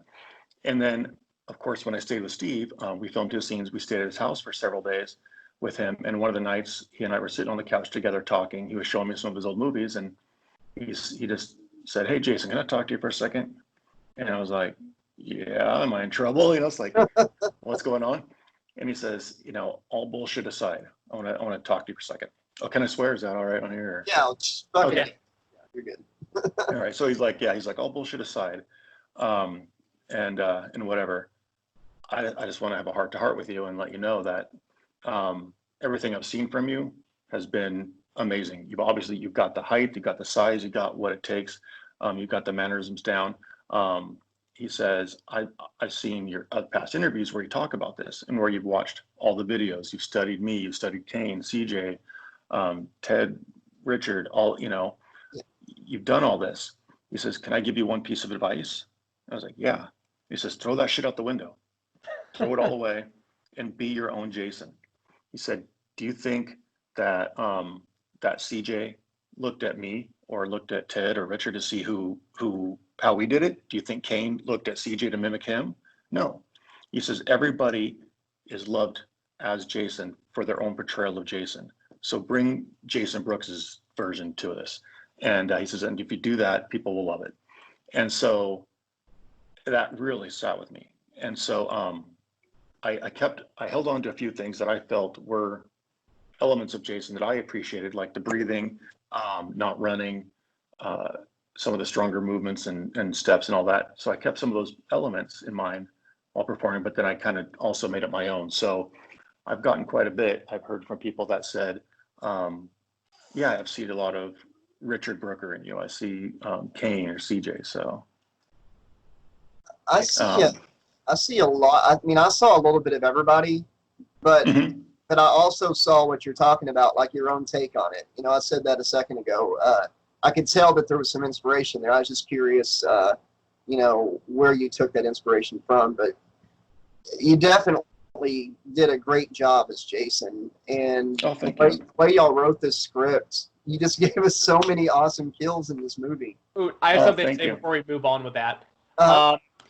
First of all, the way you describe watching the other Jasons, making your own, that would be a great movie in and of itself. I can see a short fan film of somebody trying to be the next Jason, but then maybe taking it too far, kind of like The Hills Run Red a little bit. I can see almost like Daniel Day-Lewis trying to drown himself in the lake to be resuscitated so he can get in the mindset of Jason. It seems like a lot could go wrong. Maybe there's a new actor that's bringing the other actors to try to bring all the Jasons together, and then all the Jasons are trying to survive against the one rogue Jason who thinks he is Jason. That would be a great fan film. It's just everything you were talking about kind of reminded me of that. Oh, nice. Yeah, I just really, I wanted to do the role justice. I have nothing but respect for every person who's played him, and so I really wanted to do it the best I can. I wasn't going into it frivolously or anything like that. I held that position high regard and honor, and I wanted to do it the best I could. So, but yeah, Steve's words still stuck with me, and I think the journey it took to get there it seems to have paid off, because I've gotten a lot of positive on that. But it was quite the journey. I think that a lot of the footage that would have been shown in the thing you're talking about would probably look like a lot of bloopers. So trial and error. So yeah. But one thing I did want to touch on and go back, I forgot to mention, is you did bring up Elias and the whole graveyard scene with that, and how that got cut from part 6. Tom McLaughlin, who wrote and directed part 6, was originally going to put that on there. And we were all fans of 6 and Tom. And if you didn't realize or notice, a lot of people don't, when we reached out to Tom McLaughlin, who helped us quite a bit in some of our planning and storytelling, and also in the post-production, and was a great consultant. And he also played the gravekeeper in that opening scene. And so he originally wrote that scene and meant to film it, and he didn't get the opportunity to film it. So it was quite amazing when we reached out and asked him if he'd play the gravekeeper in that scene, because this is a sequel to part 6. Yeah. Where we pick up, 30 years after part 6, and part 6 was supposed to end with that scene. So we thought, what better way to start this than with that scene that one should have ended with, and bring Tom McLaughlin back into it. So it was a really cool moment to have CJ on set, Tom on set, have us there, and all kind of geeking out. And I know our director Jeremy Brown was really excited and was talking about it there. But having that cast there to film that scene that's historic, that a lot of the fans just know of. The storyboards are out online from that time, and do that. So, and to recreate that, and even Tom McLaughlin himself came in and he was saying how amazing it was to do that scene. So yeah, it was a pretty cool moment for Tom as well. He was pretty excited to film this scene. He's like, nowhere in my life did I realize that 30 years later I'd be able to do this. So we were honored to have him in that. He's such a nice guy. I got to talk to him. He's going to come on here in a couple weeks and talk Jason Lives, and I'll have to ask him a few questions about this too now. Oh, 'Cause definitely. that totally slipped past me. I'm ashamed to admit it, but that cameo totally slipped past me when I watched Well, it's it. that attention to detail that makes this movie so interesting and just grabs your attention. It's not filmed low budget like some of these fan films I've seen where it really seems that they're not trying too hard, but this one definitely put the time and effort, and it really shows. Oh, thank you. Yeah, there was so much work and time and dedication went into this. So we really appreciate that. Everyone who, it took a whole massive team, and everyone on the team was dedicated. They're all fans. They all put their heart and soul into it. And so definitely a labor of love. It's a Yeah, non-paid gig, and you spend a year or more of your life really dedicating to it. It's nice to have something that comes out where people enjoy it. see, I thought Mears did a good job with his version of Jason in the remake, but it just didn't feel like my Jason. Of course, I grew up in the '80s and '90s, and that I can't shed that. It's hard. When you grew up in the '80s slasher era, it's hard to put that aside when you're watching something like the remake, and it just wasn't. But when I saw Vengeance, man, it took me straight back. Oh, Straight thank back. you. Yeah. That was the goal too. Is Jeremy Brown, again the director. He really wanted to give it that Part 6 feel, that '80s vibe, where that was the time that we loved these slasher films, and how can we make it in today's era but still give that vibe of the '80s? That, yeah, definitely loved it. CGI tends to ruin a couple of these remakes. It's just the practical effects are what made these movies interesting, as far as I'm concerned. And I feel a lot of movies just go the cheap way by doing CGI, and it's just doesn't have the same texture to it. The perfect example of that, I want to see if y'all agree with me about this, is like Ghostbusters 1984 with practical versus Ghostbusters 2016, which was all CGI. I look at that, and the stuff in the '84 Ghostbusters, I would love to see that in like the new Ghostbusters coming out next year. I'd be okay with that. But they just went all in with CGI. It did not feel like Ghostbusters. And when these slasher movies go for that, and you can just tell it's like CGI blood splattering and stuff, it's just it takes you out of it, and it feels fake. I felt the Nightmare on Elm Street remake did that really badly. Yeah. They're like in the original Nightmare on Elm Street, Robert Englund, that scene where he's coming through the wall, they had that set up where he's actually pressing through, and they did CGI on that on the remake, and you can just feel it when you're watching it. It doesn't feel as real and scary. So I'm not going to sit here and hound you with all these Vengeance questions all night, because I'm also curious about Jason Brooks, the horror fan, and I want to know, what was your first experience with the Friday the 13th film growing up? Oh, my very first experience with the Friday the 13th film was probably when I was about 14 years old. Of course, growing up with the name Jason, you get teased a little bit in school on Friday the 13th, but so I avoided it for a little while for that reason. But then when I was about 14 years old, we went ahead and rented one of the VHSs and then brought it home, and I was excited to go see Jason, and it was Part 1. So it was a little bit disappointing for me as a young teen to be looking for Jason and not see it. So I didn't have the appreciation I should have at that age, going in with the mindset I had. So, and then it was Part 6 was the next one. I went back to try again, and Part 6 was my entry in. So that was really great, and it was fun. I loved the comedy of it. I grew up a little bit sheltered, so I didn't have a lot of horror in my life, and a lot of movies in that. So a little bit nervous going in to watch it, but then seeing the comedy and the balance in there really made me love it. So then I went ahead and started watching the others as I could, and and opening up my mind to more horror movies. So, and including like Nightmare on Elm Street, which I started to love as well because it also has that humor element in a lot of those.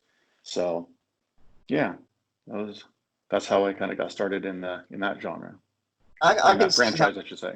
yeah, I can see how part 6 would get you more into it than part 1, because part 1 is a classic. I'm never going to put it down, but compared to the rest of the series, it's more boring. It's not the first time you see it. The first time you see it and you don't know what's going to happen, it's fun. But after that, it's once you get into the other ones, it's Jason. You know what. It's okay. You can watch those over and over again. But the first one, it's all about the whodunit, and you already know. So it just, but it's got its place, and it kick-started everything. So absolutely. My name's Joshua, and I came that close to having the curse you grew up with. Yep. That was going to be Jason's name. Found that out later in life. I was like, damn it, I wouldn't mind. Yeah. My first Jason movie was the first one I got to watch where the whole movie without getting caught and having to turn it off, because I watched some Jason like in the late 80s when I'm older than I look, I'll put it that way. But I would get caught watching it at home, like on USA Up All Night or something with Gilbert Gottfried, stuff like that, and it'd get turned off. Like I saw some of New Beginning, some of the final chapter, but the first one I got to watch all the way through was Jason Goes to Hell. I snuck it going to the video store one night. I snuck it between Ghostbusters and another movie, and I went and rented it. My mom was standing back here, so they let me rent it. And that was a weird one, for my introduction to Jason. But maybe that's one of the reasons I like that movie. But growing up and watching the whole series, it was refreshing to see that they took a chance with it. And Adam Marcus is cool as hell. He's a really nice guy. And I think that's why I respect Jason Goes to Hell and Jason X, because they take chances. They have an original premise, but at their core, they have the Friday the 13th formula. Jason X especially. At its core, it is a teenagers away from home, little to no adult supervision. But I was wanting to get your thoughts on the more strange Jason movies. Jason Goes to Hell, Jason X, Freddy versus Jason. Yeah, so with those, I remember going to the theater to see Jason X with my best friend at the time, whose also name was Jason. But we went to go see Jason X together, and it was fun. It was just kind of like, we both were kind of sitting there like, wait, what the hell is this? Like suddenly there wasn't a lot of press on it at the time. There wasn't a lot of previews, so I didn't really see much of anything going into it. And so it was my first time not seeing a preview or anything. And then when I watched it, it was like, what is going on? Suddenly there's the Uber Jason. He's all chromed out and blacked out, but it still had that campiness and some of the comedy and the kills, and it doesn't take itself seriously all the time, which I appreciate. So I thought it had some fun kills, and it was a good time and good to see the character back on screen. But we also, him and I, he worked for a radio station, and it was able to get some press screening passes for some movies, and he got them for Freddy versus Jason. Okay. So he and I went down there, watched that together as well with a large audience, and we get there, and it was a big event. They're handing out masks. You could choose sides between Freddy and Jason, so we got our Jason masks, of course, and you're cheering for your side while you're in there. And just the energy was so great. Everyone's having such a great time seeing these two characters on screen for the first time. So I've got a very soft place in my heart for that movie, because that experience was amazing for me. So, and then part 9, it's got some amazing kills. I wish it was Jason doing the kills. I have a hard time letting go of that. But there's some really, really great kills in there, and some really great content. So I have nothing but respect for Adam Marcus, who had that in his hands and made that movie and did what he did with it. I know the limitations that were put on him at the time, and how the franchise wanted to take everything. So it's still a fun film that's liked by a lot of people, and so it's getting that's a great thing. it's getting a lot more respect these days than it did, upon its release. It is. People looking. I'm gonna have to ask Adam about the whole shaving scene. That's one of the only things that throws. But I'm sure he'll be all right with answering that. He made a really awesome movie called Secret Santa a couple years ago. If you haven't seen that, you should check that one out, both of you. It's a really good movie. All right. But yeah, so Jason X, it got released via torrents like a year. Sean, was it a year? I think so. No. Huh? I think so. Yeah, it was like released on the internet like a year before it hit theaters.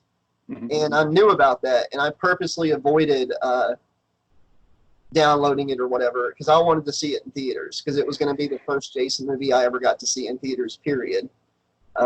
Later on, I got to see a part 3 midnight showing in 3D, and that was pretty fun, even though I don't really care for that movie. That's a whole other can of worms. But Sean, you got some questions for our guest? Yeah. What is this doing this kind of movie? What does this really inspire you to do next? Like, what is next for you? Yeah. So, coming out of, really, when I started this, it just came from a desire to play the character. I've always wanted to play the character.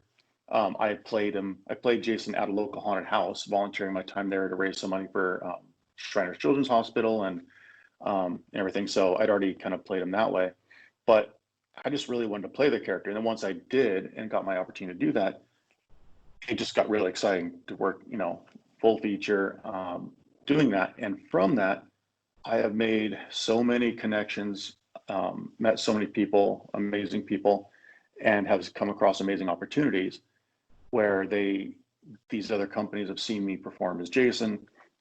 We've had some talks about some other amazing potential opportunities to play other creatures or characters in the future on some projects. Wish I could mention them, but it just to open this whole new door. And in the meantime, there's a couple other fan films.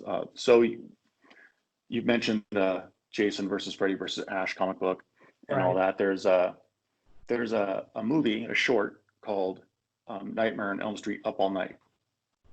And it's written by Matt Shaw, a well-known writer in the UK, and directed by Jeremy Brown, who did Vengeance. And if you haven't seen that, check it out. I've got a part in there. My character Louis from Vengeance, the hillbilly that I played in there, he makes an appearance back in here. So it's a short movie, Nightmare on Elm Street Up All Night. And you'll see some familiar faces in that one as well. That came out maybe 3 months ago. Okay. So, but it's just a short, and there was a talk or potential of expanding that one based on the success, and it was wildly successful, and people just loved it. So there's that, and then there's a couple other fan films that I've been asked to be a part of in the future. So we'll see how those go. But otherwise, there's a lot of things that were kind of in the pipeline. We're on hold right now due to COVID and all the shutdowns, and so we'll have to see if and when those pick back up.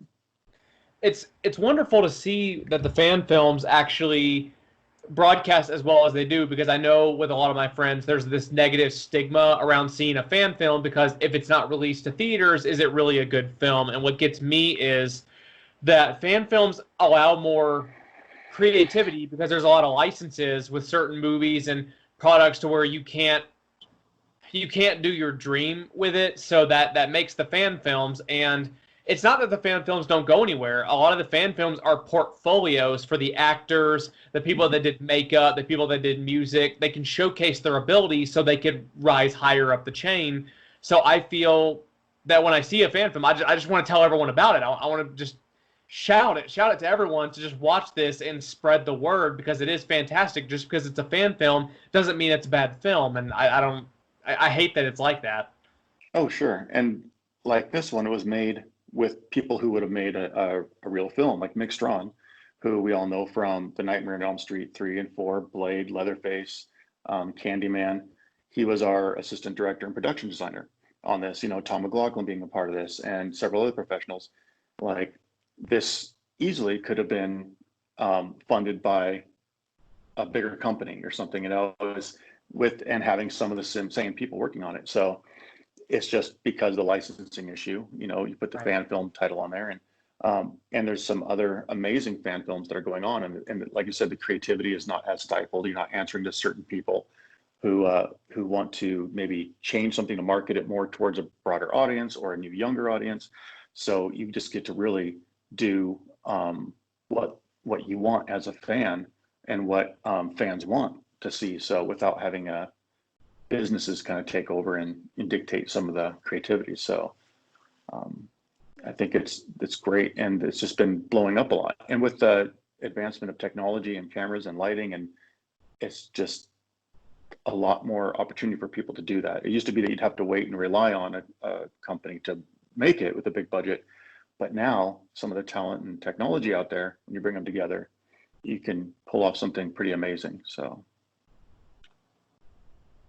I really, I gotta say, I've seen a bunch of fan films recently, and I think the stigma about them not being as good really is because, like, for instance, we get an amazing fan film like Vengeance, and I'm going to go ahead and name another one real quick. Never Hike Alone, I thought was quality fan film.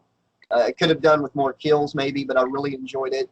But you get people that watch those who their heart's in the right place, and you get 5 or 6 of them that go out and they think they're going to make the next Vengeance, and the project becomes more about themselves than it does, making a quality project. And the people like Sean's talking about, they see that and they think that's what fan films are, and that's really, I think, because you can't watch a movie like Vengeance and walk away from it having a negative opinion on fan films, because like I said, I will take Vengeance over Manhattan any day. So it's just hit or miss with fan films, and it's not fair, because some of these not so great ones end up being what people base their judgments on. And yeah. Sure. Yeah, and I can see, and I definitely applaud anyone who actually goes and takes the time and makes one, is able to complete it and get it out there and stuff, and share, with whatever ability or equipment they have. It's always awesome to see that. But going to speak to, like, those people who say fan films aren't real films. Sure, they're not part of the main franchise canon, but what I've seen is people do consider some of the films when they're higher quality, like you mentioned, Never Hike Alone and Vengeance. I've heard so many times that people have now considered it canon. Like it hits them in a spot. Like, some people are afraid to get invested in something and like it or dislike it and spend that time, and not being able to bucketize it or put it in that drawer of the franchise. I understand that, where you're like, oh no, I like this. I'm only going to like this. I'm going to put this in a box so that, because it's clean and neat, and anything else might disrupt that. But when people do allow that and they watch it and then they get to sit back and enjoy it and say, wow, that does fit into the canon and the lore and everything, and it fits nicely, then it gets them more to talk about, and then it gets people excited. And I'm always honored when people tell me that they've placed Vengeance in that place of they believe it's part of the franchise for them. So it's always an honor to hear that. Definitely, I'm one of those people. I really do. This is just as real a Jason film as any of the ones in the official timeline, or if you can even call it a timeline. It's one of the most convoluted timelines in the Jason timeline. I think part 8 takes place in like 2001 or something, timeline wise. Yeah. So yeah, it was enjoyable. I got to ask you this. Kane Hodder has talked about before that his Jason, kind of resonates with children. Wouldn't kill a kid. Didn't want his Jason kicking a dog. What about your Jason? Would your Jason, is he that brutal? Is he more brutal than the Jason? So I know it's a strange question, but I ask this to anybody that's played Jason. I got to ask this because there's instances like in Jason Lives, Jason could have wiped out that entire bunk of children. Just and it feels like the second time he burst in there, it's more to bait the woman than it is to get the kids, because he has all these chances, he doesn't do it. Cain, and then in part 8, Cain didn't want to kick the dog, so that's not what Jason would do. So your thoughts on Jason Voorhees and innocence? I agree with Kane. I think that I think myself that Jason wouldn't kick a dog or hurt the dog or animal or children, and I would also He leaves that from Michael Myers. Yeah, exactly. I took that as note too when I was thinking about who my Jason is who did the predecessors before me, people who played it before, what did they define him as? And I wanted to respect that. I don't want to change, something that's been established. But I also believe that, when Jason died as a young child, he was innocent, and we kind of touch on that in Vengeance a little bit, like kind of how that transition happened. He wasn't an evil child necessarily, but got brought back from the dead, and then started. It started from that point. So I think that he still has that soft spot for the children, which we also kind of explore at the end of Vengeance, and kind of touch on. And then same thing with animals. Animals are innocent unless if he was being attacked by an animal, I could see Jason doing something. But if it was a dog or domesticated animal, then I would say no for sure. See, I don't have that thought just because like I'm a parent, or whatever. I thought this way before I had children of my own. I always thought that Jason, even though he's like a full-grown man, his life ended pretty much at childhood, and he was slow anyways. And I feel like in a way he resonates with children. Like whenever he looks at little Nancy, it's not that he's looking at her because he could have just killed her if he wanted to, but he's sitting there staring at her almost like he's, that's what I am, I'm like, he still maybe feels like he's that little kid drowning and stuff, I'm getting way too deep into this, but well, it's an important aspect of the character to get into the psychology, because you can tell when a person does this role or they do this movie, if they don't get the mythology right, it doesn't resonate with fans and it can stick out like a sore thumb. So I feel that even when you had A New Beginning, when Roy, the ambulance driver, was killing people, I felt that he kind of took over Jason's MO, and maybe given the chance of running into children, running into animals, maybe he would have resonated with that. So personally, I wasn't offended by the ambulance driver as Jason because he acted a lot like him. And it's just an important part for the character, especially because he doesn't speak. You have to watch his body language, and that's a very important aspect of Jason that you were able to emulate when you were playing the character. And it's not like Freddy where he just has the quips and he can hide behind the makeup. And to a certain extent, he has to use his body language too, but it's more important for Jason because he doesn't speak. I feel like I just said the same thing twice. You go to Well, hey, you're a journalist, and if you just repeated yourself, that's what journalism usually is if you ever watch an interview. But definitely, man, I see exactly where you're coming from. I had to ask that question. You said you're a fan of Freddy vs. Jason. Sean knows one of my biggest complaints about that movie was the lack of Kane Hodder. As a fan, did that throw you a little bit whenever you first saw it? Not when I first saw it, honestly. So when I first saw it, I appreciated all the different films. I didn't quite have a favorite Jason actor at the time. I had different looks that I liked and enjoyed more than in performances, but I didn't really think about the actors at the time. And it wasn't until a little bit later when I found out kind of the backstory about Kane and wanting that role and pushing for that role and trying to make that happen, and then basically having it in his hands and having it taken away. That's when it kind of opened my eyes to that. So I do feel for him. I would hate to be in those shoes and have that, because I can understand loving the character, putting your heart and soul into the character, and being that character and having that disrespected in a way. Yeah, so that's what I was thinking, because he fought 10 years trying to get that movie made. And I will tell you this, Sean even agreed with this after he heard my narration of Freddy vs. Jason, the book.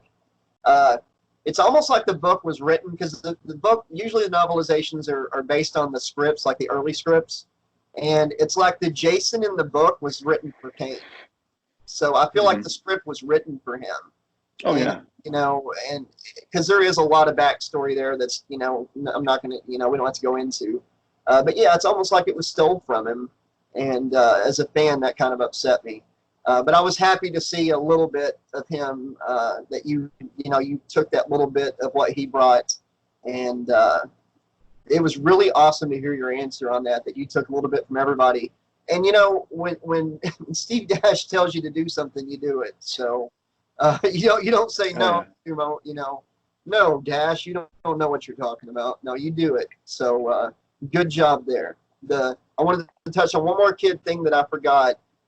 One of the biggest debates when it comes to Jason and children was the final chapter, that he was like grabbing Corey Feldman's character. And I always say Nancy in part 6 was like a little girl, like 6 years old. You know, Corey Feldman's character was like 13. That's a teenager. So I don't see how that argument holds water, because I never saw Tommy Jarvis in final chapter as a child. Well, it's not just that too, but there was almost a paradigm shift of Jason's mentality being in the ground for so many years. You definitely see a lot of different characteristics from the Jasons, you know, from 1 through 4 versus 6 through 10 and remakes. So I feel that maybe he had some time to reflect being stuck in the ground. Being in the afterlife. Maybe he was like, I took it too far with Corey Feldman. Maybe I should rethink my MO. I don't know. But different directors touch on it. Different actors have different inflections of how they want to play the character. Maybe that had something to do with it. As a fan, you try to connect it all. You know, it's just... I'm still trying to connect the Texas Chainsaw Massacre movies, and I keep failing. So I understand how frustrating it is to make a roadmap for your favorite franchises. Especially this one. This one's all over the place. But did you do all your own stunts on this? Nobody else stepped in. Thought about doing one. That? I did all my own stunts. So every stunt on that was me. But the only time there was a stand-in was Don Shell. He was one of our executive producers. He stood in and put the costume on for the Louis kill when I was the hillbilly and ripped the head off. So he actually performed that kill as Jason. You didn't rip your own head off? No, I tried. Yeah, I know. I would have if I could have, but you that thought was a good one. You thought about doing more stunt work, just stunt work in movies, or is that something you'd be interested in? I've thought about it, but I think I'm kind of getting a little bit too old to start beating on my body right now and do that exclusively. Like, I don't mind doing it, some mild stuff and you know, in the roles I'm in and everything. But as far as doing real stunts and being considered a real stunt man, I'll leave that to the professionals who I've got nothing but respect for. Man, I'm gonna ask you one more question, and thank you. First off, thank you so much for dropping in and talking to us. Of course. Before I ask this final question, is there anything that you want to bring up? Anything you want to push? Talk about before we end this? Oh, let's see. Yeah, if you want to follow, we're doing Indiegogo right now for the Blu-rays and DVDs, and some VHS for Vengeance. You can go find that. I'm gonna go to. Huh? I said I'm gonna have to get a VHS. That's just perfect. There you go. Yeah, it's on. If you go to the F13 Vengeance fan page on Facebook, or F13 Vengeance on Instagram, you can find some information there on the Indiegogo where to go for that. So we've got that going. I've got several projects coming up. One to keep an eye on is Park Dead: The Awakening. It's a horror comedy set in a campground where I play Louis again. Louis's been asked 7 times now to be in different movies since Vengeance. So he's going to make some different appearances in different places. He made an appearance in The Barn Part 2. It's the sequel to the 80s movie The Barn. So Louis in that sequel. We filmed that last summer. But yeah, so Park Dead: The Awakening, and we got The Nightmare on Elm Street Up All Night. Jeremy Brown, he's working on a new Star Trek fan film. So he's going to be doing that. And what else? We got, if you want to follow the Jason Brooks actor page on Facebook or follow me on Instagram, the Jason Brooks Official, there will be some announcements coming in the near future that I can't quite talk about yet. So, and I'll put links to all of this in the description of this video. I'll get with you later, and we'll get links for all this information. So if you're watching this tomorrow on Saturday, check this out. Hit the description of the video. All the links are going to be there. Please check these out. Follow Jason. Awesome guy. And if you haven't seen Vengeance, I don't know what you're doing while you're watching this instead of watching Vengeance. There's going to be a link to that as well. And I'm going to have to get me a VHS. What about you, Sean? I saw you light up on VHS too. Yeah, it's just cool. I love the retro in it. That's the way. Oh, yeah. Okay. Thank you so much for coming on. This is a fantastic interview. Fantastic movie. Did an excellent job. Like I said to the fans, if you haven't had a chance to check this out, check it out, because don't let fan film deter you. Tell your friends, tell everyone. The massive amount of passion that's put into this makes up for anything you might think about it. I want more movies like this for all of the horror movies, because I feel that with the limitations of certain studios, there's a lot of bickering that goes on behind the scenes, and with these fan films, it's pure passion.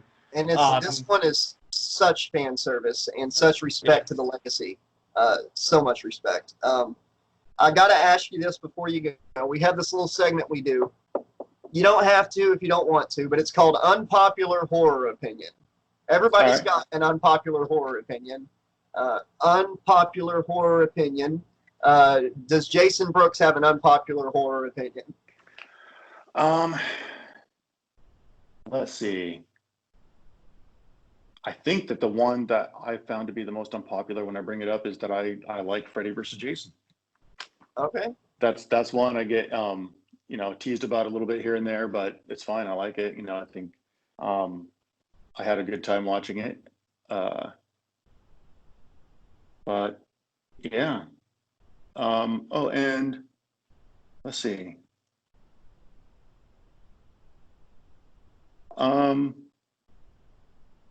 Yeah, I try to come up with something else, but to your defense on Freddy versus Jason, there's a book out there. It's called Slash of the Titans, and it talks about all of the rejected scripts that led up to what would become Freddy versus Jason in 2003.